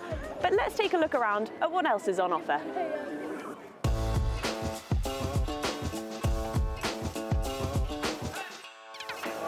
Every year is dedicated to something specific. For example, last year was the year of the camel, the year before that, the year of poetry. This year is all about the year of handicrafts, and all of our activities here in the Fan Zone are based around that. Let's go and have a look. Part of the experience here is that you get to watch a traditional Saudi beast artisan embroider the jalal. Nasser here has been going for 2 hours on just such a small bit. It's really intricate work, but you can come here and have a go yourself. Horse racing is often known for its high fashion, and the Saudi 100 brands really gives platform to the local Saudi designers. All their outfits here are showcased and the detail is just phenomenal. In fact, I'm very lucky to be wearing one of the designers as well, Ebtisam Al-Angari, and this is just a stunning dress, and it's a real privilege to be in one of her outfits. As we've seen some of the activities here you can have a go at, but I think we'll leave this one to the professionals. We've got a traditional calligrapher here who's filling this entire horse with his artistic work, and it really is stunning. It takes him 2 days to complete the entire horse, and I think I can hear some music. We should go and have a look. Music and performances are put on throughout the day and long after racing is finished to really keep the party going. And we end here on the Walk of Fame. The fan zone really is a unique blend of modern day and tradition, and hopefully just gives you a small taste of the Kingdom of Saudi Arabia. Utterly brilliant Rosie Turner doing what she does best in the fan zone as we warm towards our next thoroughbred horse race here, and it comes in the shape of the Neom Turf Cup, the most important turf race of the evening. Now, I said at the beginning of this show that this is a massive sporting night here in Riyadh. We've got a massive boxing bout a little bit later, a huge football match, huge soccer match taking place at the moment. Al Ittihad against Al Hilal in a top of the league clash. Don't tell me you didn't know that. That's what's happening at the moment. And in this race last year, the Neom Turf Cup, we saw the worlds of top-class horse racing and the very best of football collide as Sir Alex Ferguson's Spirit Dancer glided to victory. It's the Group 2 Howden Neom Turf Cup. They're off and racing, and it's a pretty level start. Luxembourg's going to try and go forward. Luxembourg on the outside, being sent forward by Ryan Moore, and he's going to get a piece of the lead at this rate. Spirit Dancer also going to be pulled to the outside with a big white face. Now asked to try and kick. Out in the lead, Jack Darcy. Luxembourg moves smoothly to his quarters. Just being gathered up now by Ryan Moore. From the back, Killer Ability tries Spirit Dancer and Astro King. But now Luxembourg moves to the front pretty smoothly. Spirit Dancer, however, is coming strongly on the outside. Luxembourg, Spirit Dancer. For Richard Fahy and Luchino. Swept past Luxembourg. And it's going to be another international success for Spirit Dancer. Sir Alex Ferguson, another success on the international stage. Oh, amazing, amazing. You know, when you think it's been bred by Sir Alex and special horse, and you know, it was today. He flew home, didn't he? Like he did a train. He finished like a train. It looks like you're all living the dream. The success you've had, I know, obviously, but this is horse racing and you are living that dream, right? Absolutely, 100%. Yeah, well, I took Alex into jumps, he took me into flats, and he's shown me how it's done.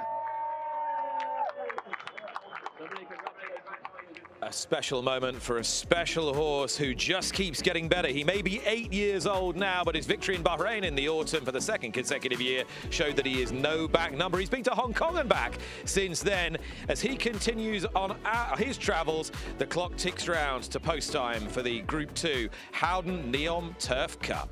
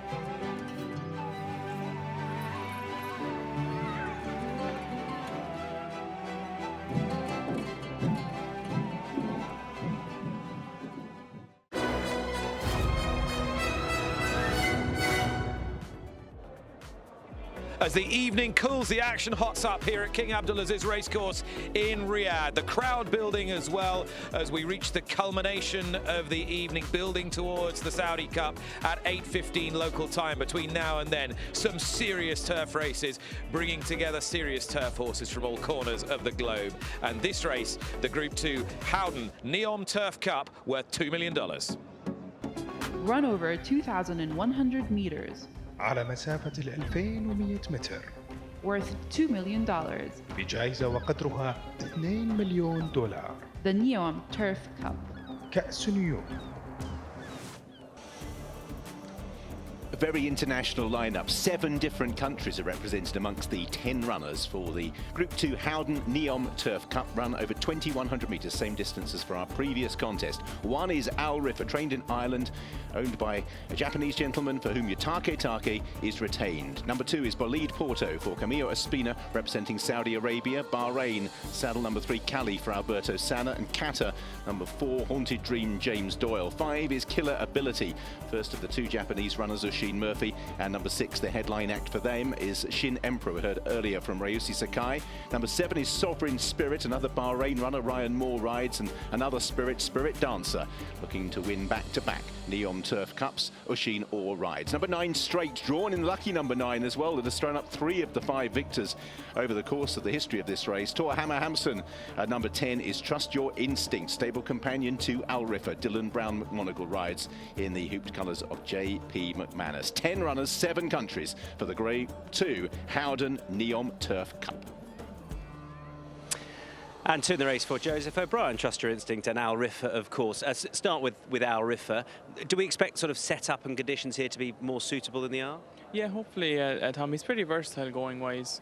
It's obviously a smaller field. Hopefully we get a good start and a clean run around.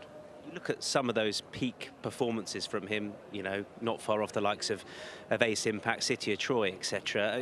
We know what he's capable of on his day. Yeah, exactly. And if he gets a smooth run, like I say, and gets a good trip around on some of his better runs during the season, he'll be right there. Trust Your Instinct as well. He's obviously got a little bit to find with those principles. Do you think he can make the step up? Yeah, he's a very straightforward horse. He'll get a positive ride. He's just beaten in a Group 2 over this distance last time, and I'm sure if he gets, you know, a smooth sailing around there again, he might get a share of the spoils too.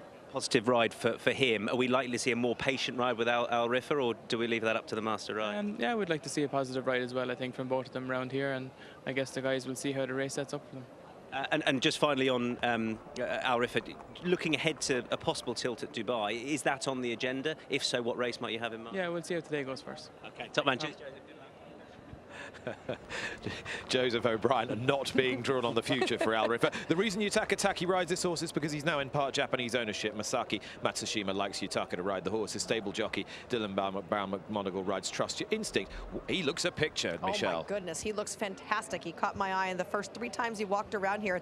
It's crazy that he comes from the same yard as Trust Your Instinct, because that horse looks a lot leaner. The hair coat isn't quite as good. I mean, Al Riffa, an absolute picture in here. Very reminiscent of his sire. His best run last year was when he ran City of Troy very close in the Coral Eclipse at Sandown. There's Yutaka Take, who took the ride in the Prix de l'Arc de Triomphe. Elder statesman, not only of the Japanese jockeys room, but just about the global jockeys room. How old is he? Anyone know? Never you mind would probably be the answer. Deep into his 6th decade anyway. Really? 55? Wow. Yutaka Take. But young at heart, for sure. Well, Lafitte, did you get to see Al Riffa when he came for the Manhattan? Yeah, that wasn't the... You want to follow it up? Oh, okay. Al Riffa in New York, that not his best performance. Dual Grade 1 winner. His Group 1 victory in Germany was impressive, but I think the race that jumps off the page is the second to City of Troy at the Group 1 level in the Coral Eclipse, showing what kind of class and what kind of upside he really does have. Really excited to see what Al Riffa does in his 5-year-old campaign that starts tonight. All right, but of course the defending champion is Spirit Dancer. He runs in the colours of Doan, Ferguson, Mason. Sir Alex was here this year. His great friend and co-owner Jed Mason is with Ollie. He is. If you just turn to my right, you'll be able to see Jed in conversation with jockey Oshin Orr, back for more. Hoping to keep the crown. Yeah, it'd be lovely, wouldn't it? It'd be a fairy tale to win it twice. Yeah, obviously coming back Bahrain was good to win it twice. So. This horse has taken you on just the most unbelievable journey. Can you sum up what he means to you? Yeah, the word unbelievable. Yeah, I mean, to have a horse of this calibre, when Alex invited me, and actually Alex bred him with the McLaughlin family, and invited us in and expecting him to sort of go around the UK, and then he won at York, and life changed after York because sort of the trainer said, let's go to Bahrain. That's where it started, and his Hong Kong last race in Dubai. So yeah, it's been a fairy tale for all involved, Peter Doan as well, and Sir Alex. I can't remember what body part it was exactly that you sort of damaged of Alex's in the celebrations, but has he decided to stay away from any sort of possible injuries if you win again? He has, yeah, he stays away from me now at the races. I was hoping he wouldn't say that, but yeah, broken rib at Bahrain, and then I think Peter grabbed him. He stayed away, well clear from me, and then Peter grabbed him, and I think he caught his ear as well, so yeah. What are your expectations today with him? I'm not sure what the pace is going to be. I mean, he does like to come off bit of the pace and stay on there, and I think particularly in Hong Kong there wasn't a pace, and it doesn't appear to be here either. So, but yeah, we'll stick tight and see if he can finish it off like he does come strong, but all depends on the pace. Who's going to get the sort of Jed bear hug if you win this time around then? Probably Sam or Peter. Yeah, Richard's not here, Faye, so it's a shame he's not here, but the son of is as good as, so he'll get the bear hug. I hope you're celebrating afterwards. Good luck. Thank you, Ollie. Cheers, Jed. Thank you. He's been an amazing horse, just gets better and better, and he was co-bred by Sir Alex Ferguson as well, and those are his silks, of course, the red and white of Manchester United. Shin Emperor, though, represents a formidable opponent, and a more formidable one than he had to face in this event last year. Shin Emperor has great Japanese form. He also, Michelle, has great European form, most notably at Leopardstown.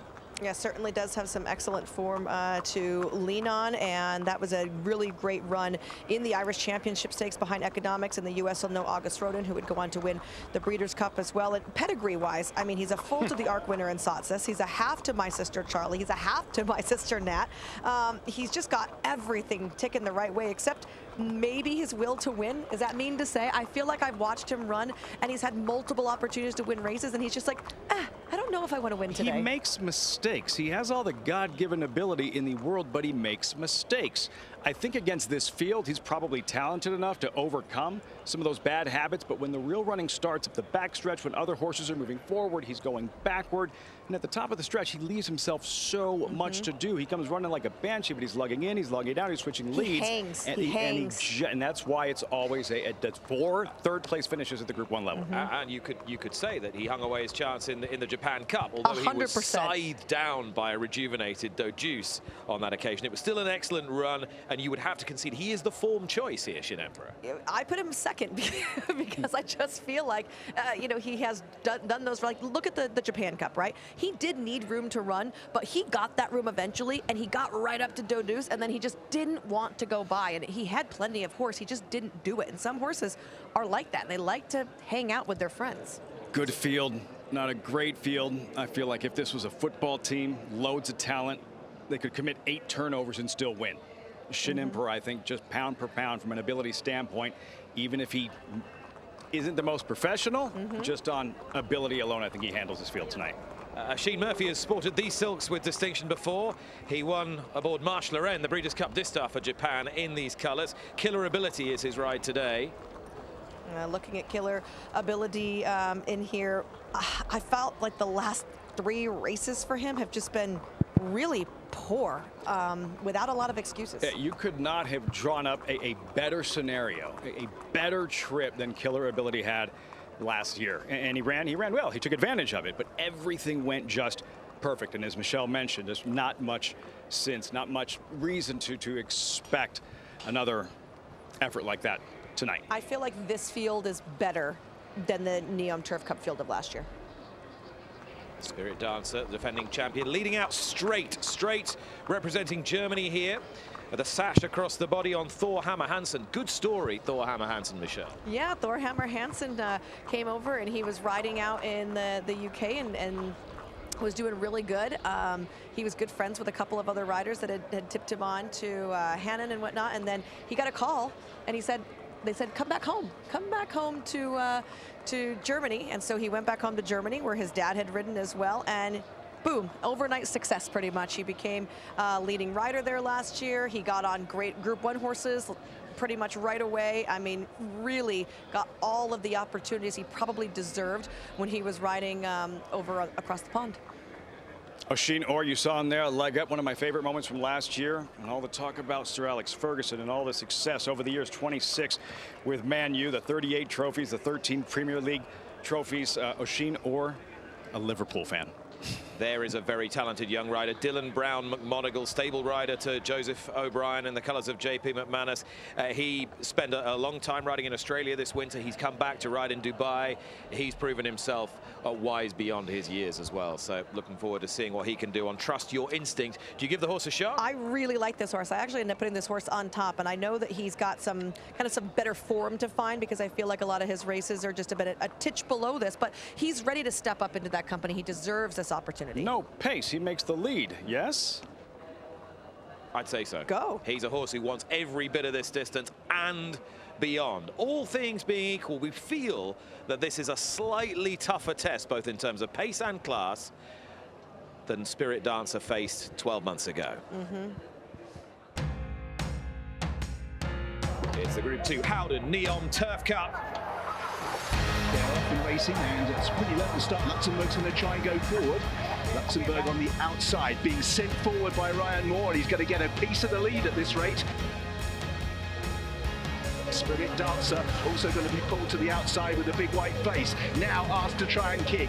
Out in the lead, Jack Darcy. Luxembourg moves smoothly to his quarters. Just being gathered up now by Ryan Moore. From the back, Killer Ability tries Spirit Dancer and Astro King. But now Luxembourg moves to the front pretty smoothly. Spirit Dancer, however, is coming strongly on the outside. Luxembourg, Spirit Dancer for Richard Fahy and Oisin Orr.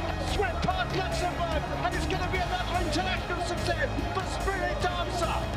Sir Alex Ferguson, another success on the international stage. Oh, amazing, amazing. You know, when you think it's been bred by Sir Alex and special horse, and you know, it was today. He flew home, didn't he? Like he did a train. He finished like a train. It looks like you're all living the dream. The success you've had, I know, obviously, but this is horse racing, and you are living that dream, right? Absolutely, 100%. Yeah, well, I took Alex into jumps. He took me into flats, and he's shown me how it's done.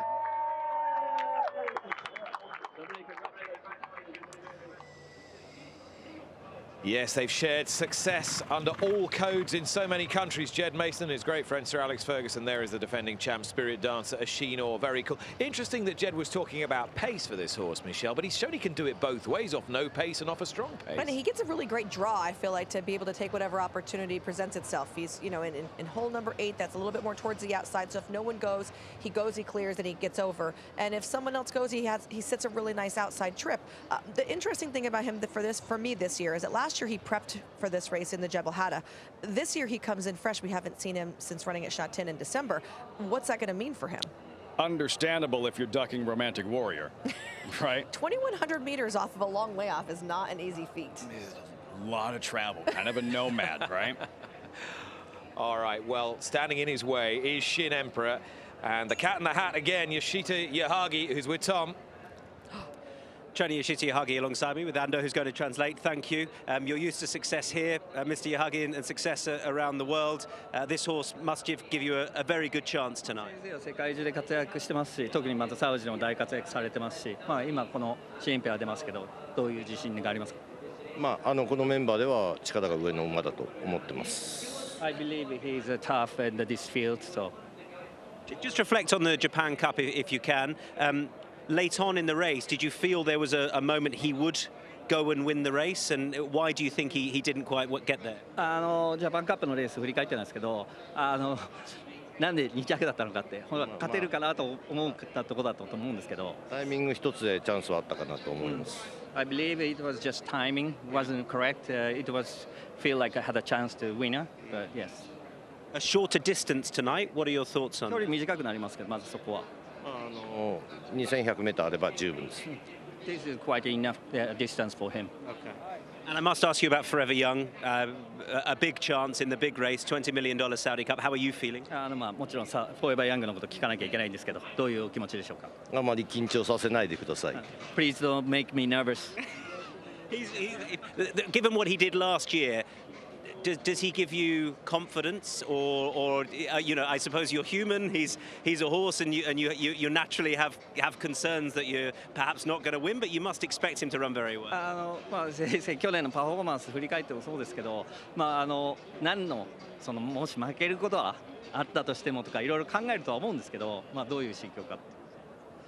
いやいや、もちろん勝つことしか考えてないですね。I only think about winning, so I don't think about any concern at the moment. That's why you're a winner. Thank you. Thank you. Yoshito Yahagi bestriding the world stage. Shin Emperor, one of the best horses in his stable, certainly the best turf horse in his stable, and has a huge chance here. We ought to pay due homage to some of the others here. The Bahrain horse Caliph has run above himself more than once in races like this. Alberto Sana subbing for Adri De Vries, who was injured in a spill in Dubai 8 days ago. Caliph trained by Fawzi Naz, who knows all about winning this event. The inaugural running Port Lions in this Neom Turf Cup, third last year, coming from far off the pace, though. I think Caliph, the pace, the lack of it does hurt him as far as race shape. And he's won under other riders before, so it might not be too big of a task. And Alberto's actually had a pretty good last 2 weeks. He's had just 3 rides, but 1 win. So kind of getting back into the theme of things as he's getting in here for a really big night of racing. All right, Lafitte, put a button on it for us. Shin Emperor, let's see if he's a little bit more professional in his 4-year-old debut. Al Riffa towards the inside class. Those two look like the standouts to me. And in terms of the defending champ, Spirit Dancer, again, no horses won multiple events on Saudi Cup night, trying to become the first back-to-back winner. All right, got a good shot to do it. Tougher group this time to be called for the Howden Neom Turf Cup by Richard Hoyles. And the 2 Japanese raiders are the last 2 forward. Killer Ability goes in. Number 6 is Shin Emperor. Completing the line then, 2,100 metres, the Grade 2 Howden Neom Turf Cup. They leave the stalls. Caliph was a little slow out. Haunted Dream and Shin Emperor straight to the front on the outside. Trust Your Instinct is also racing in a prominent position. Killer Ability just wanting to settle in behind the leaders. Al Riffa getting onto the back of his stable companion. Then the second half of the field, the slow starting Caliph as they come past us with Sovereign Spirit. Spirit Dancer held up as normal on the inside of straight with Bolide Porto 3 wide. So Shin Emperor immediately taken to the front by Ratiusi Sakai. In second place, Trust Your Instinct, half a length away, keeping him honest. Racing in third on the outside in the green, white and red colours, Killer Ability. On the outside of the grey, Haunted Dream. Al Riffa quite keen on the outside of Caliph. They are 5th and 6th. Spirit Dancer hugging the running rail. White face, red jacket, 3 wide. Remains Bolide Porto. And the last 2, Sovereign Spirit and Straight is last of all. They're now into the back straight. And out in front, still dictating, is Shin Emperor. Half a length clear from in second place, Trust Your Ability. Racing in third towards the inside is Haunted Dream of Killer Ability. Caliph and Al Riffa are the next pair as they work down the back straight, with Still Straight being the back marker. Still Spirit Dancer saving ground on the inside, racing on the inner of Sovereign Spirit as they continue their progress towards the exit from the back straight. And out in the lead, Shin Emperor has dictated terms throughout. A neck or so in advance of Trust Your Instinct as they pass the 800. Haunted Dream on the inside of Killer Ability. Then in 5th place is Al Riffa in the check colours as the pace just begins to wind up, and now Trust Your Instinct applies a little bit of pressure on the home bend to Shin Emperor. Haunted Dream in third, Killer Ability. Al Riffa will be pulled towards the outside. Spirit Dancer taking a brave route and at the moment hasn't got a great deal of racing room. Shin Emperor's seen off Trust Your Instinct. Haunted Dream moves into second. Al Riffa switches towards the outside. Spirit Dancer is trying to come through horses with the white face, but it's still Shin Emperor who has the lead, and it's 3 lengths from Haunted Dream. Spirit Dancer, Al Riffa, they're not making any inroads to Shin Emperor. They've had to wait a while for their first winner of the night, but Japan will land the winner of the Howden Turf Cup. In second place on the inside will be Caliph from Al Riffa. In fourth towards the outer was Straight with Haunted Dream. Sovereign Spirit crossed the line next, and they trail all the way back to Killer Ability. Shin Emperor dictated, and the class, to be honest, just hold. Stretched away in the closing stages. Caliph has come through the pack, I think, to eventually lift second place as a few towards the centre just wilted, but it was the quality runner in the field that won the Howden Neom Turf Cup It is indeed Caliph up the inside running rail, Al Rifa for third, then Haunted Dream, Straight and Spirit Dance, who weaved through but couldn't sustain the effort. And the quality horse in the race, Shin Emperor, puts Japan on the mark for the evening. Ryushi Sakai and Yoshito Yahagi. Just too good. Class did out in the Neom Turf Cup, in those Forever Young silks for the Forever Young team. This is the perfect way to get the ball rolling for Japan. Another win on the global stage for the past master, and a change of tactics has worked the oracle. Beautifully done. That was amazing. Get that horse on the front end, and it's not like he ever got to relax per se, because he constantly had trust your instinct on the outside of him, just breathing down his throat. But this horse, maybe you take away the element where he had to come catch somebody, and he got super brave. All right, the trainer Yoshito Yahagi is down with Tom. He is, but he's on the phone. But he's going to be on he's on the phone to the owner, which is far more important than me. But we were discussing, or you were discussing there, the change of tactics. We were discussing what's going to go forward, what's going to make the pace. Well, Ando, you can tell me an obvious change of tactics there to go forward and keep it simple. まず作戦なんですけど、ああいう作戦だったんでしょうか。そうですね。行けたら行ってしまうのが力が上なんで、逃げれば不利がないんで。We made these tactics before the race, and you know, horse has a lot of ability in this field, so that's why we did simple, just go for it. And was part of that the distance as well? He's obviously a stayer at this distance at 1.5 miles as well, so you wanted to make sure he was there to give his finishing. ああいう感じでやっぱ距離が伸びても大丈夫だから、ああいう位置で、それで最後やっぱ伸びるっていう風な感じだったと思うんでしょうか。そうですね。距離は 2000m 以上あれば関係ないと思ってましたし、2400に次伸びても問題ないと思います。You know, it is 2,100 meters, so I don't have any issue for distance, and he can go for 2,400 meters. So that's why, yes, we have confidence for the distance too. That leads me to ask 2,400 Shima Classic. それはシーマクラシックってことでしょうか。もちろんそうです。Of course, yes, we will go. Good stuff. Thank you. ありがとう。So confirming the next target there, Yoshito Yahagi, the Dubai Shima Classic run on Dubai World Cup night. That's the first Saturday in April this year, a little later, giving Shin Emperor a bit more time for recovery. But they've figured it out now, haven't they? I mean, it's hard to believe it's his first win since the fall of 23. 0 for 6 last year. I mean, you get 5 of the 6 facing grade 1 company, you know, facing the very best competition, and he was competitive, but seemingly finding ways to lose. We'll see if this is a change in tactics moving forward, trying to get him more forwardly placed and keeping him out of traffic where he can get in trouble. All right, Ryusei Sakai, what a fine young talent he is. And Ollie is alongside him, and Toshi, who I think is going to help out.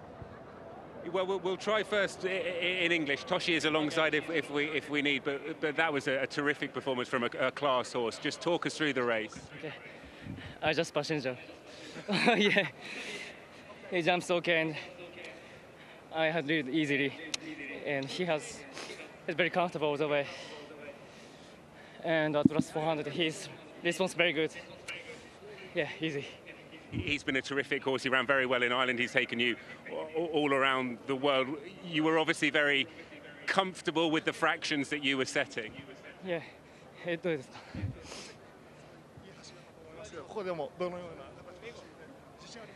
Yeah, I had a big confidence for him. He has such a bright future. He's an excellent talent. I must ask you about Forever Young later. How do you assess your chances? Of course, I'll do my best. Thank you. Thank you. Well done. Thank you. And that's the interesting part. I had it easy on the lead. Even though he was accompanied and it didn't look like an easy lead, he was going comfortably, and the horse that was alongside him wants further than this. And Shin Emperor looked comfortable on the line, on the lead. Sometimes horses that are accustomed to coming from off the pace, they find themselves in a different scenario and they get a little bit lost and will not give you their very best. Shin Emperor, we'll see. It'll be interesting to see what tactics are employed moving forward. Also, if you watch it, he had his ears kind of pinned back the entire time. I'm curious to know if having that competition next to him that he just continuously put away, because we know he doesn't want to necessarily catch and pass horses, if it was just like a constant thing where, you know, you're like, oh, I'm still a little better, I'm still a little better, I'm still a little better, really worked in his favor. For Yoshito Yahagi, more wins in the Saudi Cup than any other trainer. That is his 5th And Ryusei Sakai has ridden 3 of them, going back to Bathrat Leon, wire to wire in the 1351 Turf Sprint in 23, and of course last year with Forever Young in the Saudi Derby, and the big horse still back of the barn awaiting the $20 million Saudi Cup. I like how Yoshida Yahagi's like, oh, we had this plan beforehand. Yeah. Did he mention that in the pre-race interview? Because we got it afterwards I missed with Tom. that. Not before. Didn't appreciate him taking the phone call while Tom's trying to talk to him.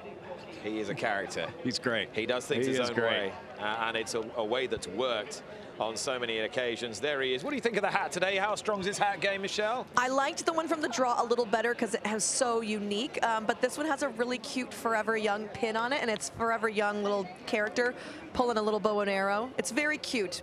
Well, you can take that out and replace it with the Shin Emperor one. This saw second in the Japan Cup, third, a brilliant third in the Irish Champion Stakes. He now wins his big prize, the Neom Turf Cup, and they've got their eyes on a big summertime challenge in Britain for this horse. Huge bonuses being offered by Ascot, by York, and by Goodwood for participation in their key events. And Yahagi's already said, I've got my man to do it, and it's this horse, Shin Emperor.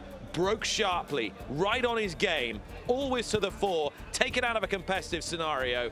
Just too classy for this group in the Neom Turf Cup of 2025. And this first-class Japanese outfit might just be getting started.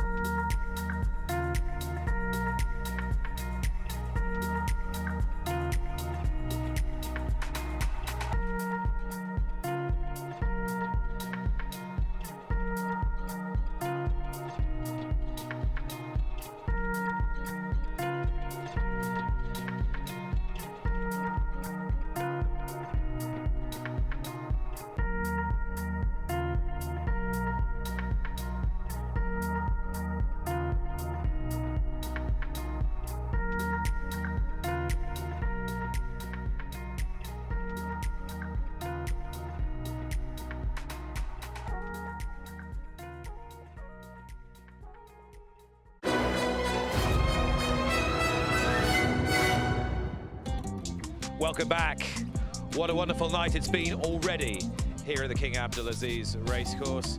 And we saw a performance of rare style, rare quality, and just a hint of glamour from Shin Emperor in our most recent race. That was the Neom Turf Cup. It was run over 2,100 meters. They enjoyed it, so did we. And you can enjoy it again right now from the outset. Crowd building here at King Abdulaziz. I think some of them arrived just in time for a signature turf performance. And here we go out of the gate. Look at gate 3, bang! Shin Emperor, Ryusei Sakai, marked urgent, and we didn't expect it. We didn't expect it. This is a horse that generally comes from behind. He's found some traffic in previous races, and here he's a clear winner. The great horse inside of him actually jumped really well also, but Shin Emperor was determined to get to the lead, and then he wasn't alone because he had some trouble to his outside, hampering him. It didn't bother him. He didn't react. He didn't grab the bridle. He didn't get aggressive. He just sat there. The most professional performance we've seen from Shin Emperor in a while. Cut out for greatness in ARC winner's full brother and Sats's $2.1 million purchase We always knew he had the ability. He just had to get out of his own way. This is the part I was talking about. See where his ears were kind of back, and then that horse, every time he goes, that horse kind of comes, and the rider outside of him is holding that horse back. Every time he does that, this horse's confidence just gets a little bit bigger, and he flicks his ears and then pins him back, flicks his ears, then pins him back. And because he's just going so comfortably, he thinks he's doing the most amazing thing, which he is, right? And the horse to his outside in the green and gold silks, he's a lovely horse, trust your instinct, but he's more of a European horse. He probably wants further than this, and he is probably in 4th gear, whilst the winner is in second gear. But you can see McMonagle trying to get him eyeball to eyeball with Shin Emperor, because he is a tough horse. Correct. He is a fighter, and Shin Emperor, though, just kind of shrugs him off top of the stretch, re-breaks, and handles his field. Too much class. Just keep an eye on El Rifa, the stable companion of the joint leader at the moment, the grey and white. Yutaka Taki knows the race is getting away from him, starts to try and wind this horse up, but he just lacks the foot at a crucial point. I don't even see where he is right now, sorry. Grey and white track colors, yeah. There we go. Deep on the track. You know, this is the beauty of having a lone speed horse and didn't go all that hard. And you have the class of the field is when these other horses like Al Rifa are coming, and he's making good headway right now. Look at right there where the jockey just kind of throws a little cross at him. Shin Emperor had plenty left in the tank. I mean, this horse could have gone around again. Sitting on a big 2025, and for Yoshida Yahagi, the man in the hat in the winner's circle in Riyadh. Yeah, most wins of any trainer. In the Saudi Cup, Rusi Sakai, 3rd victory overall in the Saudi Cup in this competition. And yeah, they'll be teaming up with the big horse Forever Young in the Saudi Cup. We planned it to go to the front. And at this stage of the evening, are you starting to feel more confident about Forever Young because of what you've just seen? Are you starting to think that he's the horse they've got to beat rather than Romantic Warrior?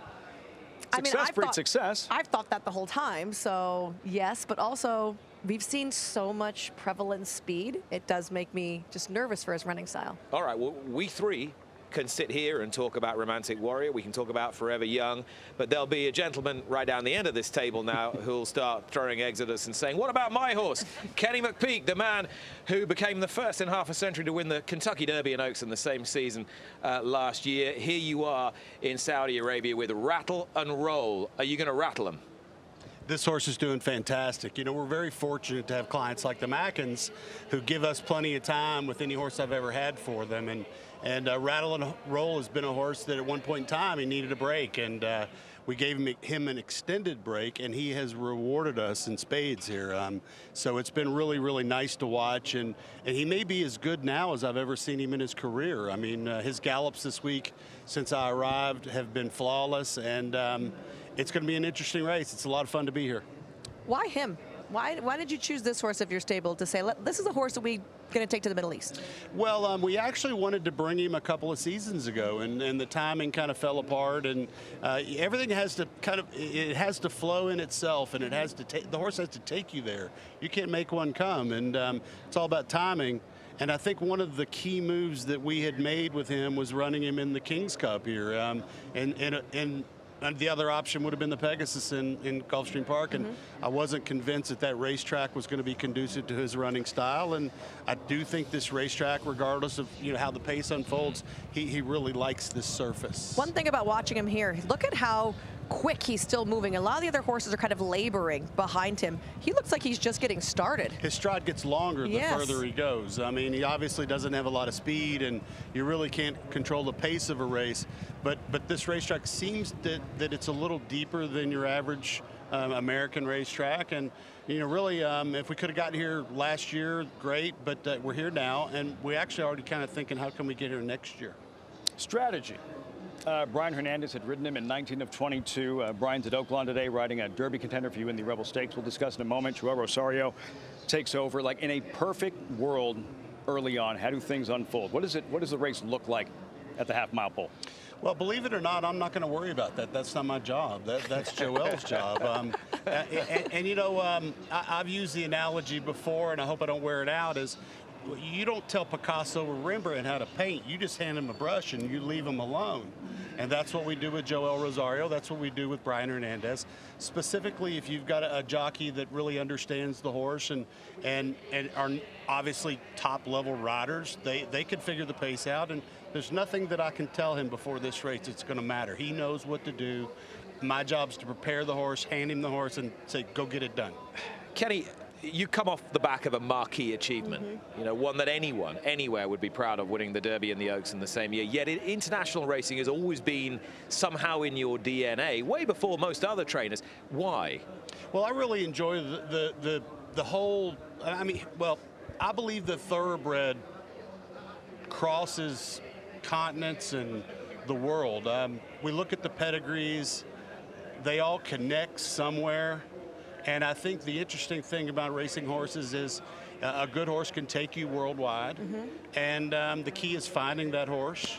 And then you look at how the bloodlines flow, whether a horse has got an English family, whether it's an American sire line. You know, I've trained South American horses, now the Japanese. Actually, they have 5 Grade 1 fillies that I have trained over there in their farms. Northern Farm has all of them. So all of it kind of ties us together. So it's this community that we're all, in some ways, very related. Although we might not speak the same language, we think the same things, and we enjoy the same exhilaration that the sport brings us. And yeah, look, there's nothing better than winning a big race. And I think as a young trainer, I started kind of climbing the ladder, and won a couple of Grade 3s and Grade 2s and Grade 1s, and certainly on a stage like this, you know, that's the highest high ever. It's not just, oh, sorry, go ahead.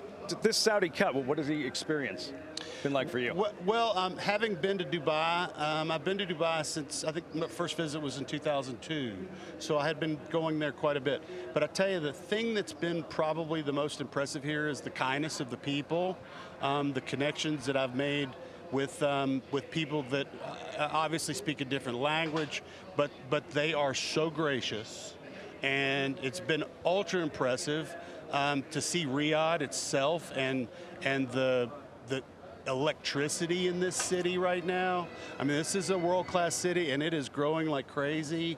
And the job that Prince Bandar has done establishing this race as a world-class event. I can remember when he came to Saratoga, and everybody, they showed us a model of the track before it had ever been built, or certainly not finished. And it was exciting, but to actually be here and to participate is something I would like to do every year if I can pull it off. But obviously, I have to bring the right horse.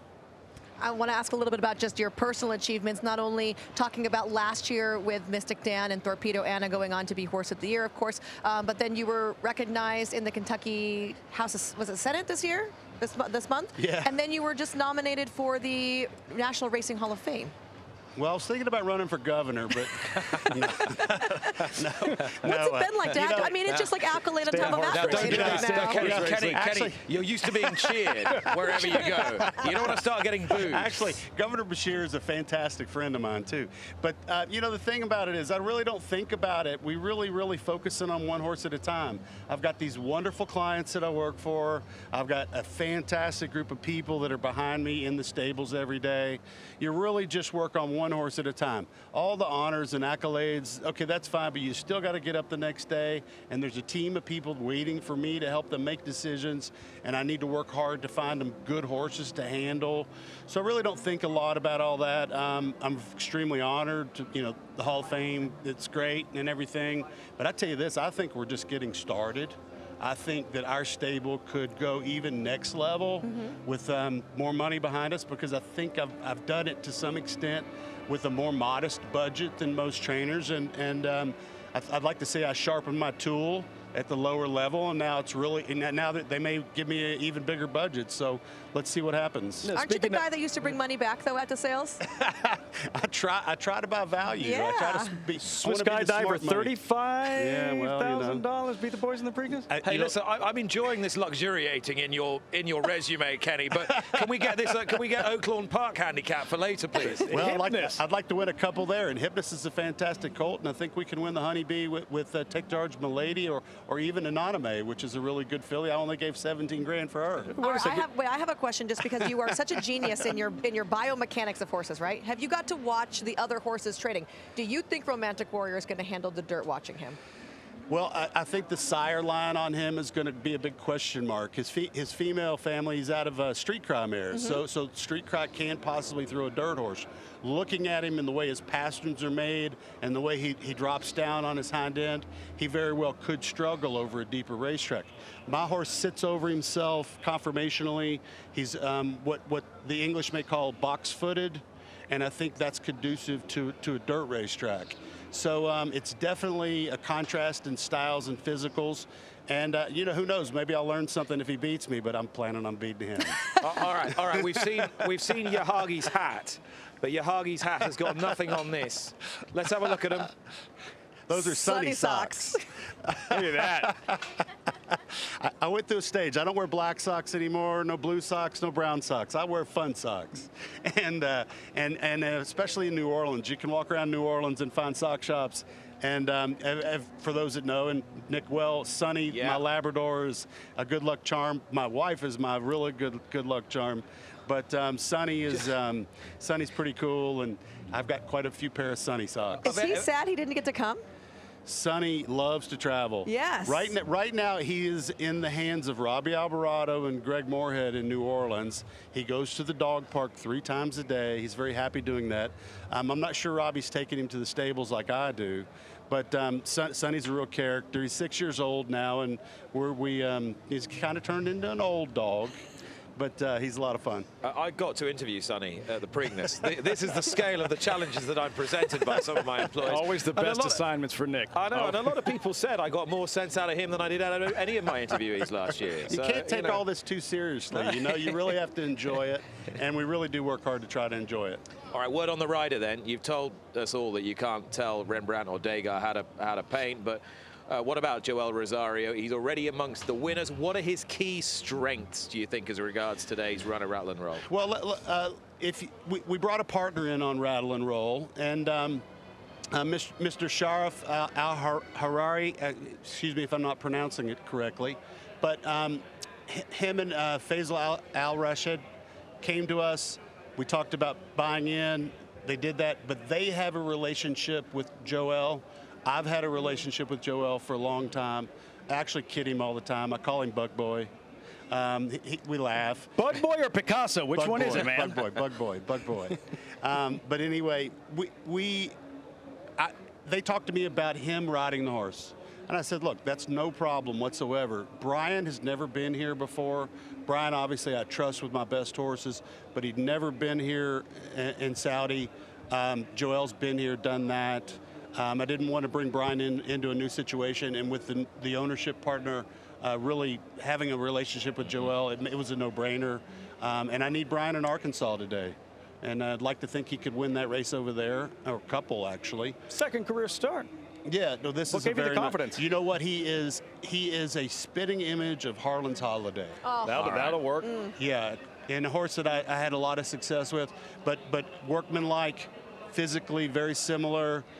It's a big task, second career start, and I actually waited a little longer because I thought he needed a little toughened up. He was a little soft still, even out of his maiden run.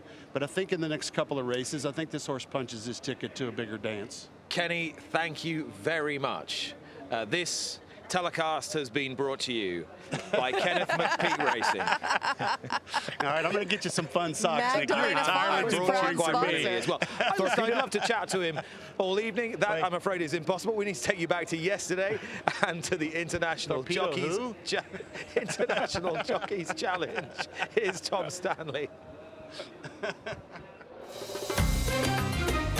We are set to go for the International Jockeys Challenge presented by Diriyah 2025. 14 riders this year. The jockeys accumulate points based upon their finishing position. There's $100,000 on the line, $30,000 to the winner, and they'll also get their hands on the coveted International Jockeys Challenge trophy.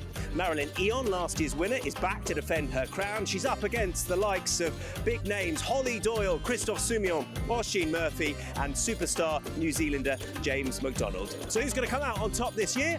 Let's get racing and find out. It's Jawar Al Riyadh for Mohammed Al Daham, who has hit the lead. Alamay down the outside for James McDonald, and Fareya Al Raya making ground on the outside as well. All out to hold on. Jawar Al Riyadh still has the lead by half a length. Alamay for James McDonald, closing as the line comes. Far side maybe close. Jawar Al Riyadh, Mohammed Al Daham on the far side of Alamay and James McDonald. That couldn't be tighter. James McDonald closing down the outside. I think Mohammed Al Daham has held on over the far side and will lead the table. I think, but I have to confirm it for you. Jawar Al Riyadh did indeed hold on from Alamay, so success for the local rider, Mohammed Al Daham. And there you have it. Wasn't quite to be for James McDonald. He finishes second, gets 10 points, but atop the tree with 15 points, Mohammed Al Daham. On to race 2 we go. Out clear is Jardoon. Could this be a double for Mohammed Al Daham? Racing towards the line is 3 clear. Jardoon, a case of deja vu, but Jardoon, a double for Mohammed Al Daham, will already take some catching. Well, simple as that. It's turning into a bit of a romp. It's a double. This one much more conclusive than the opening race, and Mohammed Al Daham takes a commanding lead in the International Jockeys Challenge. 2 races down, 2 to go. The floodlights are on. We're into the evening proper. James McDonald on 17 points. Remember, he doesn't have a ride in the final race, and we know who's way out in front. Will it be an unassailable lead for Mohammed Al Daham? 400 metres to go. Snapire for Christoph Sumio has the lead in Himra. Still Al Farsalair down the outside, and Honky Tonk Man for Oisin Murphy with the white cap is coming strongly, and staying on William Tell is under Holly Doyle. But it's now that Honky Tonk Man takes over from Snapire. Still staying on towards the outside is Rimal Riyadh from a mile back, but Honky Tonk Man for Oisin Murphy beats Snapire. Well, that was pretty conclusive, and points on the board for multiple British champion jockey Oisin Murphy. It all comes down then to the last race, race number 4. Oisin Murphy needs to win. Mohammed Al Daham would need to finish out of the 4 for Oisin to win. Can he do it? Charging down the outside, Miyagi for Rachel King on the far side. It's trying to back on in third is Pretty Flag. Down the outside, Miyagi. Rachel King swamped them on the run to the line and coming away. Miyagi by 3 lengths beats Monsieur Jumbo into second place, close for third. Well, Rachel King took out the last race. She's finished second, but 2 wins in the first 2 races for local rider Mohammed Al Daham were enough to get his hands on the International Jockeys Challenge Trophy presented by Diriyah. What a night for Mohammed Al Daham and the Kingdom of Saudi Arabia. Tom Stanley having far too much fun here at King Abdulaziz Racecourse last evening, viewing the International Jockeys Challenge. Mohammed Al Daham, the winner there. Look at that. It's under 2 hours. It's under 1 hour and 3/4 to the Saudi Cup, the world's richest horse race, 2025. Night has fallen, and Prince Bandar watches on, and we will make sure that you miss not a thing.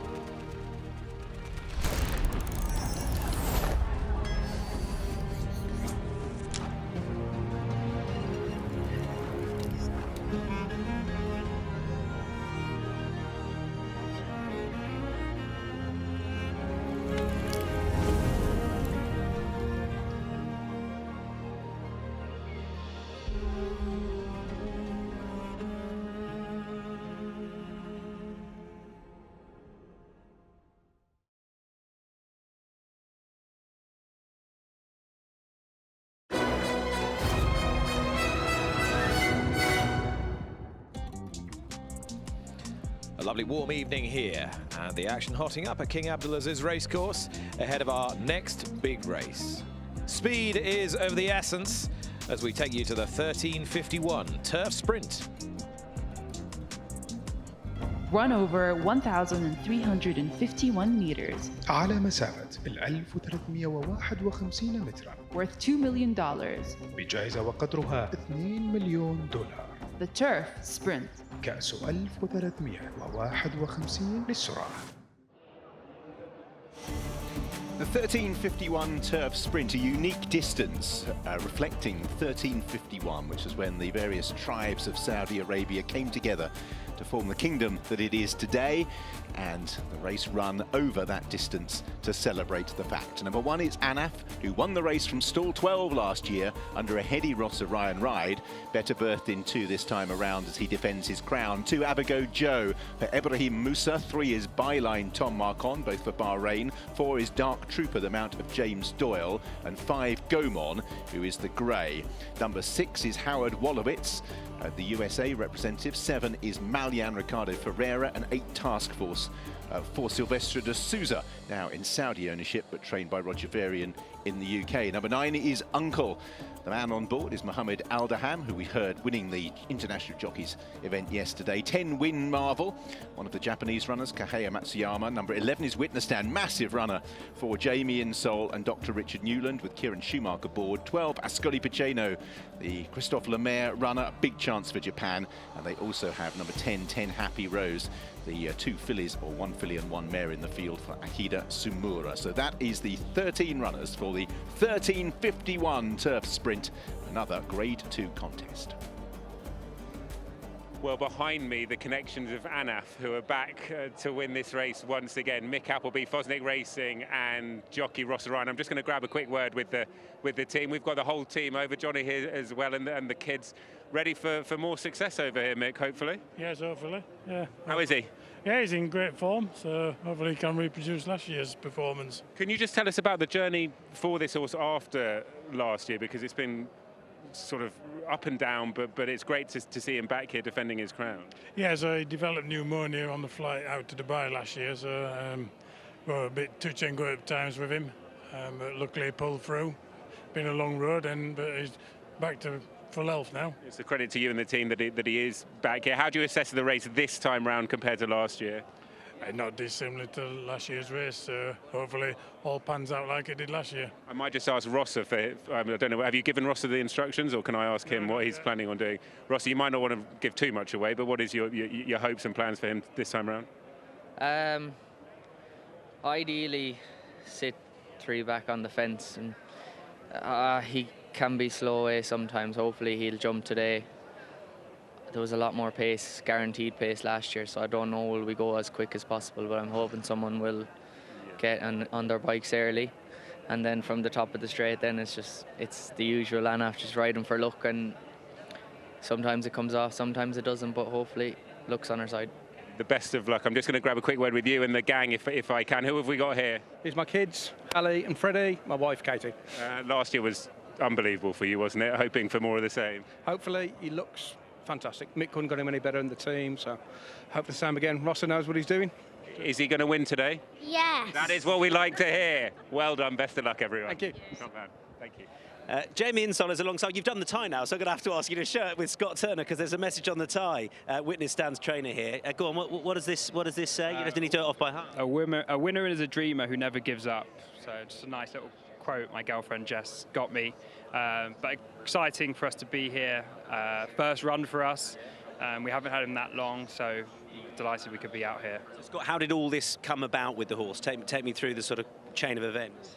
It was only recently, wasn't it, really? Jamie found the horse for us and asked everyone to get involved, and this is where we are now, our first run. Does this feel, but you were just saying your last runner was 2 weeks ago at Wolverhampton, your fairly local track. No discredit to Wolverhampton, but this is a different level. Very similar. A little bit further away, though. Yeah. A bit more prize money? Yeah, a bit more. 1.2 million, just a bit. So listen, what are you expecting? I mean, do you sort of know what to expect or not? Look, we're still learning about him, and he wouldn't be the flashiest workhorse at home, but I've heard that he comes alive at the racecourse, and we've already sort of seen that in the last 10 minutes. So if we could finish in the first 6, take home some prize money, I think that would be ideal. I'm trying to check what you get down to sixth. I mean, you're nearly making back what you paid. Not quite, but I mean, he was a sort of fair old snip to be running in this sort of race. Right? Exactly, and he's a 4-year-old, so we've still got an exciting year ahead with him, and he's rated high enough that we could travel him all over the world. So I think that would be the plan. And so that could be, you know, this is very much the starting point of a pretty busy campaign for. Yeah, definitely. I think I said to Scott, we'll probably run him more times abroad than in the UK because the prize money is just phenomenal. Don't mind getting on a plane? No, not at all. I spend most of my life on planes. We wish you both all the best. Good luck. I know we're not sure what to expect, but let's hope it's a nice surprise. Good luck. Thank you, Tom. Thank you. Witness stand. Works like a slow horse, runs like a fast one. There is a fast one. Ascoli Paceno, Christophe Lemaire for Yuichi Kariwa. And they took this horse down to Sydney, to Rose Hill last time in the Golden Eagle. They all finished in a heat, Lafitte. He ran quite well. Right, but like everything seemingly went wrong on that trip. That brutal draw, the post from the outside, the soft-ish ground, the journey there not exactly smooth, like wound up with a cough. Like, I know, excuses, Not beating but that far. still ran well. The fact is, you know, nothing really went her way. She is exciting. She can really turn it on. She can really accelerate. Bright future for this 4-year-old filly. Can't wait to see what she does this year. She looked tremendous in the walking ring as well under Christophe Lemaire warming her up. She had her ears forward. She looks very intent and focused. She's been such a consistent performer. You draw a line through that Golden Eagle and all you have is a horse that loves to win races, and she's beat boys, she's beat fillies, she's gone left-handed, she's gone right-handed, she's a graded stakes winner. I mean, there is pretty much nothing to knock about this filly. Can we ask about the US representative here, Howard Volovitz, for Jose D'Angelo and Emercel Jaramillo? I really like Howard Wolowitz in this particular spot. You know, he's coming out of a win up at Turfway Park on the synthetic, where I thought he was maybe going to be on the lead, and he did not break great that day at all, and he was still able to deliver a very handy victory. Coming out of the Breeders' Cup, Jose D'Angelo actually thought that was probably the best he was going to be, and he didn't run as good as they wanted because he didn't get a very clean trip. And he said, coming back into the Turfway race, oh my gosh, he's better. I saw him down at Pegasus when we were out there in Florida, and I asked Jose, you know, who you coming to Saudi? And he's like, oh yeah, we're bringing Howard Wolowitz, and this horse is going to win. This horse, I think, is really going to like the distance. You know, he did win at the 6 and change distance at Kentucky Downs, which is not the easiest of surfaces. I love his versatility, and he's been training lights out. He says he takes on the character, Howard Wolowitz. I thought he ran pretty well, actually, in the Breeders' Cup Turf Sprint, which is clearly way too sharp at 5 furlongs. D'Angelo indicating that 6 furlongs is perfect for him, 6.5, better than perfect. All right, you're having a look at Task Force, who was trained in the UK by Rafe Beckett. He thought he was going to be one of his best 3-year-olds last year. It didn't quite happen. He's now moved to Roger Varian, having been bought as a horse in training. He could be one of the ones on the upgrade, Michelle.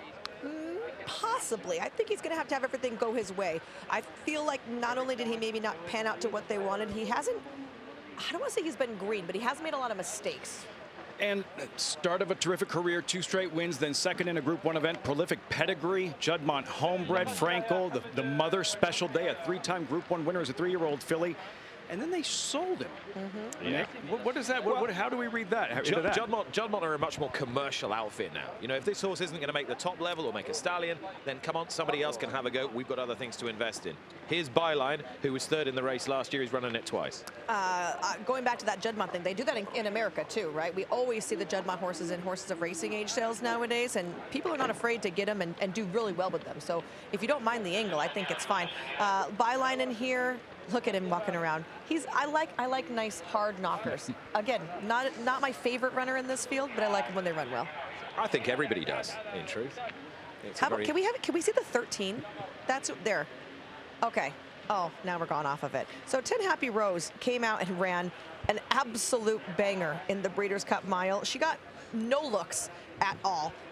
She had not impressed us that much in the mornings, I felt like, at Breeders' Cup. Maybe a little bit different here in Saudi. She's been training very well, very forwardly. I thought she'd been working very nicely out here. This is more what I have expected to see from her, a little bit more of a hot mess. I like that. I like her because, let me tell you, the Breeders' Cup Mile I felt like was an excellent race. Excellent. I love a horse that had turned back in distance. She is a Group 1 winner going a mile, so you get this little quirky, you know, almost 7 furlong distance. I mean, that is chef's kiss for me. I come from San Santa Anita, we have the hillside turf course. My go-to angle for that is cutting back from a mile to run that. Well, we've had bangers, knockers, a hot mess, and a chef's kiss, Lafitte. Fancy that. What did Kenny say too? Not sharpen his stepping point. into your bear trap. Right. Quick, Go Joe. It's quick. Part of the pace. This is one of the most exciting races we'll see tonight. You're talking about some of the fastest turf sprinters on the planet going as hard as they can right from the opening bell. And in the end, the dramatic finishes. In the 5 years running of this race, not one winner by more than a length. You talked about hard-knocking horses, Michel. Dark Trooper is just that for Watnan, for Alban de Meulen and James Doyle. I think, though, even the best of his form, he'd need to improve upon. Yeah, I just can't see it. I mean, some horses deserve a chance on the upswing. I feel like he's had a couple of chances and he hasn't delivered on those. His recent form is excellent, but how does it stack up against proven Group 1, Grade 1 type horses? I think he's going to be lacking. Aside from the Saudi Cup, Ascoli Piceno was the one horse I was most excited to watch in these races leading up to the $20 million event.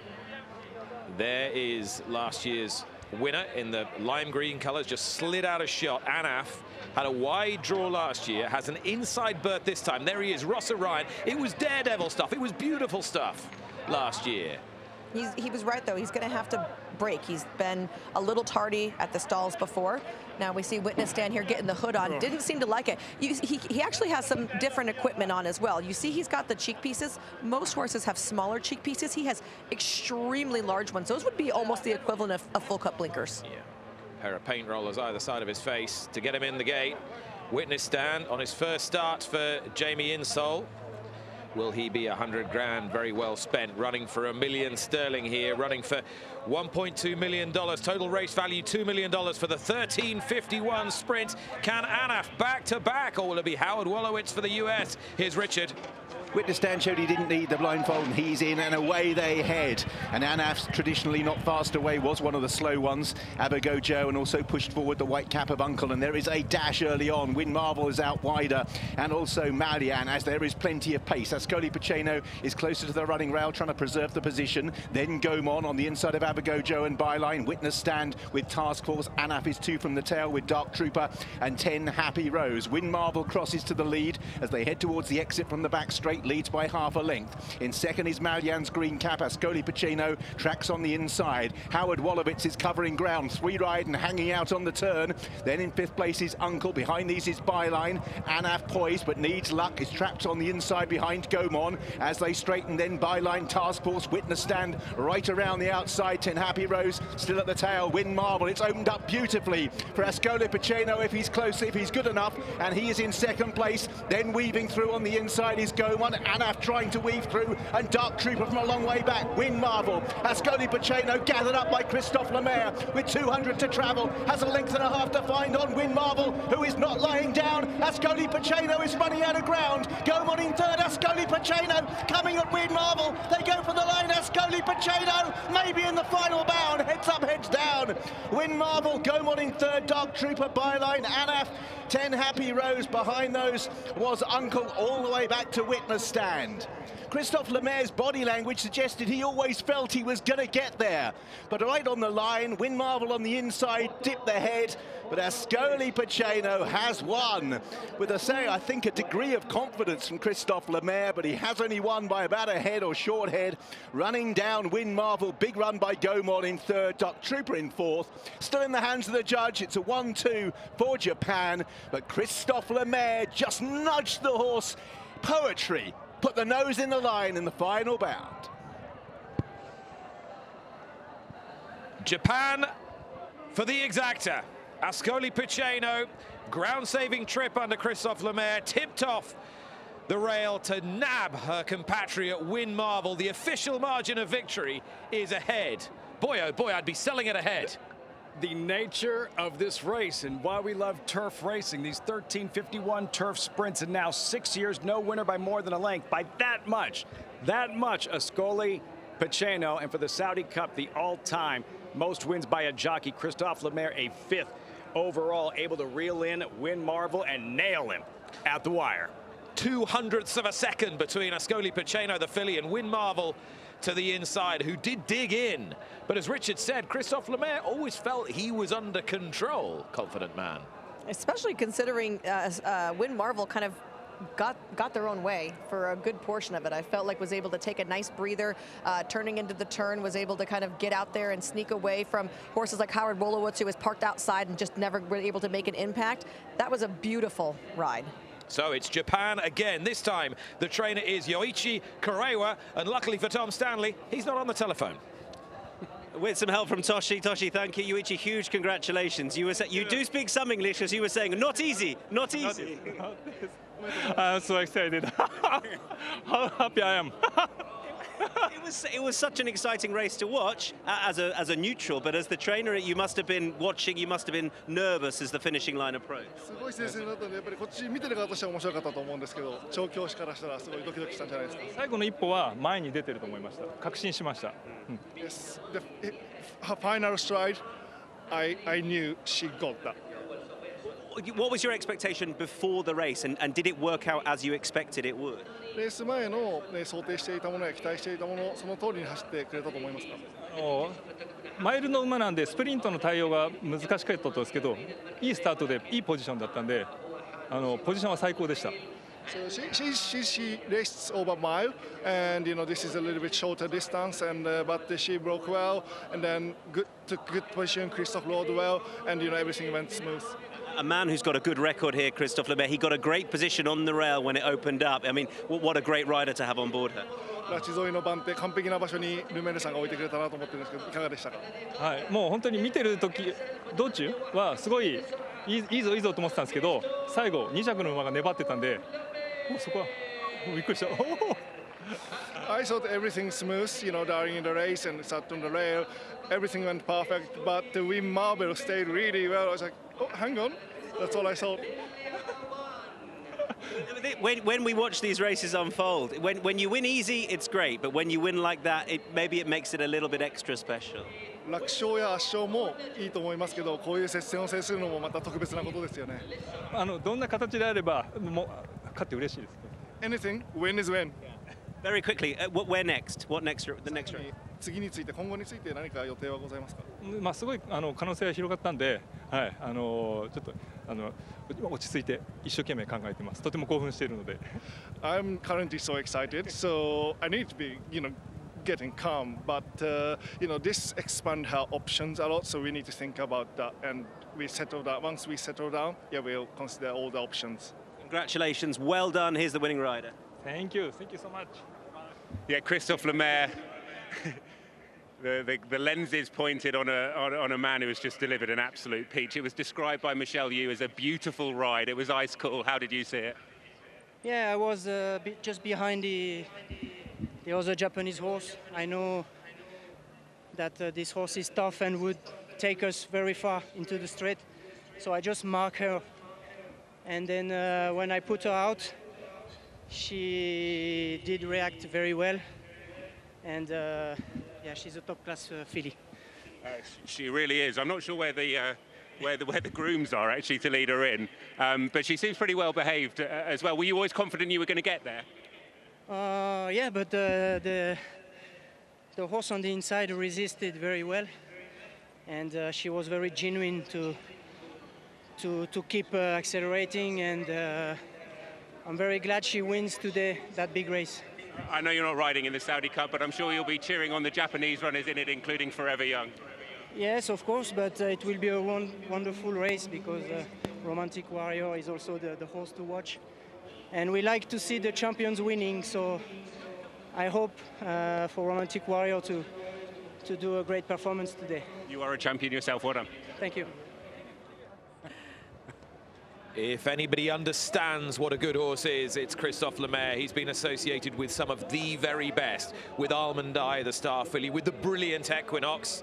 This filly, Ascoli Piceno, will never hit those sort of headlines, but she's won a big prize today under a very elegant effort from the saddle. Let's be quite frank, she's only had 8 career starts. Just getting started. She is just getting started to be a really good filly. And she has class.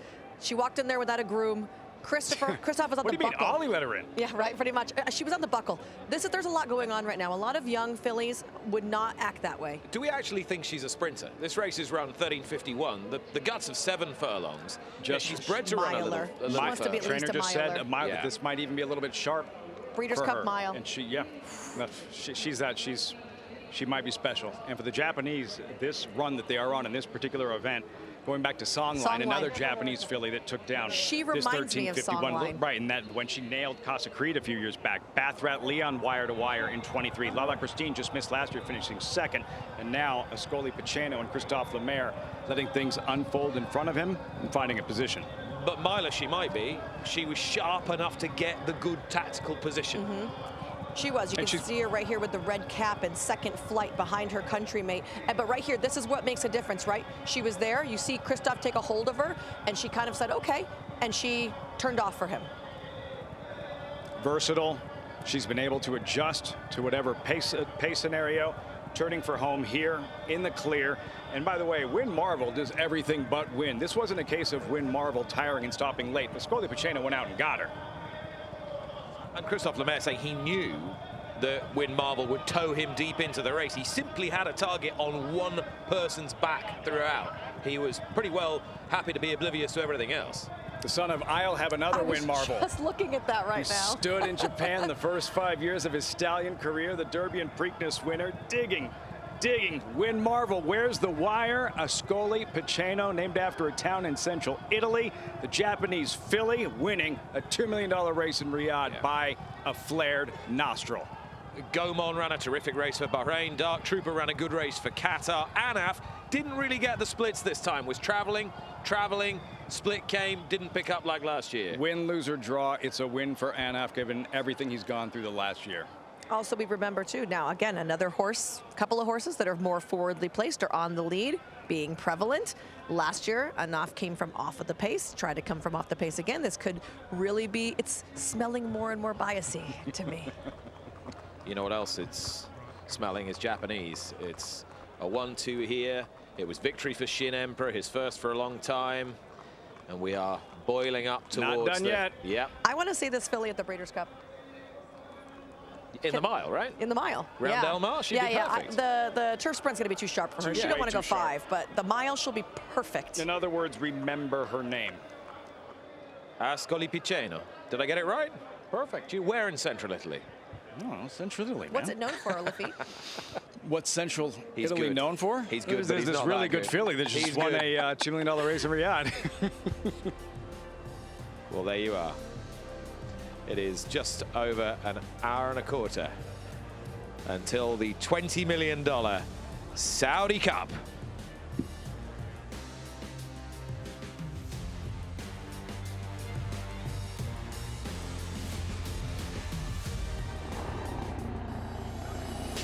Cue Nick. Hi, Denise. Yeah, loud and clear. Yeah, got you. $20 million, the world's richest horse race. Lights up, please. The sun has set and the stage is set for the gate draw for Saudi Cup 2025.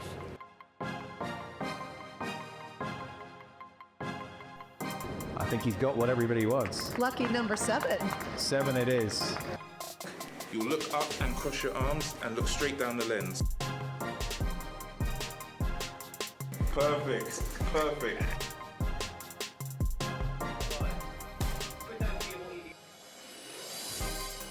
It's a very good morning. We've got some of the leading stars we're going to see on the track, and hopefully they stretch their legs and look really good in their morning gallop. Love being here, and I'm happy to be a small part of it in some way. Where the world's best come to do battle for some of the world's best pots. If I could sum the Saudi Cup in 3 words, world-class event.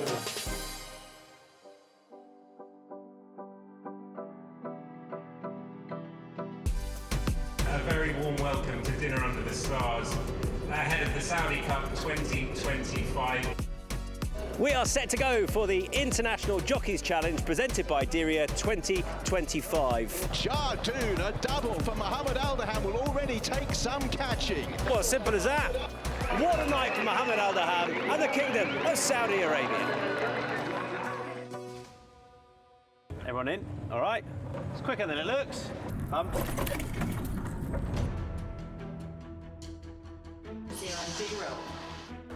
Is that plant in your way? This area of the Fana. It's a sizzling, sultry noonday afternoon in Saudi Arabia. You have the best seat in the house as you will ride on board in today's Saudi Cup. And the way they head. Out in the lead, it is Almobir who has the advantage. And it's Almobir who's coming home 3 lengths clear. Almobir, a comfortable winner. The Group 1 Obeya Arabian Classic. Baraka in second, trying to stay with the leader who begins to surge away. But Tilal Al-Khalidia, a dominant performance. This horse, I love him. I love him so much. The first of our clashes really between Japan and the USA. So the Japanese 1, 2, 3 as Shin Forever moves to the lead past Myriad Love. Out in the lead, Shin Forever has kicked from the front, driven to try and challenge is Golden Vekoma. Golden Vekoma coming alongside Shin Forever. Golden Vekoma for Dubai will win the Saudi Derby. 1,200 metres on dirt for the Group 2 Riyadh Dirt Sprint. Japanese runners have a lot of work to do. But straight no chaser, the Breeders' Cup winner will win the Riyadh Dirt Sprint for my racehorse, Dan Blacker, and comes home in front for John Velasquez. And he makes his rivals drink it neat. It was never in doubt. Dan is the man.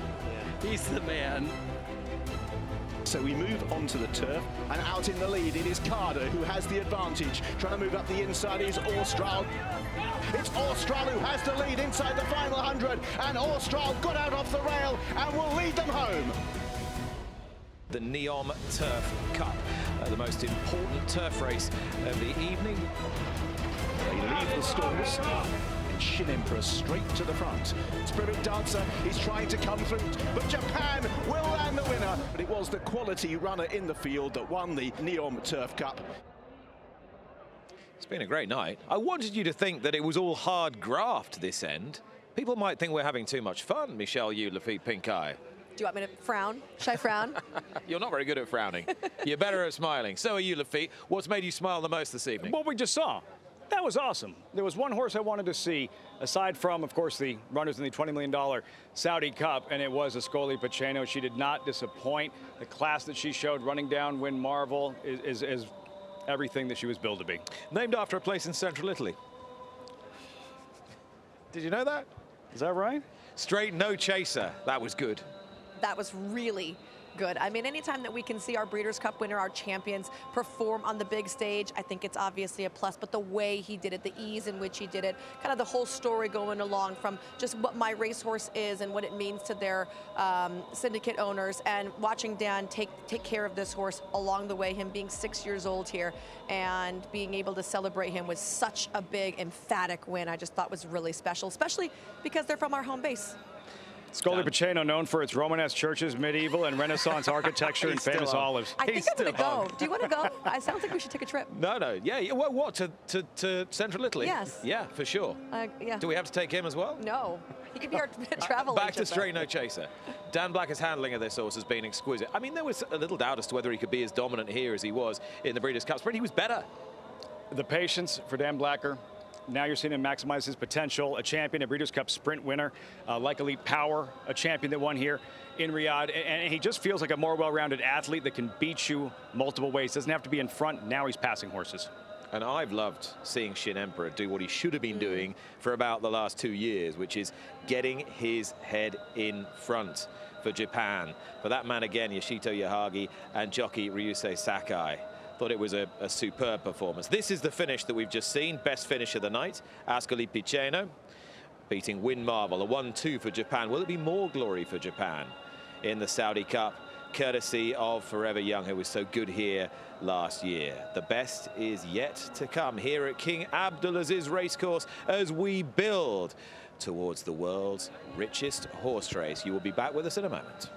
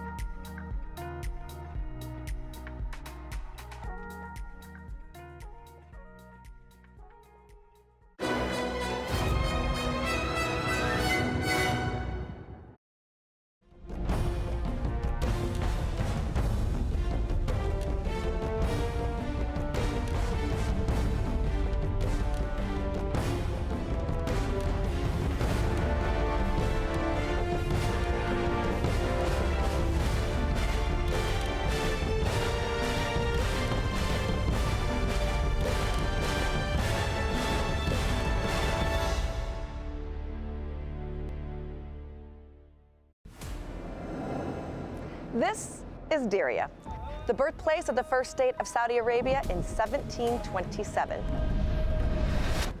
The kingdom is steeped in ancient history, and today its citizens pay homage by celebrating this, their founding day. The inaugural Saudi Cup, held at King Abdulaziz Racecourse just a few miles away in 2020, was awarded to the American-trained mare, Midnight Bisou. And now, 5 years on, the richest race in the world, worth over $20 million, has continued to grow in stature. The headliner for 2025 is the hero of Hong Kong. 10 Group 1 races all over the world. He is the richest horse in racing. His name? Romantic Warrior. Romantic Warrior, he's taken over. It's history. 3 cups. And this is the home of the new Saudi Arabia, with iconic buildings designed by world-famous architect Zaha Hadid. This area in the financial district, with its 7-story metro, provides links across the city of Riyadh. It symbolizes just how far this country has traveled and the position it now holds on the global sporting stage. And under this Riyadh skyline tonight alone, a great night of boxing, of football, and of racing is about to get underway, with the Saudi Cup promising to deliver once again the very best of sport here in Saudi Arabia.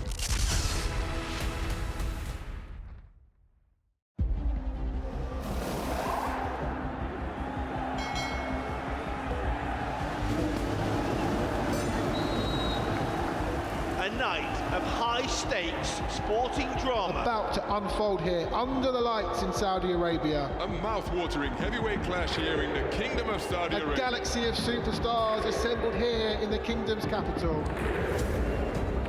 It's all eyes to the lights, and we are racing here in This Riyadh. Is what the fans have come to see. Riding on board now with Ushba Tesoro. Out in the lead, the grey Saudi crown will lead the turn for home. No one really taking up the fight yet. It's truly elite class competing to be crowned the best in the world. It's a nail-biter. Could go either way in the final moments.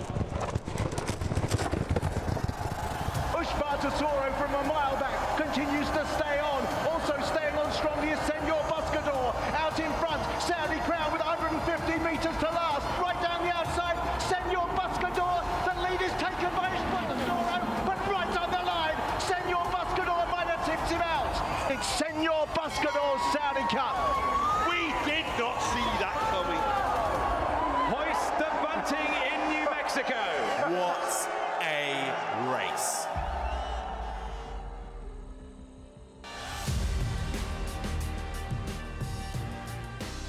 A sultry night here in Saudi Arabia. Dusk has fallen, the best yet to come. The grandstand fills here at King Abdulaziz Racecourse, 35 kilometers to the northeast of downtown Riyadh. Each and every one of the 5 editions of this race have provided extraordinary drama. It's a new sporting contest, but it already feels like something of an old friend. You're warmly welcomed to enjoy with us the world's richest horse race, the Saudi Cup. Nick Luck here, paddock side at King Abdulaziz Racecourse in Riyadh, alongside Lafitte Pinkai III and Michelle Yu, welcoming you wherever you're watching around the world, because this, Michelle Yu, is where the world converges. And in the Saudi Cup this year, we have a truly international affair. Why is it going to be so good? It's going to be so good because we have some of the best from around the world trying things and trying to get their name out there. So the first thing we have is Romantic Warrior. He is the richest horse in training. He has won 10 Group 1s. He has traveled the globe. He has beat almost everything they've thrown at them, but he's never run on the main track. So we're going to have to see if he can handle the dirt. We also have Forever Young looking to atone for a couple of defeats when he came over stateside, finishing 3rd, although he probably was the best horse in the Kentucky Derby, and a 3rd again in the Breeders' Cup, Nick.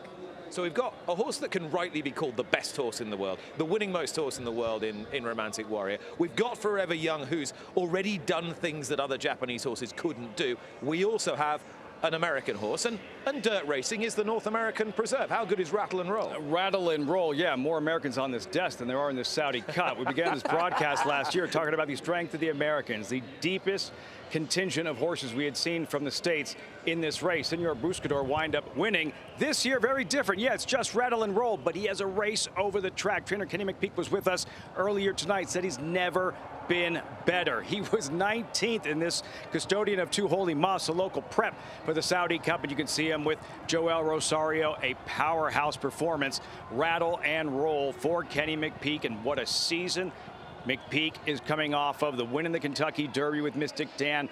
Torpedo Anna, finally that first victory in the Kentucky Oaks. She won the Breeders' Cup Distaff, a horse of the year. So yeah, not bad potentially. A Derby, an Oaks, and a Saudi Cup in the matter of 9 months for Kenny McPeek. And the Saudi Cup and its 5 editions has thrown us up a nice little mix of all sorts of dramatic conclusions, Michelle, and from 4 different nations as well. Yeah, I'd love to see it.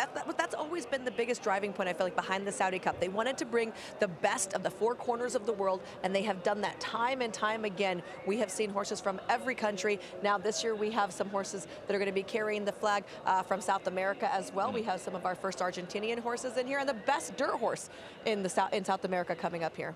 All right, we are hoping for a wonderful race. We are hoping for a wonderful finish. We're hoping to enable you to experience the sort of joy, unfettered joy, that we 3 experienced 12 months ago.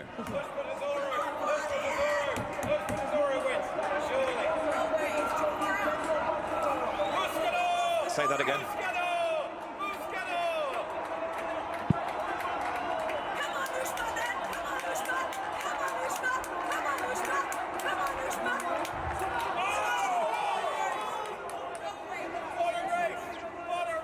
We can have fun as well, can't we?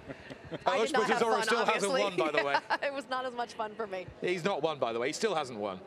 And I'm not going to be cheering for him this year. He's in again, aged 8. He's the old man of the party. It's a strong backup squad for Japan as well, behind Forever Young. Yeah, Ushba Tesoro, who's won a Dubai World Cup, second in this event, second in another Dubai World Cup. He has that class. You can never count him out. He shows up in the biggest moments. Maybe he can reach back and find the stuff that did make him a Dubai World Cup winner a couple of years ago. All right, so it's Michelle with us, Lafitte with us. We've got Tom Stanley and Ollie Bell. They're on standby. Look at those 2 handsome gentlemen. They will be beavering around the paddock very shortly to get all the best news and views for you. And we've got a race before the Saudi Cup too. And if you're joining us on Channel 7, welcome to all our Australian viewers. The next race has been dubbed the Northern Hemisphere's answer to the Melbourne Cup. Run over 3,000 meters. على مسافة 3000 متر. Worth $2.5 million. بجائزة وقدرها $2,500,000. The Red Sea Turf Handicap. كأس البحر الأحمر. So next up, the staying race on the card, the 3,000-metre turf contest starts in the back straight, so a circuit and a half. 3,000 metres for the Longines Red Sea Turf Handicap. Headed by number 1, Al Nair for Luke Morris. 2 is Gregory.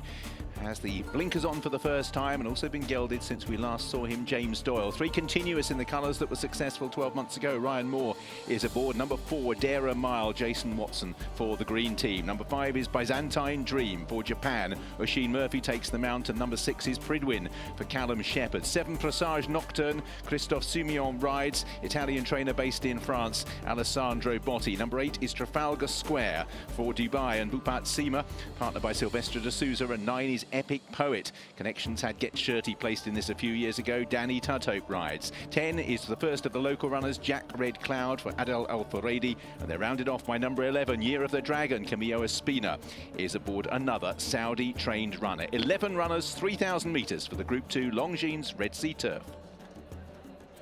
Tom Clover is one of the bright lights of the training ranks in the UK and over here in Saudi Arabia with Al Nair, who's one of your flagship horses. He's been a star for you. What are your expectations today? Yeah, it was great to be here, Ollie. Yeah, he's been a really lovely horse for us since Bashir moved him to us kindly, and he's been training nicely. It's very exciting to be, as I said. We're drawn forward to a great pitch. He's just got an awful lot of weight to give away to some very nice horses, so hopefully he can shoulder the weight well, and fingers crossed on a big race. There is a reason he has to carry that weight. He is a talented horse. When we last saw him was at Ascot on Champions Day. It was pretty testing conditions that day. Did that just find him out? Yeah, I think it did. It was really, I mean, he handled soft ground fine, but it was really slow ground that day, and it just found him out a bit that time, we thought. So no, back on top of the ground, hopefully run well. I know Luke knows this horse well, but what are your sort of instructions going to be to him? Yeah, I think we've drawn 4, a lovely pitch, so hopefully just 1 or 2 might go forward and we can get nice toes or mid-div handy away would be ideal, but really leave it to Luke, to be honest. Well, on a personal note, you're looking very well for your trip to Saudi. I hope the horse is equally in good form as well. Thanks, Tom. Cheers, Ollie. Thanks, Cheers. mate. Good luck. Thanks. Tom Clover, who trains Al Nair, who has to concede weight to all the other runners here because he is the highest rated in the field, and it is a handicap. The race was won last year by Tower of London, trained by Aidan O'Brien, and he brings a talented horse here in Continuous, who's slightly down in grade, and this sort of distance ought to suit Michelle. The distance should suit, but his last couple of races, Lucky, are just not quite good enough. I mean, this could be his chance to redeem himself. Maybe they bring him back over here, trying to get out of where he's been running, not as good, and he hasn't been as competitive. And I don't know, I don't love him. Ground is the key. He's Japanese bred. He wants to hear his hooves rattle. They will rattle around here at King Abdulaziz Racecourse this evening. He looks in fine condition. I wouldn't rule him out. I wouldn't rule him out because he's got the back class to say, yes, he should be ultra competitive. I just really prefer others in here today. Now here's an intriguing runner. Gregory runs for Watnan Racing. That's the racing concern of the Emir of Qatar. For John Gosden, John and Thady Gosden, and James Doyle. This is the horse that I like. This is going to be my top selection in here. You heard Hoyley mention that he's going to add blinkers today, and he is first time gelding. He was gelded back in November. I love when we're trying to make changes with a horse who's already competitive. When you look at his running lines, this horse has been running against some of the best older handicap turf marathon types, and he's been running very, very well. To me, this is the horse to beat. Just look at his frame. You can tell why he was quite a raw horse in his youth. And he's just starting to fill that now. He ought to just be maturing at the age of 5. He's a talented horse with a big pedigree. The Gosdens will have had this earmarked for a long time. James Doyle is now the stable rider for the owners, Watnan Racing. Big player in a classy edition of this race, maybe the classiest edition of this race, as we have a look at Byzantine Dream. Now, if you are a real staying horse in Japan, Michelle, you have to run against the best.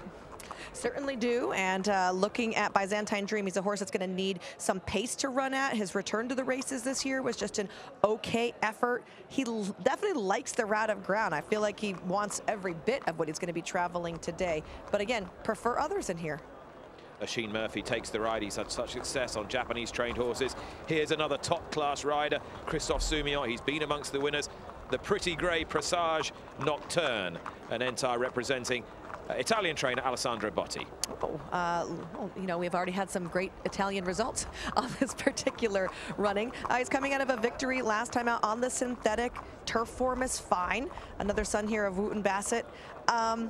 I feel like he deserves an opportunity to try this kind of company, but he's going to have to step up. And whether he quite wants to run this far is a moot point. Active horse on his toes in the parade ring under the lights. Presage Nocturne, number 7. He looks like he's carrying an awful lot of condition. All right, now, Dear a Mile has all the class. Will he have the stamina? The man who might be able to answer that question, Akbar Al-Sheikh, his owner, is with Tom Stanley. Nick, I'll ask him. Nick Luck, he's saying he's got all the class. Will he have the stamina, Ahmed? What do you think? He have the stamina, and Nick, you know the horse well because he saw him many times, especially in the Derby. But I think the horse is ready for today. No excuse for us. I don't know about the distance, first time, but from the pedigree, I think he should be there. The way he's finished his races in the Derby, in the Ledger, that would give you confidence, no? Yes, but in the Derby and in the Sun Ledger, he's very back. You know, this time we will try to be in. It's not very far from the lead. I think John Gosden or the Nair, I think they will go very forward, and then we will stay back up. Will that suit you, do you think? Do you want pace in the race? Yes, we need pace. He don't like to be in front, actually. And I think, like what I say, is no excuse. He will be there, I hope. So he's ready to go after a little break. This is the target, if you like. Yeah, before we want to go to the Arc, and then we decide to come here and Dubai. That's why this is our target, and inshallah we'll go back to England, then to Dubai. Yeah. We wish you all the best. I know you have a love affair, as you mentioned, the Derby with the Derby. You have a Derby horse this year, yes, of course. I think so. We have one with Charlie Johnson, It is Dera Storm. He came second in Group 3 and second in Group 1, 2 years old, and now he's target the Derby. And we have one with Owen Barros. One of them will be there.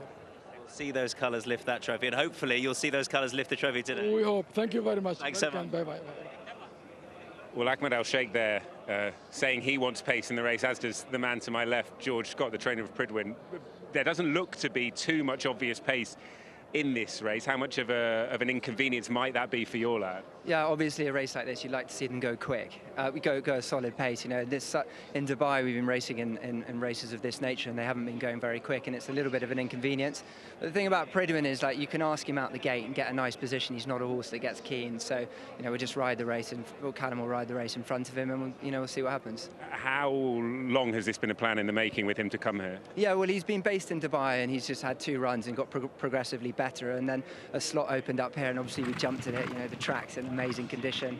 First time having a runner here, and it's a great experience. Your horses are flying. You've obviously had tremendous success once again in Bahrain. You must be loving life at the moment. Well, I am, but you know, it's race by race, isn't it? You know, we have had a good winter. All credit to the team, but as I say, race by race, it's ups and downs. So we'll see what happens. That's like a football manager, one game at a time. Anyway, good luck in this race coming up. Thanks, Ollie. Cheers. Thank you. George Scott, who's done very well with his horses, particularly in Bahrain this winter. Let's take a look at Epic Poet, if we can, as the horses assemble down at the start. Now, this is a horse who could take advantage of the conditions of this race, because you feel that he is, to use European parlance, well handicapped, i.e. carrying a little less weight than he might be. Yeah, he was not racing in a handicap last time, but he got out-jumped for the victory over there in Dubai. He gets 3rd start off of a break, which is an angle that I like from a form cycle, and the trip really should suit Epic Poet. I thought he looked very nice in the walking ring, and getting to get our first glimpse of him here on the track as well. He's another horse that, you know, I feel like if there is a horse that goes out and sets any kind of tempo, this one can be close, and that's what we've seen be very formful on this surface.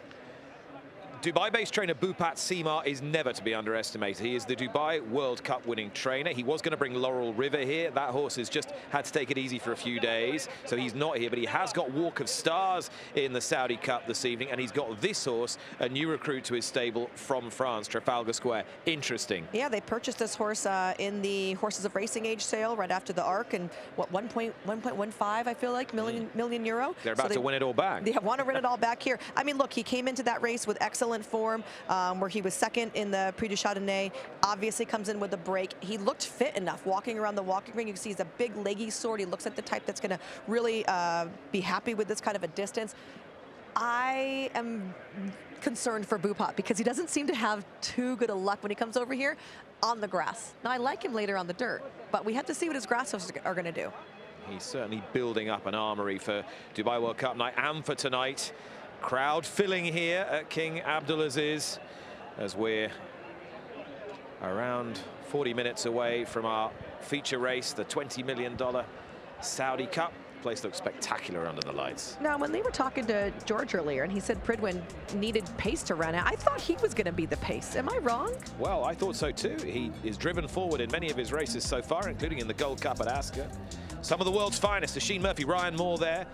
Brilliant winner of the race last year. Ada Lafaredi, who's won already this evening. Al Nair's rider Luke Morris, looking for a big payday for trainer Tom Clover. Tom was amongst the winners in Doha last weekend with Rogue Lightning. A lot of enterprising young trainers using these big pots in the Middle East to bolster their ownership bases and to try and find new opportunities. As we have a look at Byzantine Dream. If you've just joined us, it's been a great night already for Japan, with Shin Emperor winning the other feature turf race, and a 1-2 in the turf sprint, courtesy of the filly Ascoli Piceno and Win Marvel. It's one of those nights again, isn't it? Both of those horses have been on or near the lead, very prevalent throughout the racing, and obviously 2 very different distances that we've seen. The going firm here. So with Pridwin maybe not making the pace, how do you see it unfolding, Michelle? If it's not going to be Pridwin, which is what I kind of had planned on, maybe Diria Mile? I mean, I know last time we didn't see that from him at all, but prior to that, when he's broke, I feel like he's been there. But the key is breaking, right? Because he's had several issues where he just does not jump out of the gates at all. Is he going to want the distance? I think they'll have to hang on to him. Yeah. They'll have to hold on, I think, unless it's a massive change of tactics. He's well drawn in stall 2. He's got lots of class. He could still be quite well weighted relative to the terms of this. There's Continuous, looking to complete a double in the race for Ryan Moore and Aidan O'Brien after that cheeky win from Tower of London last year, one of the abiding images. Very cool and looking very well. Trafalgar Square goes to the inside under Sylvester de Souza, Brazilian-born multiple UK champion. Continuous not wanting to load here. Going to utilize the ropes behind him. And you can see the hood hanging from the other gate assistant's pocket. Tried to use that earlier with less than ample success on another horse. Japanese-bred Continuous should enjoy these conditions. Very talented horse, winner of the St. Leger 2 seasons ago. And when he is in, if he goes in and when he is in, will nearly be set for the Longines Red Sea Turf Handicap, a prestigious staying prize worth $2.5 million. Pridwell will be one of the last. Your big race caller is Richard Hoyles. Thanks, Nick. Pridwin will complete the line for this 3,000-metre turf. Group 2, Longines Red Sea Turf Handicap. And the last one goes in. All clear's been given behind, I think. And they're off and racing. And a little bit slow was Dare a Mile, who requires some rousting. Epic Poet is often held up, and Presage Nocturne are both switched in behind. So early on, Al Nair is quite well to the fore, and Year of the Dragon in the striped colours in the noseband, and the orange jacket of Pridwin is going forward, with Gregory Wider out and Jack Red Cloud. So they're preparing to make the first of several turns. Trafalgar Square on the running rail, reefing and tearing, is right up there and proving a difficult ride for Sylvester de Souza. Gregory's out wide with Pridwin, whose rider glances across to try and get in. Al Nair, and held out wide as well, is Jack Red Cloud on the outside of Year of the Dragon. Dare a Mile's been very awkward, along with Trafalgar Square, who's still throwing the head from side to side. Having missed the start, Dare a Mile is now also very keen in midfield. Green headgear, 3 from the back is Continuous. Then behind these is Epic Poet, and last of all, Byzantine Dream. So it is Gregory who's gradually made the way over under James Doyle. Still, Trafalgar Square has got no cover, 3/4 of a length back, being restrained, with Pridwin as now the pace has steadied notably. Towards the outside is Jack Red Cloud, who races in 4th place on the outer of the red and white colours of Al Nair. And then towards the inner, Presage Nocturne, Dare a Mile with Continuous. Ryan Moore taking notably closer order once that pace steadied. Purple and white colours. One that has lost a place or two is Year of the Dragon as they turn away. And still Epic Poet and also Byzantine Dream are towards the tail. So making the turn away, Gregory it is who has the lead. From Pridwin on the inside is Trafalgar Square continuing to race keenly. Al Nair comes next, just ahead of Jack Red Cloud, who's 3 wide. Presage Nocturne on the rails. Continuous comes next. Dare a Mile is still a bit awkward amongst them. Then towards the outside, Year of the Dragon, and still Epic Poet watches on with Byzantine Dream at the back. So into the back straight they head. They've completed a circuit and we're past halfway.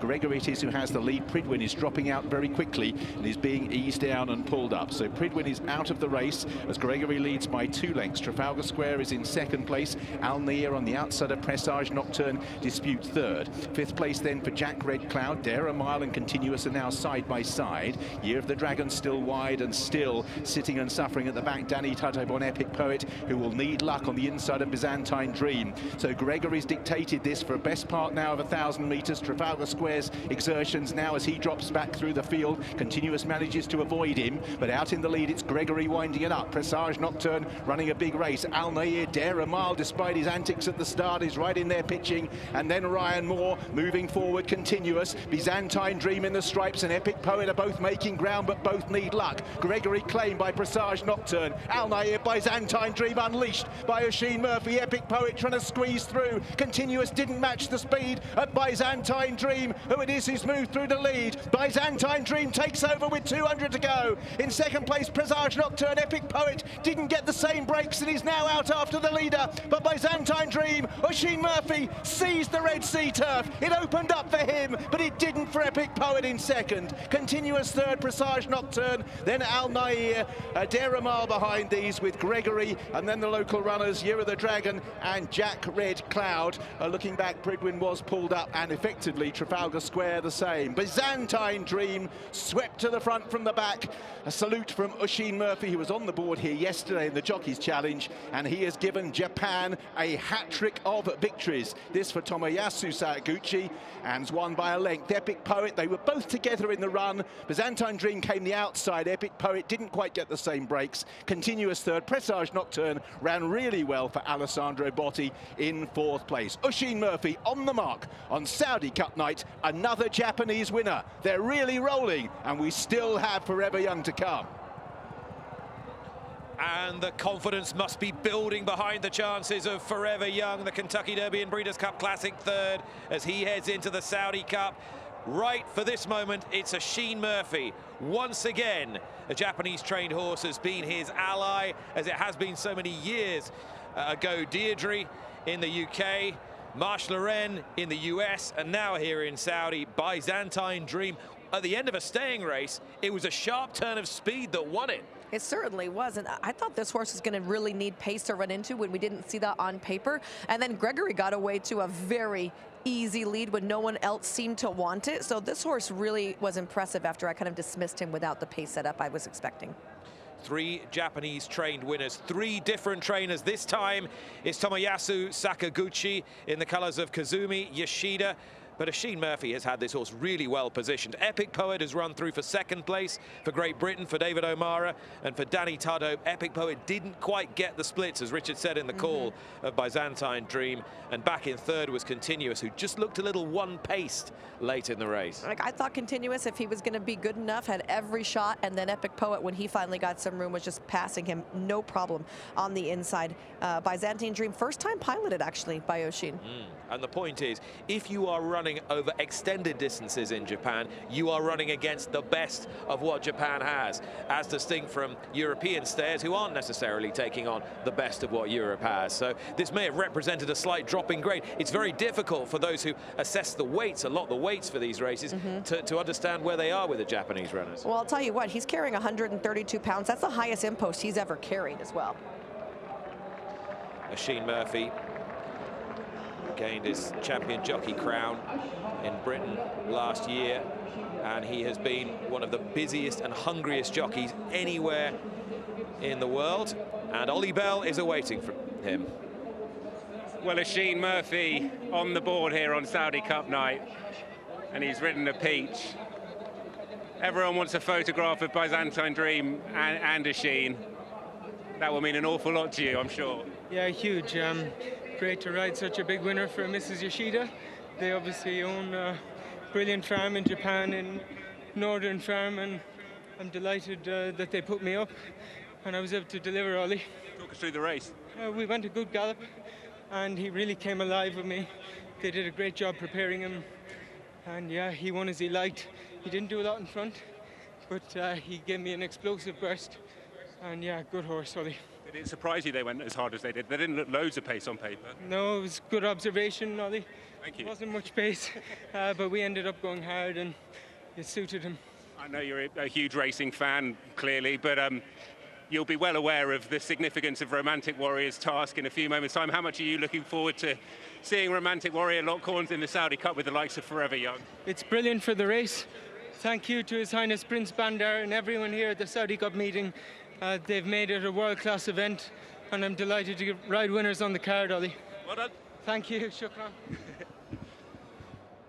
Oisin Murphy, as I said, it's been another significant string to his bow, the connections that he's made with Japanese trainers. Byzantine Dream, he said, providing a sharp turn of foot at the end of the race, but he said they went hard. I heard that. Which is an interesting perspective, as that's not the way it looked to the eye. It did, well, yes and no. It didn't look like anyone wanted the lead. So then Gregory got out there and he was unpressured. But you did see they spaced out more than they did like earlier in the Neom Turf Cup when they were really bunched together when there really was no pace. So maybe they did go quicker than we thought, but they didn't look like they were flying along there. But this horse definitely quickened at the end. explosive turn of speed from Byzantine Dream. With Sheen Murphy, the grey horse in shot, Presage Nocturne just running out of stamina, ends up finishing 4th, passed by Epic Poet and Continuous. I'd love to track Epic Poet's run through again, just to see how unlucky he was. Yeah, he didn't develop on the scene until a little bit late, so we weren't watching him. Another horse who was terrible trip was Trafalgar Square in there. He was desperately seeking cover. He was extremely rank. At one point into the first turn, he was leaping into the sky. I mean, he was giving himself no chance there without horses to be behind. All right, but for the moment, it is 3 wins on the spin for Japan in a night reminiscent of that 2 years ago when they swept 4 wins on Saudi Cup night. And today they've beaten all comers, all those European specialist stayers put to the sword by the land of the rising sun. And you can sense that they feel another Saudi Cup is within touching distance, but in their way, the formidable force that is the world's richest racehorse, Romantic Warrior.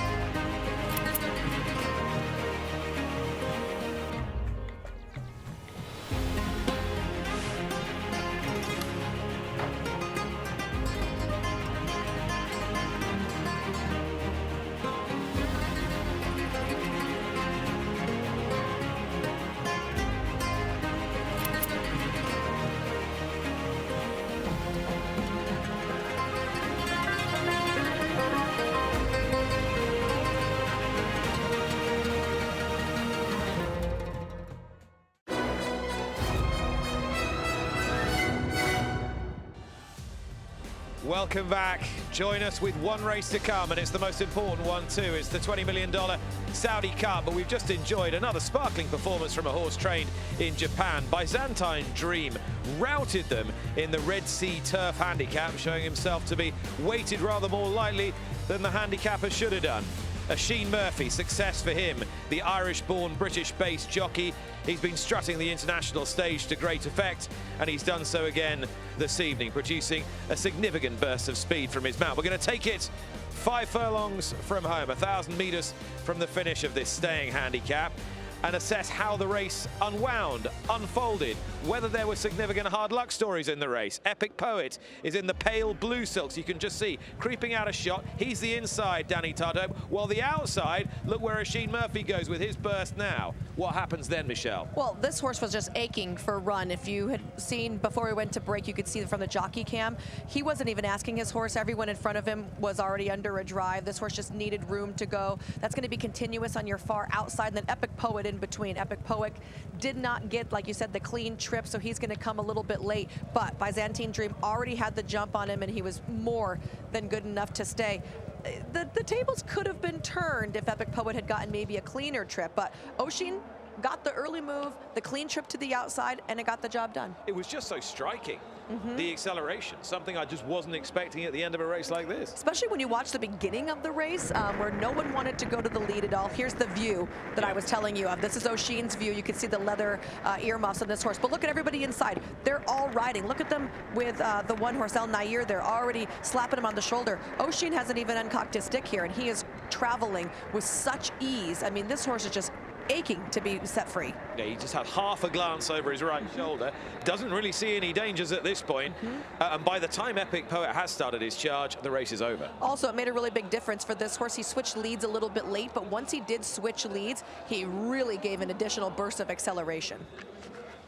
All right, and after the race, the trophy presentation for the Group 2 Longines Red Sea Turf Handicap. Imaginative piece of race programming, this, and it's always rewarded us with an interesting race. You thought when it was conceived it would be the preserve of the Europeans, but when the ground is quick, the Japanese come into it more and more, and their horses keep rolling. Yes, they certainly do. If there is one thing the Japanese horses are known for, it is stamina. And I like the fact that they're able to kind of be a little bit more versatile. I feel like with the British horses or the UK horses, what we see is held up early, a late run. But when it doesn't go as much to plan as far as there being pace to run at or whatnot, they aren't able to compensate.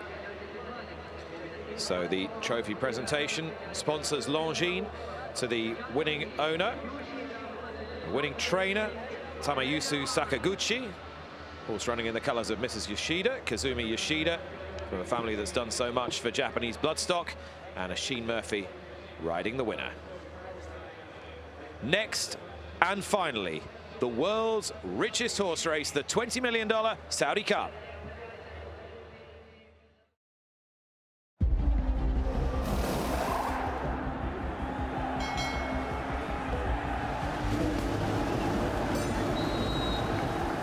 A night of high-stakes sporting drama. About to unfold here under the lights in Saudi Arabia. A mouth-watering heavyweight clash here in the Kingdom of Saudi Arabia. A galaxy of superstars assembled here in the kingdom's capital. It's all eyes to the lights, and we are racing here in This is what the fans have come to see. Riding on board now with Ushba Tesoro. So out in the lead, the grey Saudi crown will lead the turn for home. No one really taking up the fight yet. It's truly elite class, competing to be crowned the best in the world. It's a nail-biter. Could go either way in the final moments. Ushba Tesoro from a mile back continues to stay on. Also staying on strongly is Senor Buscador. Out in front, Saudi Crown with 150 metres to last. Right down the outside, Senor Buscador. The lead is taken by Ushba Tesoro, but right on the line, Senor Buscador might have tipped him out. It's Senor Buscador's Saudi Cup. We did not see that coming. Hoist the bunting in New Mexico. What a race.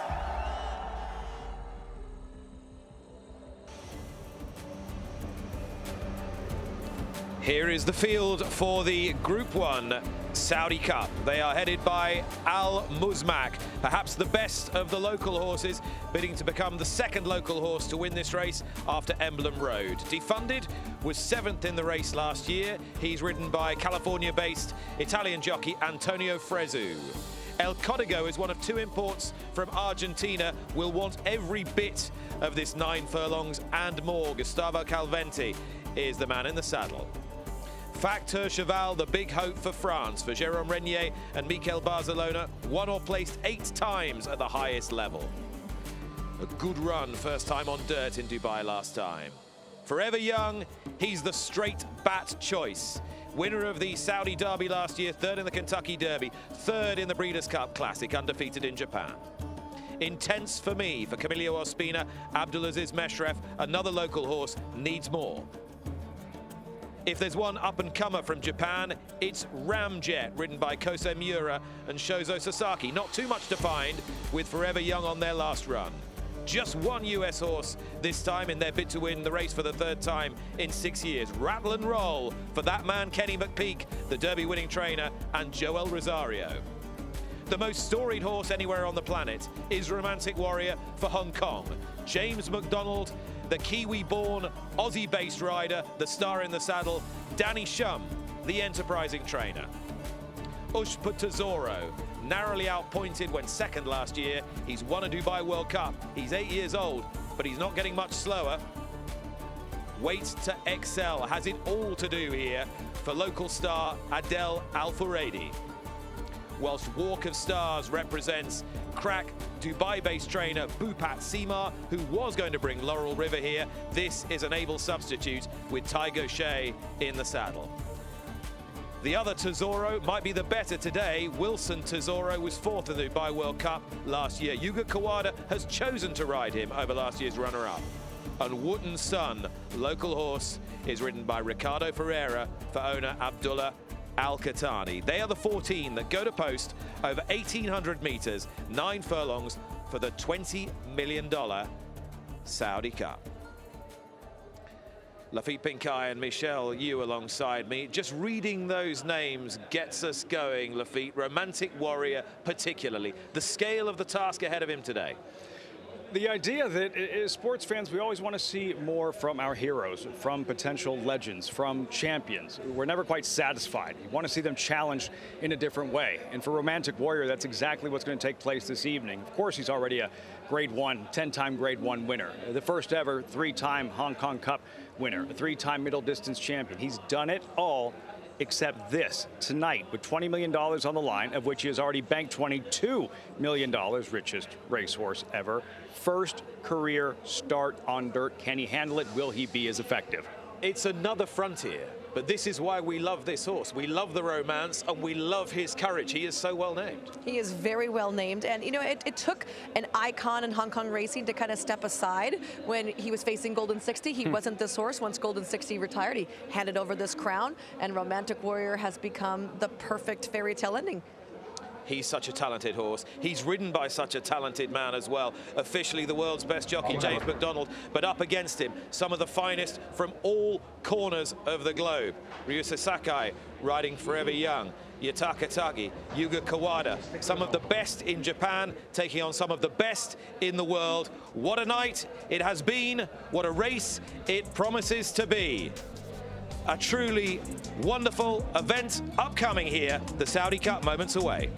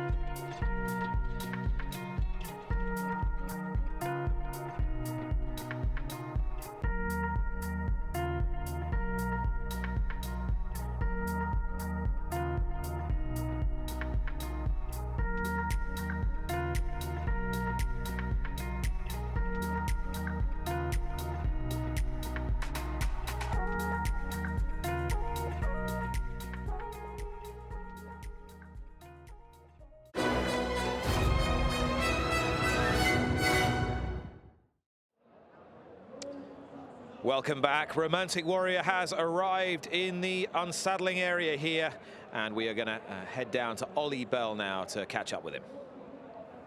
Well, the preliminary is so important for all the runners in the 2025 Saudi Cup, but particularly for Romantic Warrior. The eyes of the racing world are very much focused on Romantic Warrior as he hopes to land a huge first prize and continue what has just been the most incredible run of late internationally. A winner of 18 of his 23 starts.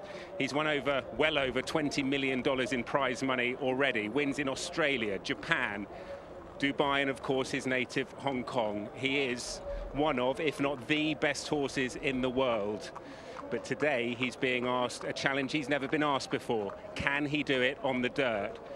In his track work, he's been a little bit fractious, exerting a bit of energy, perhaps overexerting himself. But today, as he makes his way into the parade ring here in Riyadh, he looks relaxed, ready to hopefully stamp himself as the best horse in the world.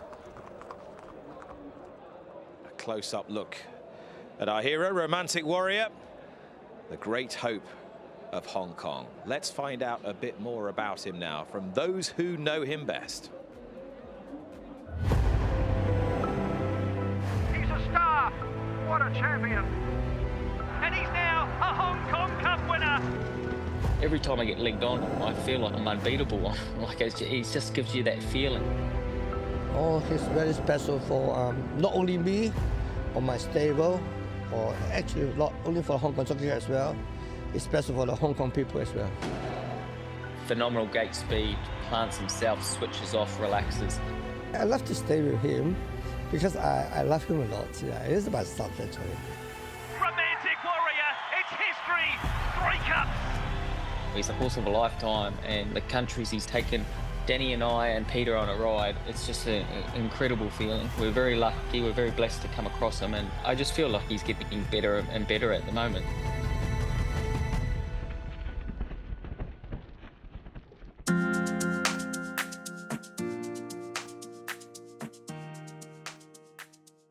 He's a very easy horse.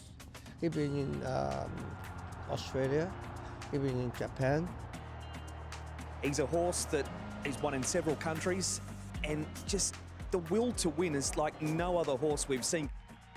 Romantic Warrior is extraordinary. He has had many Group 1 winners in Hong Kong, but also internationally. So it's really amazing. I fly here before he comes, so I arrange everything. Make sure it will be easier, as smooth as possible. He's travelled well, and he's got his companion with him, Romantic Charm, so they go everywhere together, and I think he enjoys that, so all's well at the moment.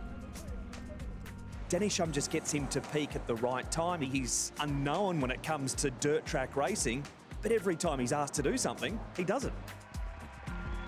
浪漫勇士啊，浪漫勇士俾我嘅印象咧係一隻締造佳績啦，永不止步啦，不斷接受挑戰嘅一匹國際頂級賽區嚟嘅，所以我對佢印象非常之深刻。That is different. We don't know. Maybe he's really, really good. Maybe he cannot handle. It doesn't matter.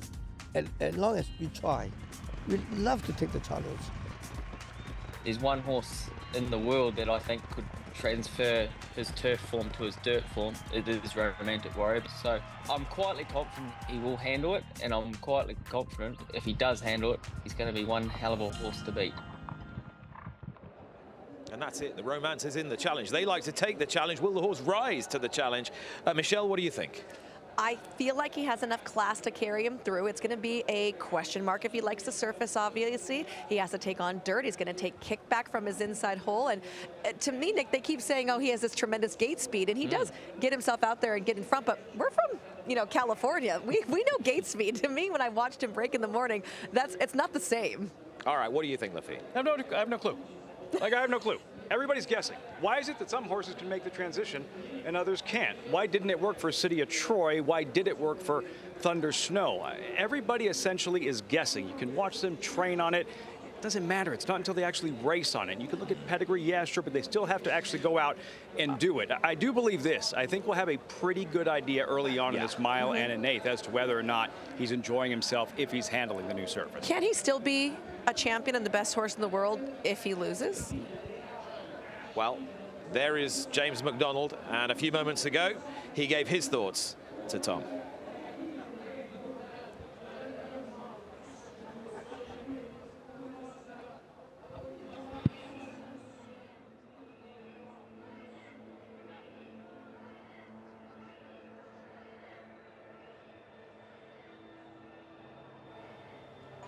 James very shortly.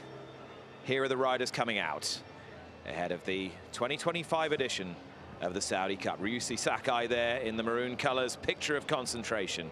He rides Forever Young. And James McDonald, he loves this horse so much. When he talks about Romantic Warrior, you can almost see the tears in his eyes. He's meant so much to him. He's taken him all the way around the world. He's kept his media commitments much more limited this week. He just wanted to get himself in the zone. Looked like a confident athlete to me, not exactly crawling the walls with anxiety, right?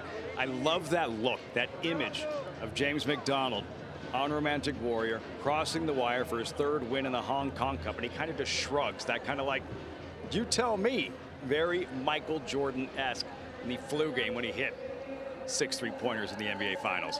He said, I thought they were going to come challenge me, and then there was no one there. Well, it's not an understated piece of work, is it? The Saudi Cup. I don't think it'll fit in your carry-on. Now the national anthem.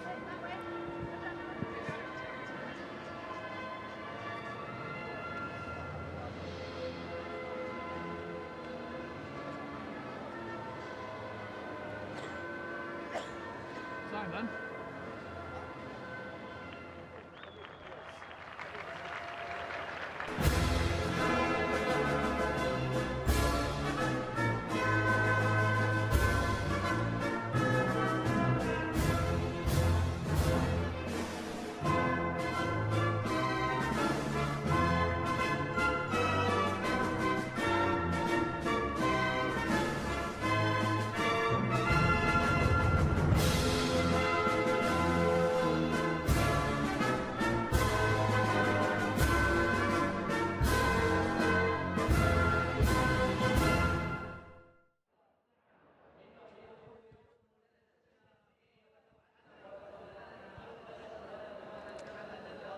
The national anthem of the Kingdom of Saudi Arabia, and local hopes will be high that they can spring a surprise like they did in 2022, courtesy of Emblem Road, and we are still reverberating from the noise created by the crowd three years ago. But it's much more likely that if it's not Romantic Warrior for Hong Kong, that it'll be Forever Young for Japan. And if you are a good racehorse in Japan, you're more than just a horse, you're a cultural icon.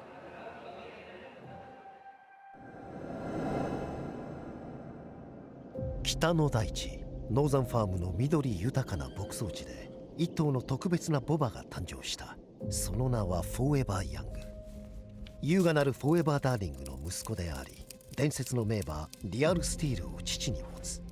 2つの名門血統が交わり、偉大なる未来を宿した存在だった。1歳馬の彼は JRHA セレクトセールにて調教師矢作義人の目に留まり、9800万円で落札された。大地が彼のキャンバスとなると矢作は語った。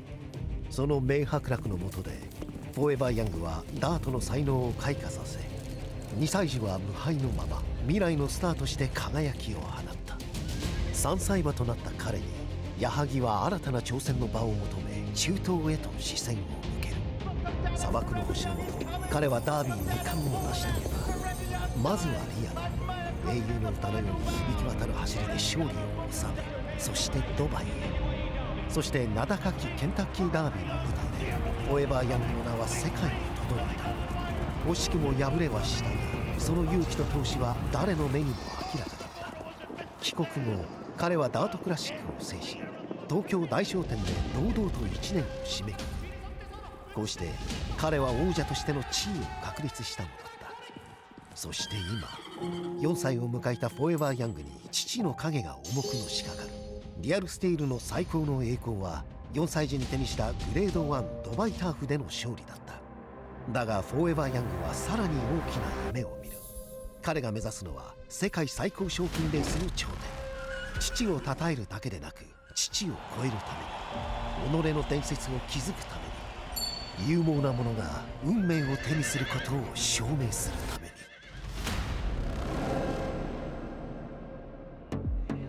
And his credentials are just so compelling, and made even more compelling by the fact that his trainer is in brilliant form, struck with Shit Emperor earlier, and that his nation are taking a grip of this night, but standing in his way, standing between him and this magnificent Saudi Cup and the $20 million is a representative field coming from all corners of the globe.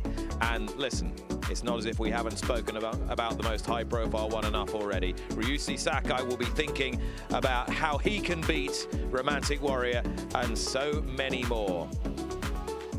We'll be right back for the 2025 Saudi Cup.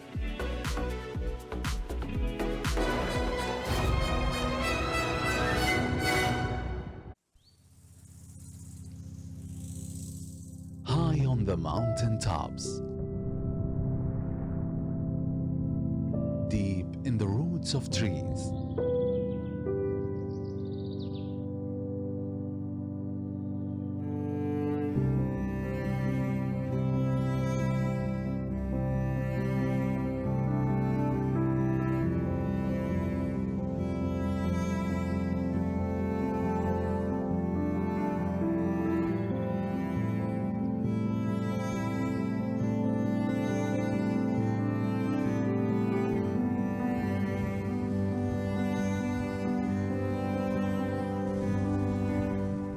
between valley streams,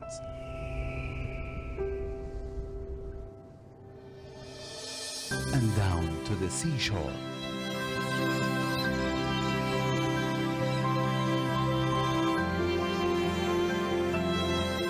Beauty grows, love flourishes, and breathtaking scenery surrounds us, celebrating eternal moments.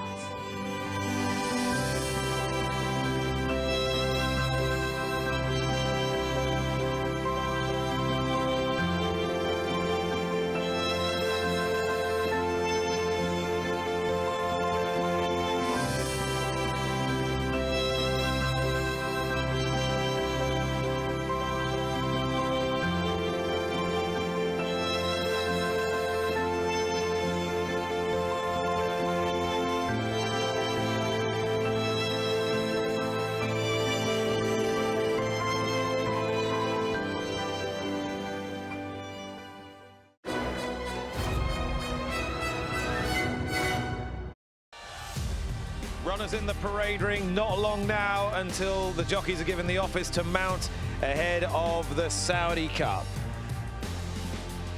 So this, the 6th edition of the Saudi Cup, which was the brainchild of the chairman of the Jockey Club of Saudi Arabia. Let's hear from him now, His Royal Highness Prince Bandar.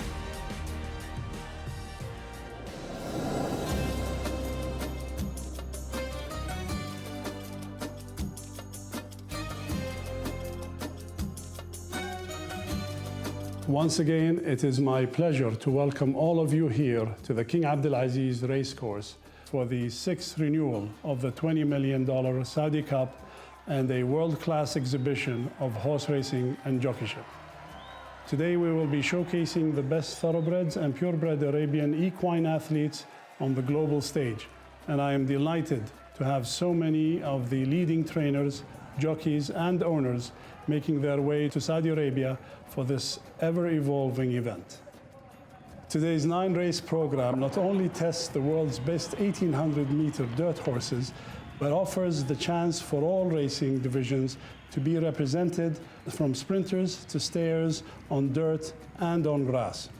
I extend my very best to all participants and racegoers, and all of you watching all around the world, and hope you have a memorable Saudi Cup.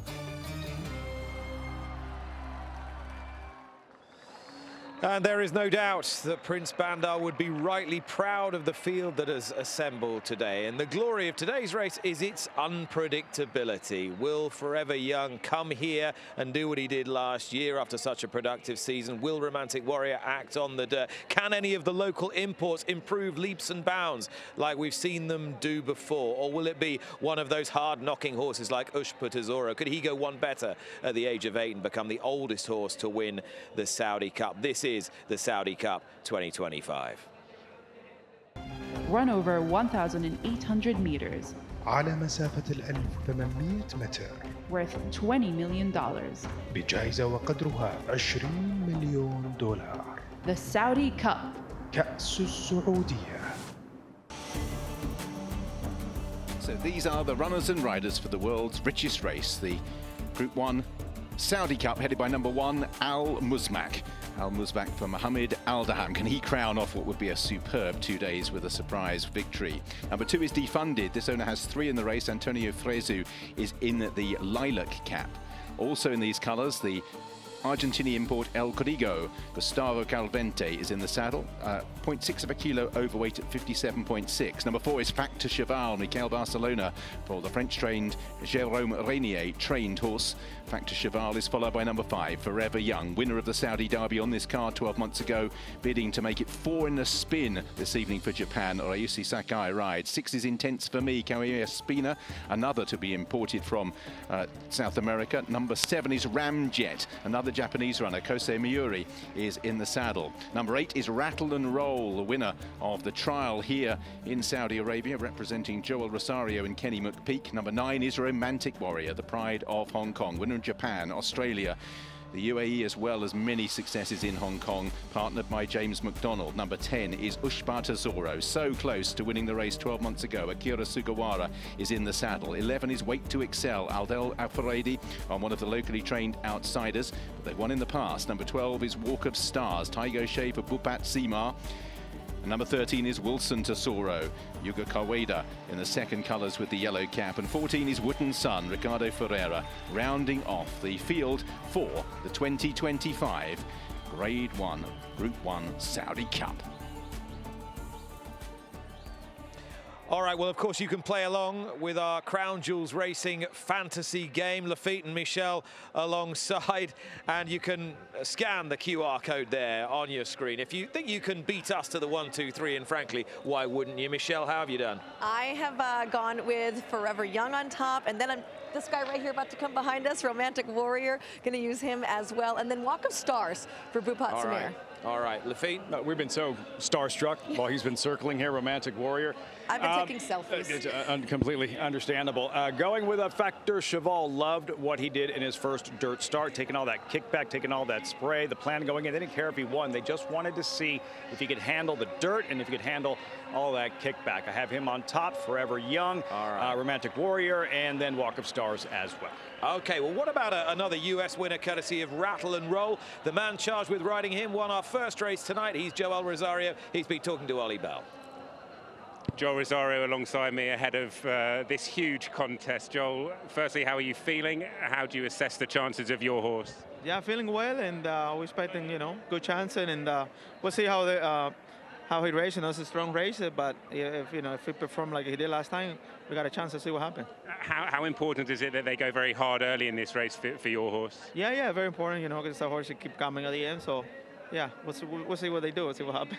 All the eyes of the sporting world, the racing world, will be focused in on this race. What was the atmosphere like in the weighing room ahead of this year's Saudi Cup? Man, it will be amazing. So we're looking forward. Good man. Good luck. Thank you. Thank you. Yes. All right, that's Joel Rosario. This is James McDonald on Romantic Warrior. These are encouraging signs. He seems pretty relaxed now. Yeah, he actually came out and he was a little on the nervous side, but then they walked him around and he came out very, very relaxed. The crowd was going crazy for him and he got a little bit more on his toes, and he kind of was looking at our set with the lights, but he has really calmed down now. All right, Romantic Warrior wouldn't be here without the enterprise of his trainer, Danny Shum, or at the behest of his owner, Peter Lau, who's with Tom Stanley. Well, the one person we haven't heard from properly yet is Mr. Peter Lau, the owner of Romantic Warrior. This is a huge night, I know, but he's Won huge races before. How are you feeling? Yeah, very exciting, and his form is very good. The condition is fine, and I think he's racing one of the biggest races in his life and my life. Speaking to his trainer Danny Shum before his run in Dubai, he paid credit to you for wanting to take this risk, and it's all down to you. He's here.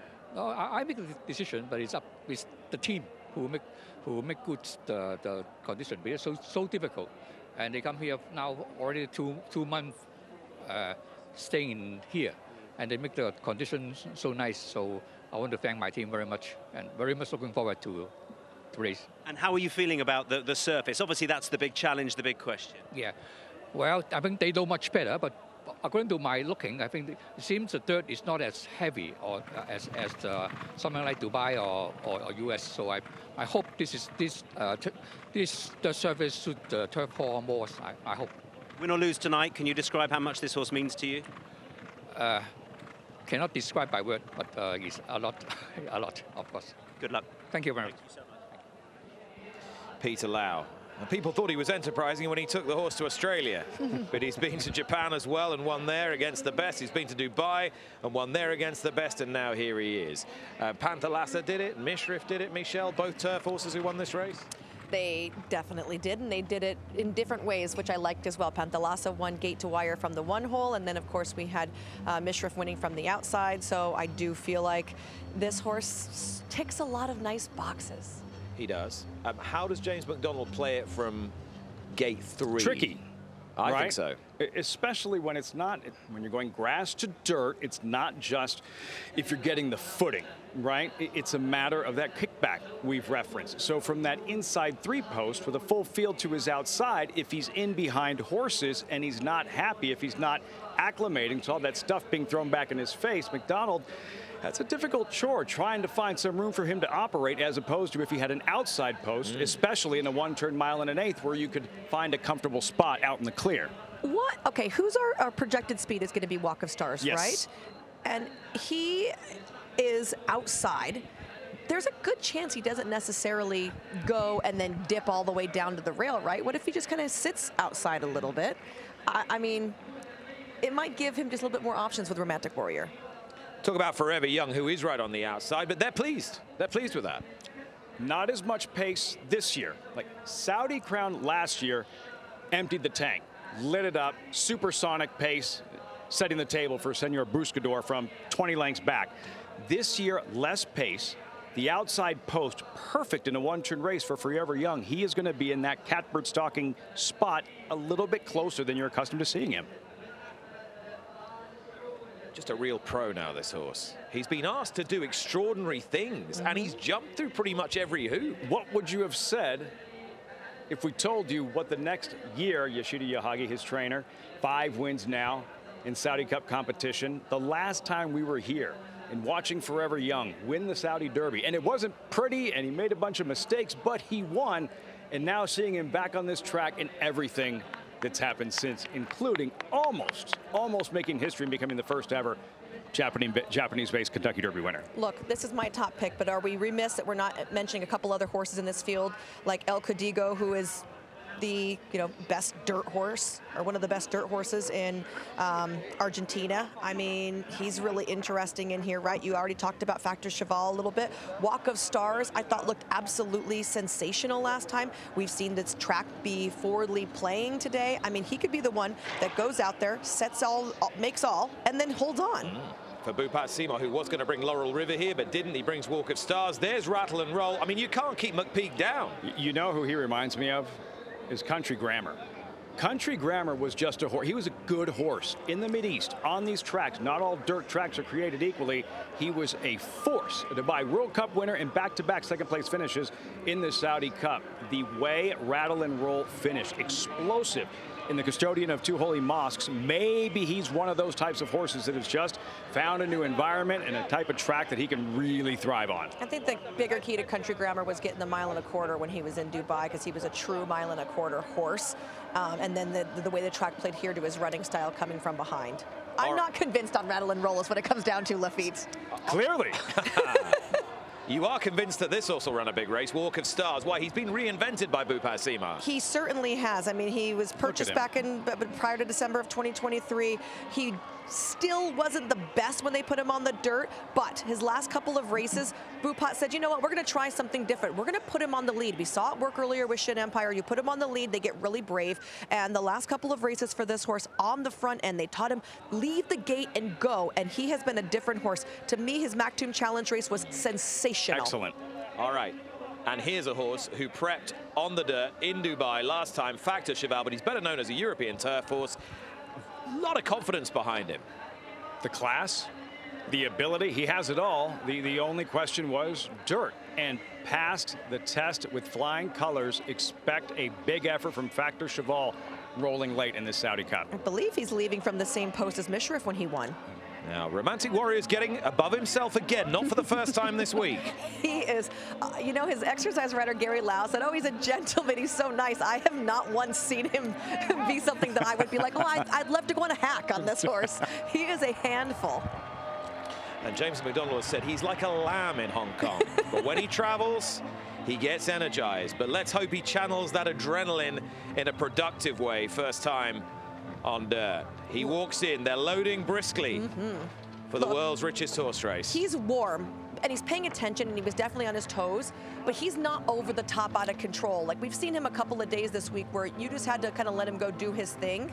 He looks very composed considering everything going on. History, first ever Hong Kong-based racehorse to compete in Saudi Arabia. The best of Asia, the best of North America, the best of Europe, the Saudi Cup, $20 million, Richard Hoyles. And they're away for the Saudi Cup, a little bit slow away, Ushbat Azoro. And early on it is Walk of Stars who moves forward. Romantic Warrior jumped well and just moves off the rail to get some clear daylight and avoid the kickback, looking for Forever Young, who's broken well and is right across the field as well. Al Musmak is racing in a handy position with Defunded through the first 200. They're being followed by Ramjet, and also there is Wait to Excel. As last year, Ushbat Azoro's the one off the back end. Also towards the back at this stage is Rattle and Roll, well behind as they make their way through the first 400 meters. Forever Young in the maroon colors, but it's Al Musmak towards the outside with Defunded, and right there on the running rails, Walk of Stars. Romantic Warrior tracks them in 5th place, Pale Blue, racing on the inside of Wait to Excel, then Ramjet, wider out the white cap of El Código. Factor Cheval is at the back of that leading group on the outside of Wilson Tesoro. Then behind those is Intense for Me, still a gap back to Wood and Sun. Rattle and Roll well back, and Ushbat Azoro as Romantic Warrior moves off the running rail as they approach the bend. So out in the lead, Forever Young on the outside, disputing it with Walk of Stars. Right round the outside, Romantic Warrior will be 5 wide into the turn, but he's poised under James McDonald as the big two move through. Forever Young, Romantic Warrior sweeps up on the outside for Hong Kong. They lock horns, and it's Romantic Warrior who finds most initially from Forever Young in 2nd place. The two of them are clear from Wilson Tesoro and Factor Cheval, two of the great racehorses in the world. And at the moment, Romantic Warrior holds sway. His rider looks across. Forever Young is trying to close, and he's beginning to do so. Romantic Warrior from the outside. Forever Young has got to within 3 parts of a length. Romantic Warrior, Forever Young, a race for the ages, and Forever Young rounds off a terrific night for Japan, runs down Romantic Warrior and breaks Hong Kong hearts. Back in 3rd place, Ushbat Azoro, Rattle and Roll from the back. Wilson Tesoro next with Ramjet. Then behind those, Walk of Stars dropped out. Defunded Nel Código. A stretch duel for the ages where Romantic Warrior went first but couldn't repel Forever Young, who ran him down in the final 50 meters to win the 4th race in a row tonight for Japan, and the one that matters most. The winner in the last strides of last year's Saudi Derby wins the Saudi Cup in similar fashion. Romantic Warrior got a break, faced the kickback, did Hong Kong proud, but eventually it was Forever Young for that familiar nation on Saudi Cup night. 4 on the night for Japan, 2 here in successive years. Forever Young won the Saudi Cup. You will travel the world not once, not twice, but 3 times before you'll see a horse race like that. There was something in the air tonight for Japan, for Yusei Sakai and for Yoshita Yahagi. Forever Young has won an epic. Romantic Warrior has done everything bar win. Is this horse capable of anything? Yes, he is, but not quite capable of winning the Saudi Cup. That's Forever Young. And here's Yoshita Yahagi with Tom. Wow, take your breath away horse race. What a race and what a win for Forever Young. Mr. Yahagi, congratulations. How do you feel? すごいレースでした。なんか息一回整えてって思うんですけど、本当にすごいレースでしたね。ちょっと信じられないですね。本当に信じられない強さです。Unbelievable how he is good. Unbelievable. Tell me about the strength, the resolution of this horse to go and get a horse as good as Romantic Warrior. ロマンティックウォリアーよりいい馬っていうことですかね。いや、ロマンティックウォリアーも素晴らしかったと思いますけども、さっと信じてました。You know, of course, Romantic Warrior is such a strong horse. We respect him, but our horse was much better than today. Tell me what you were thinking when he went past you. Did you think you would have a chance of going and winning the race, or did you think that was it? 直線でこうロマンティックウォリアー先行かれてさせるって思ってました。まだチャンスはあると思ってました。I was believing he still come back to pass the Romantic Warrior. How does he do it, this horse? Travel all around the world and always run a good race, always turn up. 世界中どこでも彼はいいパフォーマンスしますよね。それはどういう理由ですかね。旅が好きな馬なんで、それが良かったです。He loved traveler. Yeah. And you do. How do you do it? Every time, wherever you go, Breeders' Cup, Dubai, Saudi, at home in Japan. 私も大好きです。旅が。I love travel too. Well done. ありがとう。Thank you. There aren't enough superlatives for that horse race. Forever Young and Romantic Warrior were 10.5 lengths clear of last year's narrow runner-up. And there is so much to digest for the time being. Salutes Forever Young, a horse who's been asked to do everything and has kept delivering. And he has foiled one of the most enterprising bids for glory in recent history. More in just a moment.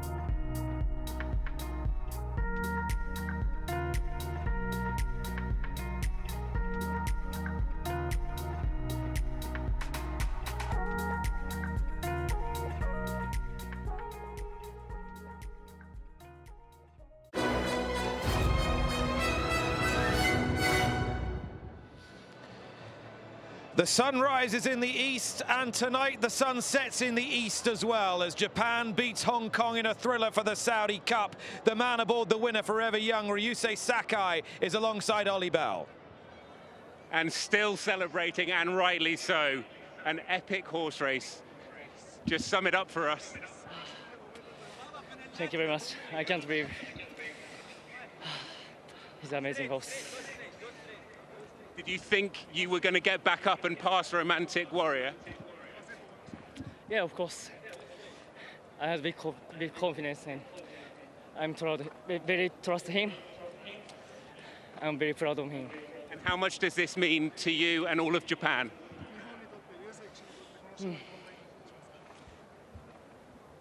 とても嬉しいことですし。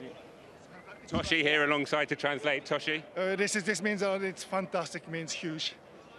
Congratulations, you're at the Saudi Cup winning jockey 2025.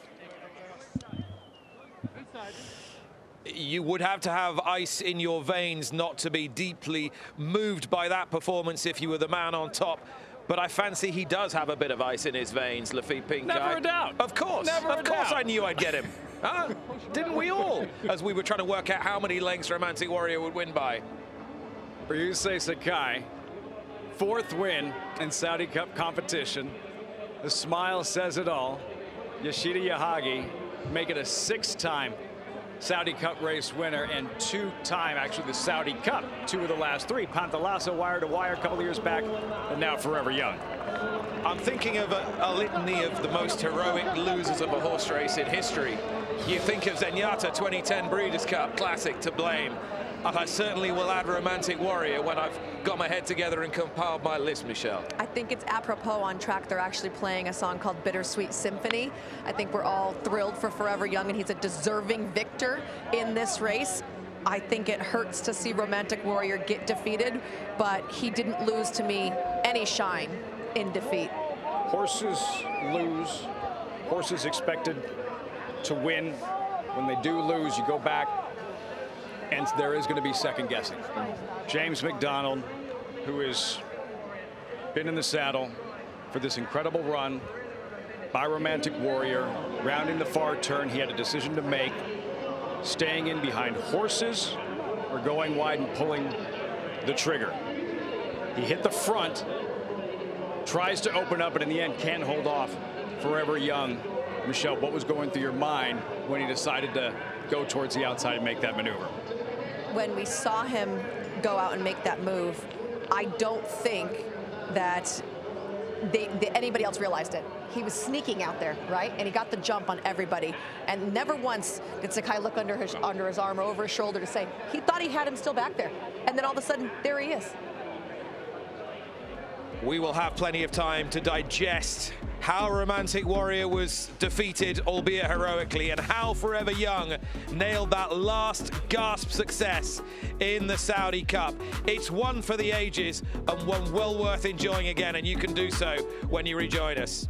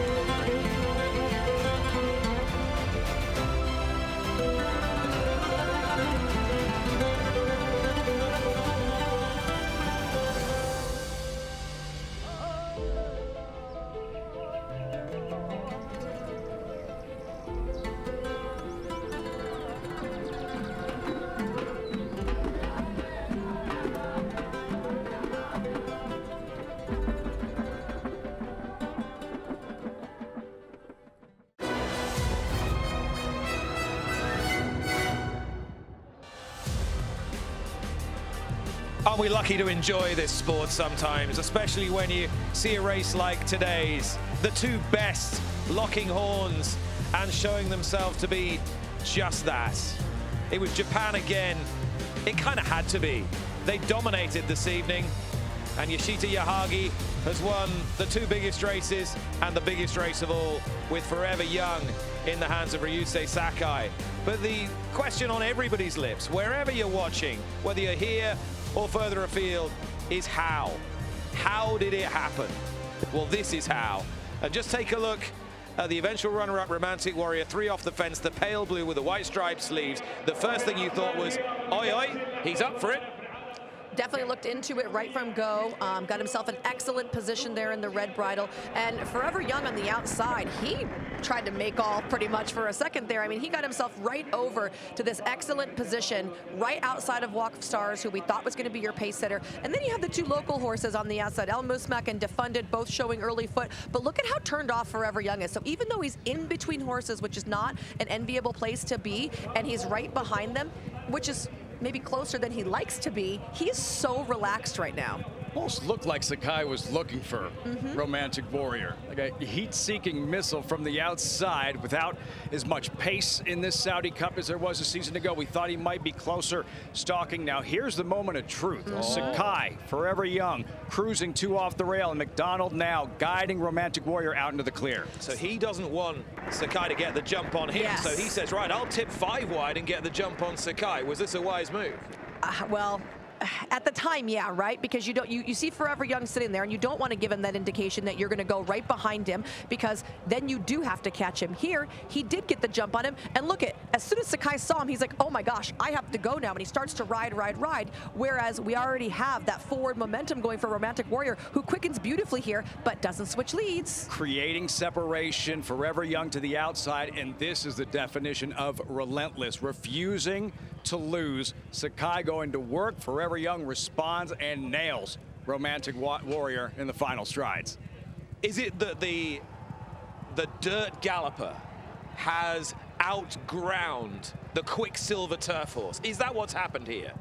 Maybe, but Forever Young is just a really great horse. Like, they are just two really great horses. That's it. And they threw down, and now we have a winner. It wasn't going to end in a tie. Forever Young just better tonight. He is, yes. They could do this again, and maybe the outcome would be different. It could have been reversed. But tonight, Forever Young was just the better horse. That will be, we've heard, Romantic Warrior's only start on dirt. Oh, maybe Forever Young will go on the grass. Pursuing him as he did right out of the gate tonight. We touched on the pedigree, Real Steel, the sire of Forever Young, who just got better with age. And that's been a growing narrative, that what as good as Forever Young has been, that we haven't seen the best. And now in his first start as a 4-year-old, takes down the $10 million winner share of a $20 million Saudi Cup. They dish out these awards at the end of the year for best horse, best race. I can't believe we'll experience another horse race as stirring as this one. Major sporting events, we build up, we hype races. You're expecting the world, you're expecting to see everything, and so often these events don't live up to the hype. So often these events disappoint. This one exceeded all expectation. Well, there is a delay to the presentation, to the all clear, but it doesn't affect the placings. We've seen this movie before here in Riyadh, and that magnificent trophy will be presented very shortly to the winning connections, who've had the night of all nights with Shin Emperor first and then Forever Young. Beating Romantic Warrior, Ushpa Tesoro came from nowhere to finish third, and Wilson Tesoro in fourth. Let's breathe it in, drink it all in, Michelle and Lafitte, and just bask in the glory of witnessing a truly tremendous tussle of some wonderfully courageous thoroughbreds. I feel like we've seen some fantastic renditions of this particular race. Lacking the U.S. horses this year, we still had big headliners, and this is the race that we wanted. I still have goosebumps. I'm going to watch this race for the rest of the night. Nights like this, races like this, remind you of why we all fell in love with the game to begin with. They certainly do. Michelle, thank you so much. Lafitte, thank you very much. Thank you to Ollie and to Tom and to Rosie and for all our brilliant team here in Saudi Arabia. It's a massive team effort. Wishing you all the best. Do join us again next year. This promised to be a wonderful horse race. It didn't just not disappoint, it provided us with an epic. It shows us why horse racing can keep us forever young.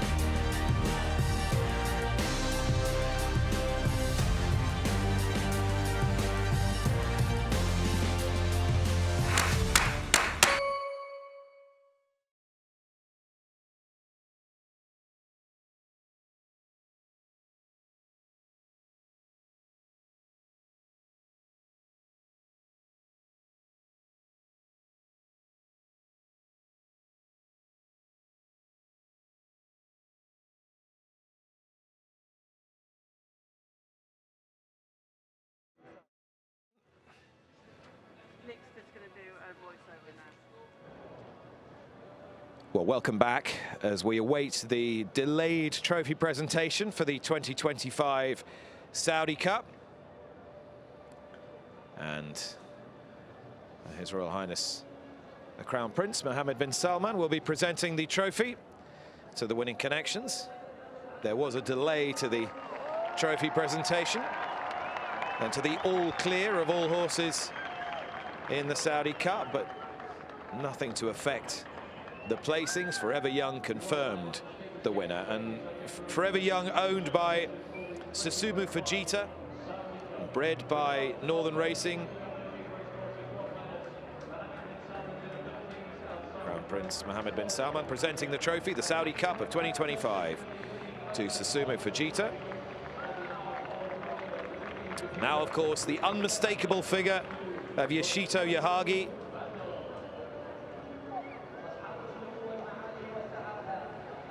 Man who's revolutionized international competition here in Saudi Arabia, in Dubai, in the United States. And Ryusuke Sakai, he took the Kentucky Derby in his stride, finishing third, the Breeders' Cup Classic in his stride. And now you feel this horse and Ryusuke have gained their just desserts in the Saudi Cup.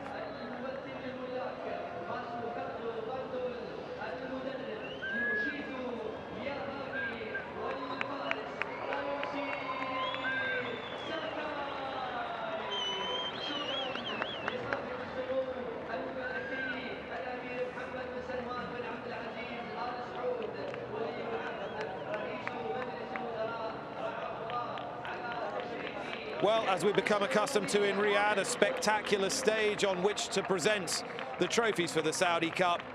But that is nothing compared to the stage on which the main theatre was played out. Romantic Warrior, he didn't just play his part, he played a huge part in making this race what it has been today.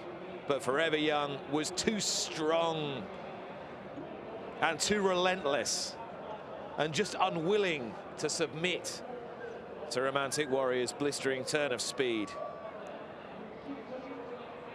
It's been Japan's night once again, as Forever Young wins the Saudi Cup.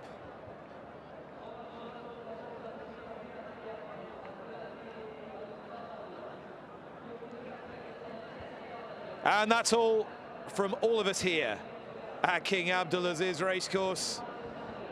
This huge crowd will file home, hopefully quietly, drinking in the air of a magnificent sporting event. They've had boxing here tonight, they've had football here tonight, but mark my words, nothing's going to beat this heavyweight clash. We'll see you next time.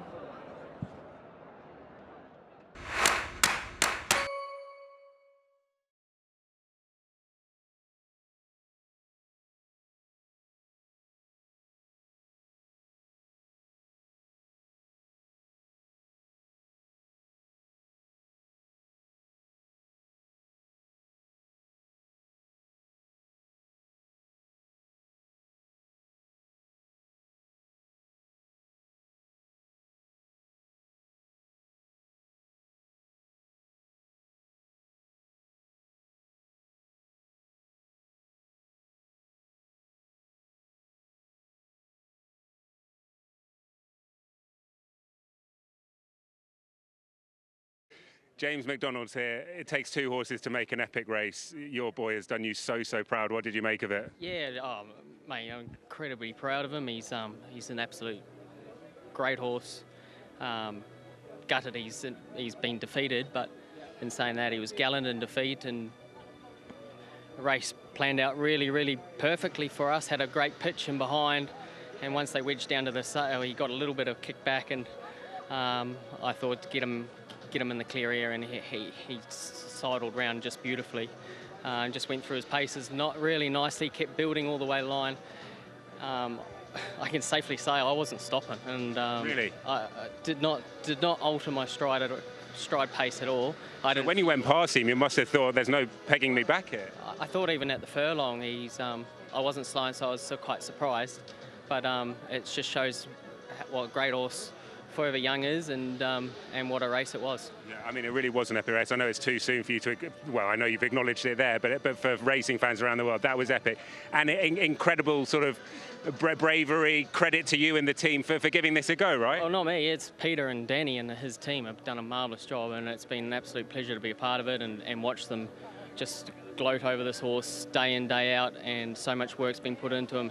He delivers every time. He delivered tonight as well, and like I say, I'm gutted he got beaten tonight, but he went down on his sword, that's for sure. He went down fighting, and he made one hell of a race out of it. I know it's so soon after this. Do you know where he'll go next? What he'll do next? Oh look, I'm not too sure. I think he runs in Dubai, but look, he had a tough run tonight, and I'd say he still felt he won because it was a close margin, and yeah, it was a great build-up. It's great to be here in Saudi, and they put on a great show. I so appreciate your time. Thank you, James, and an unlucky day, but well done. Cheers, thanks. Thank you, pal.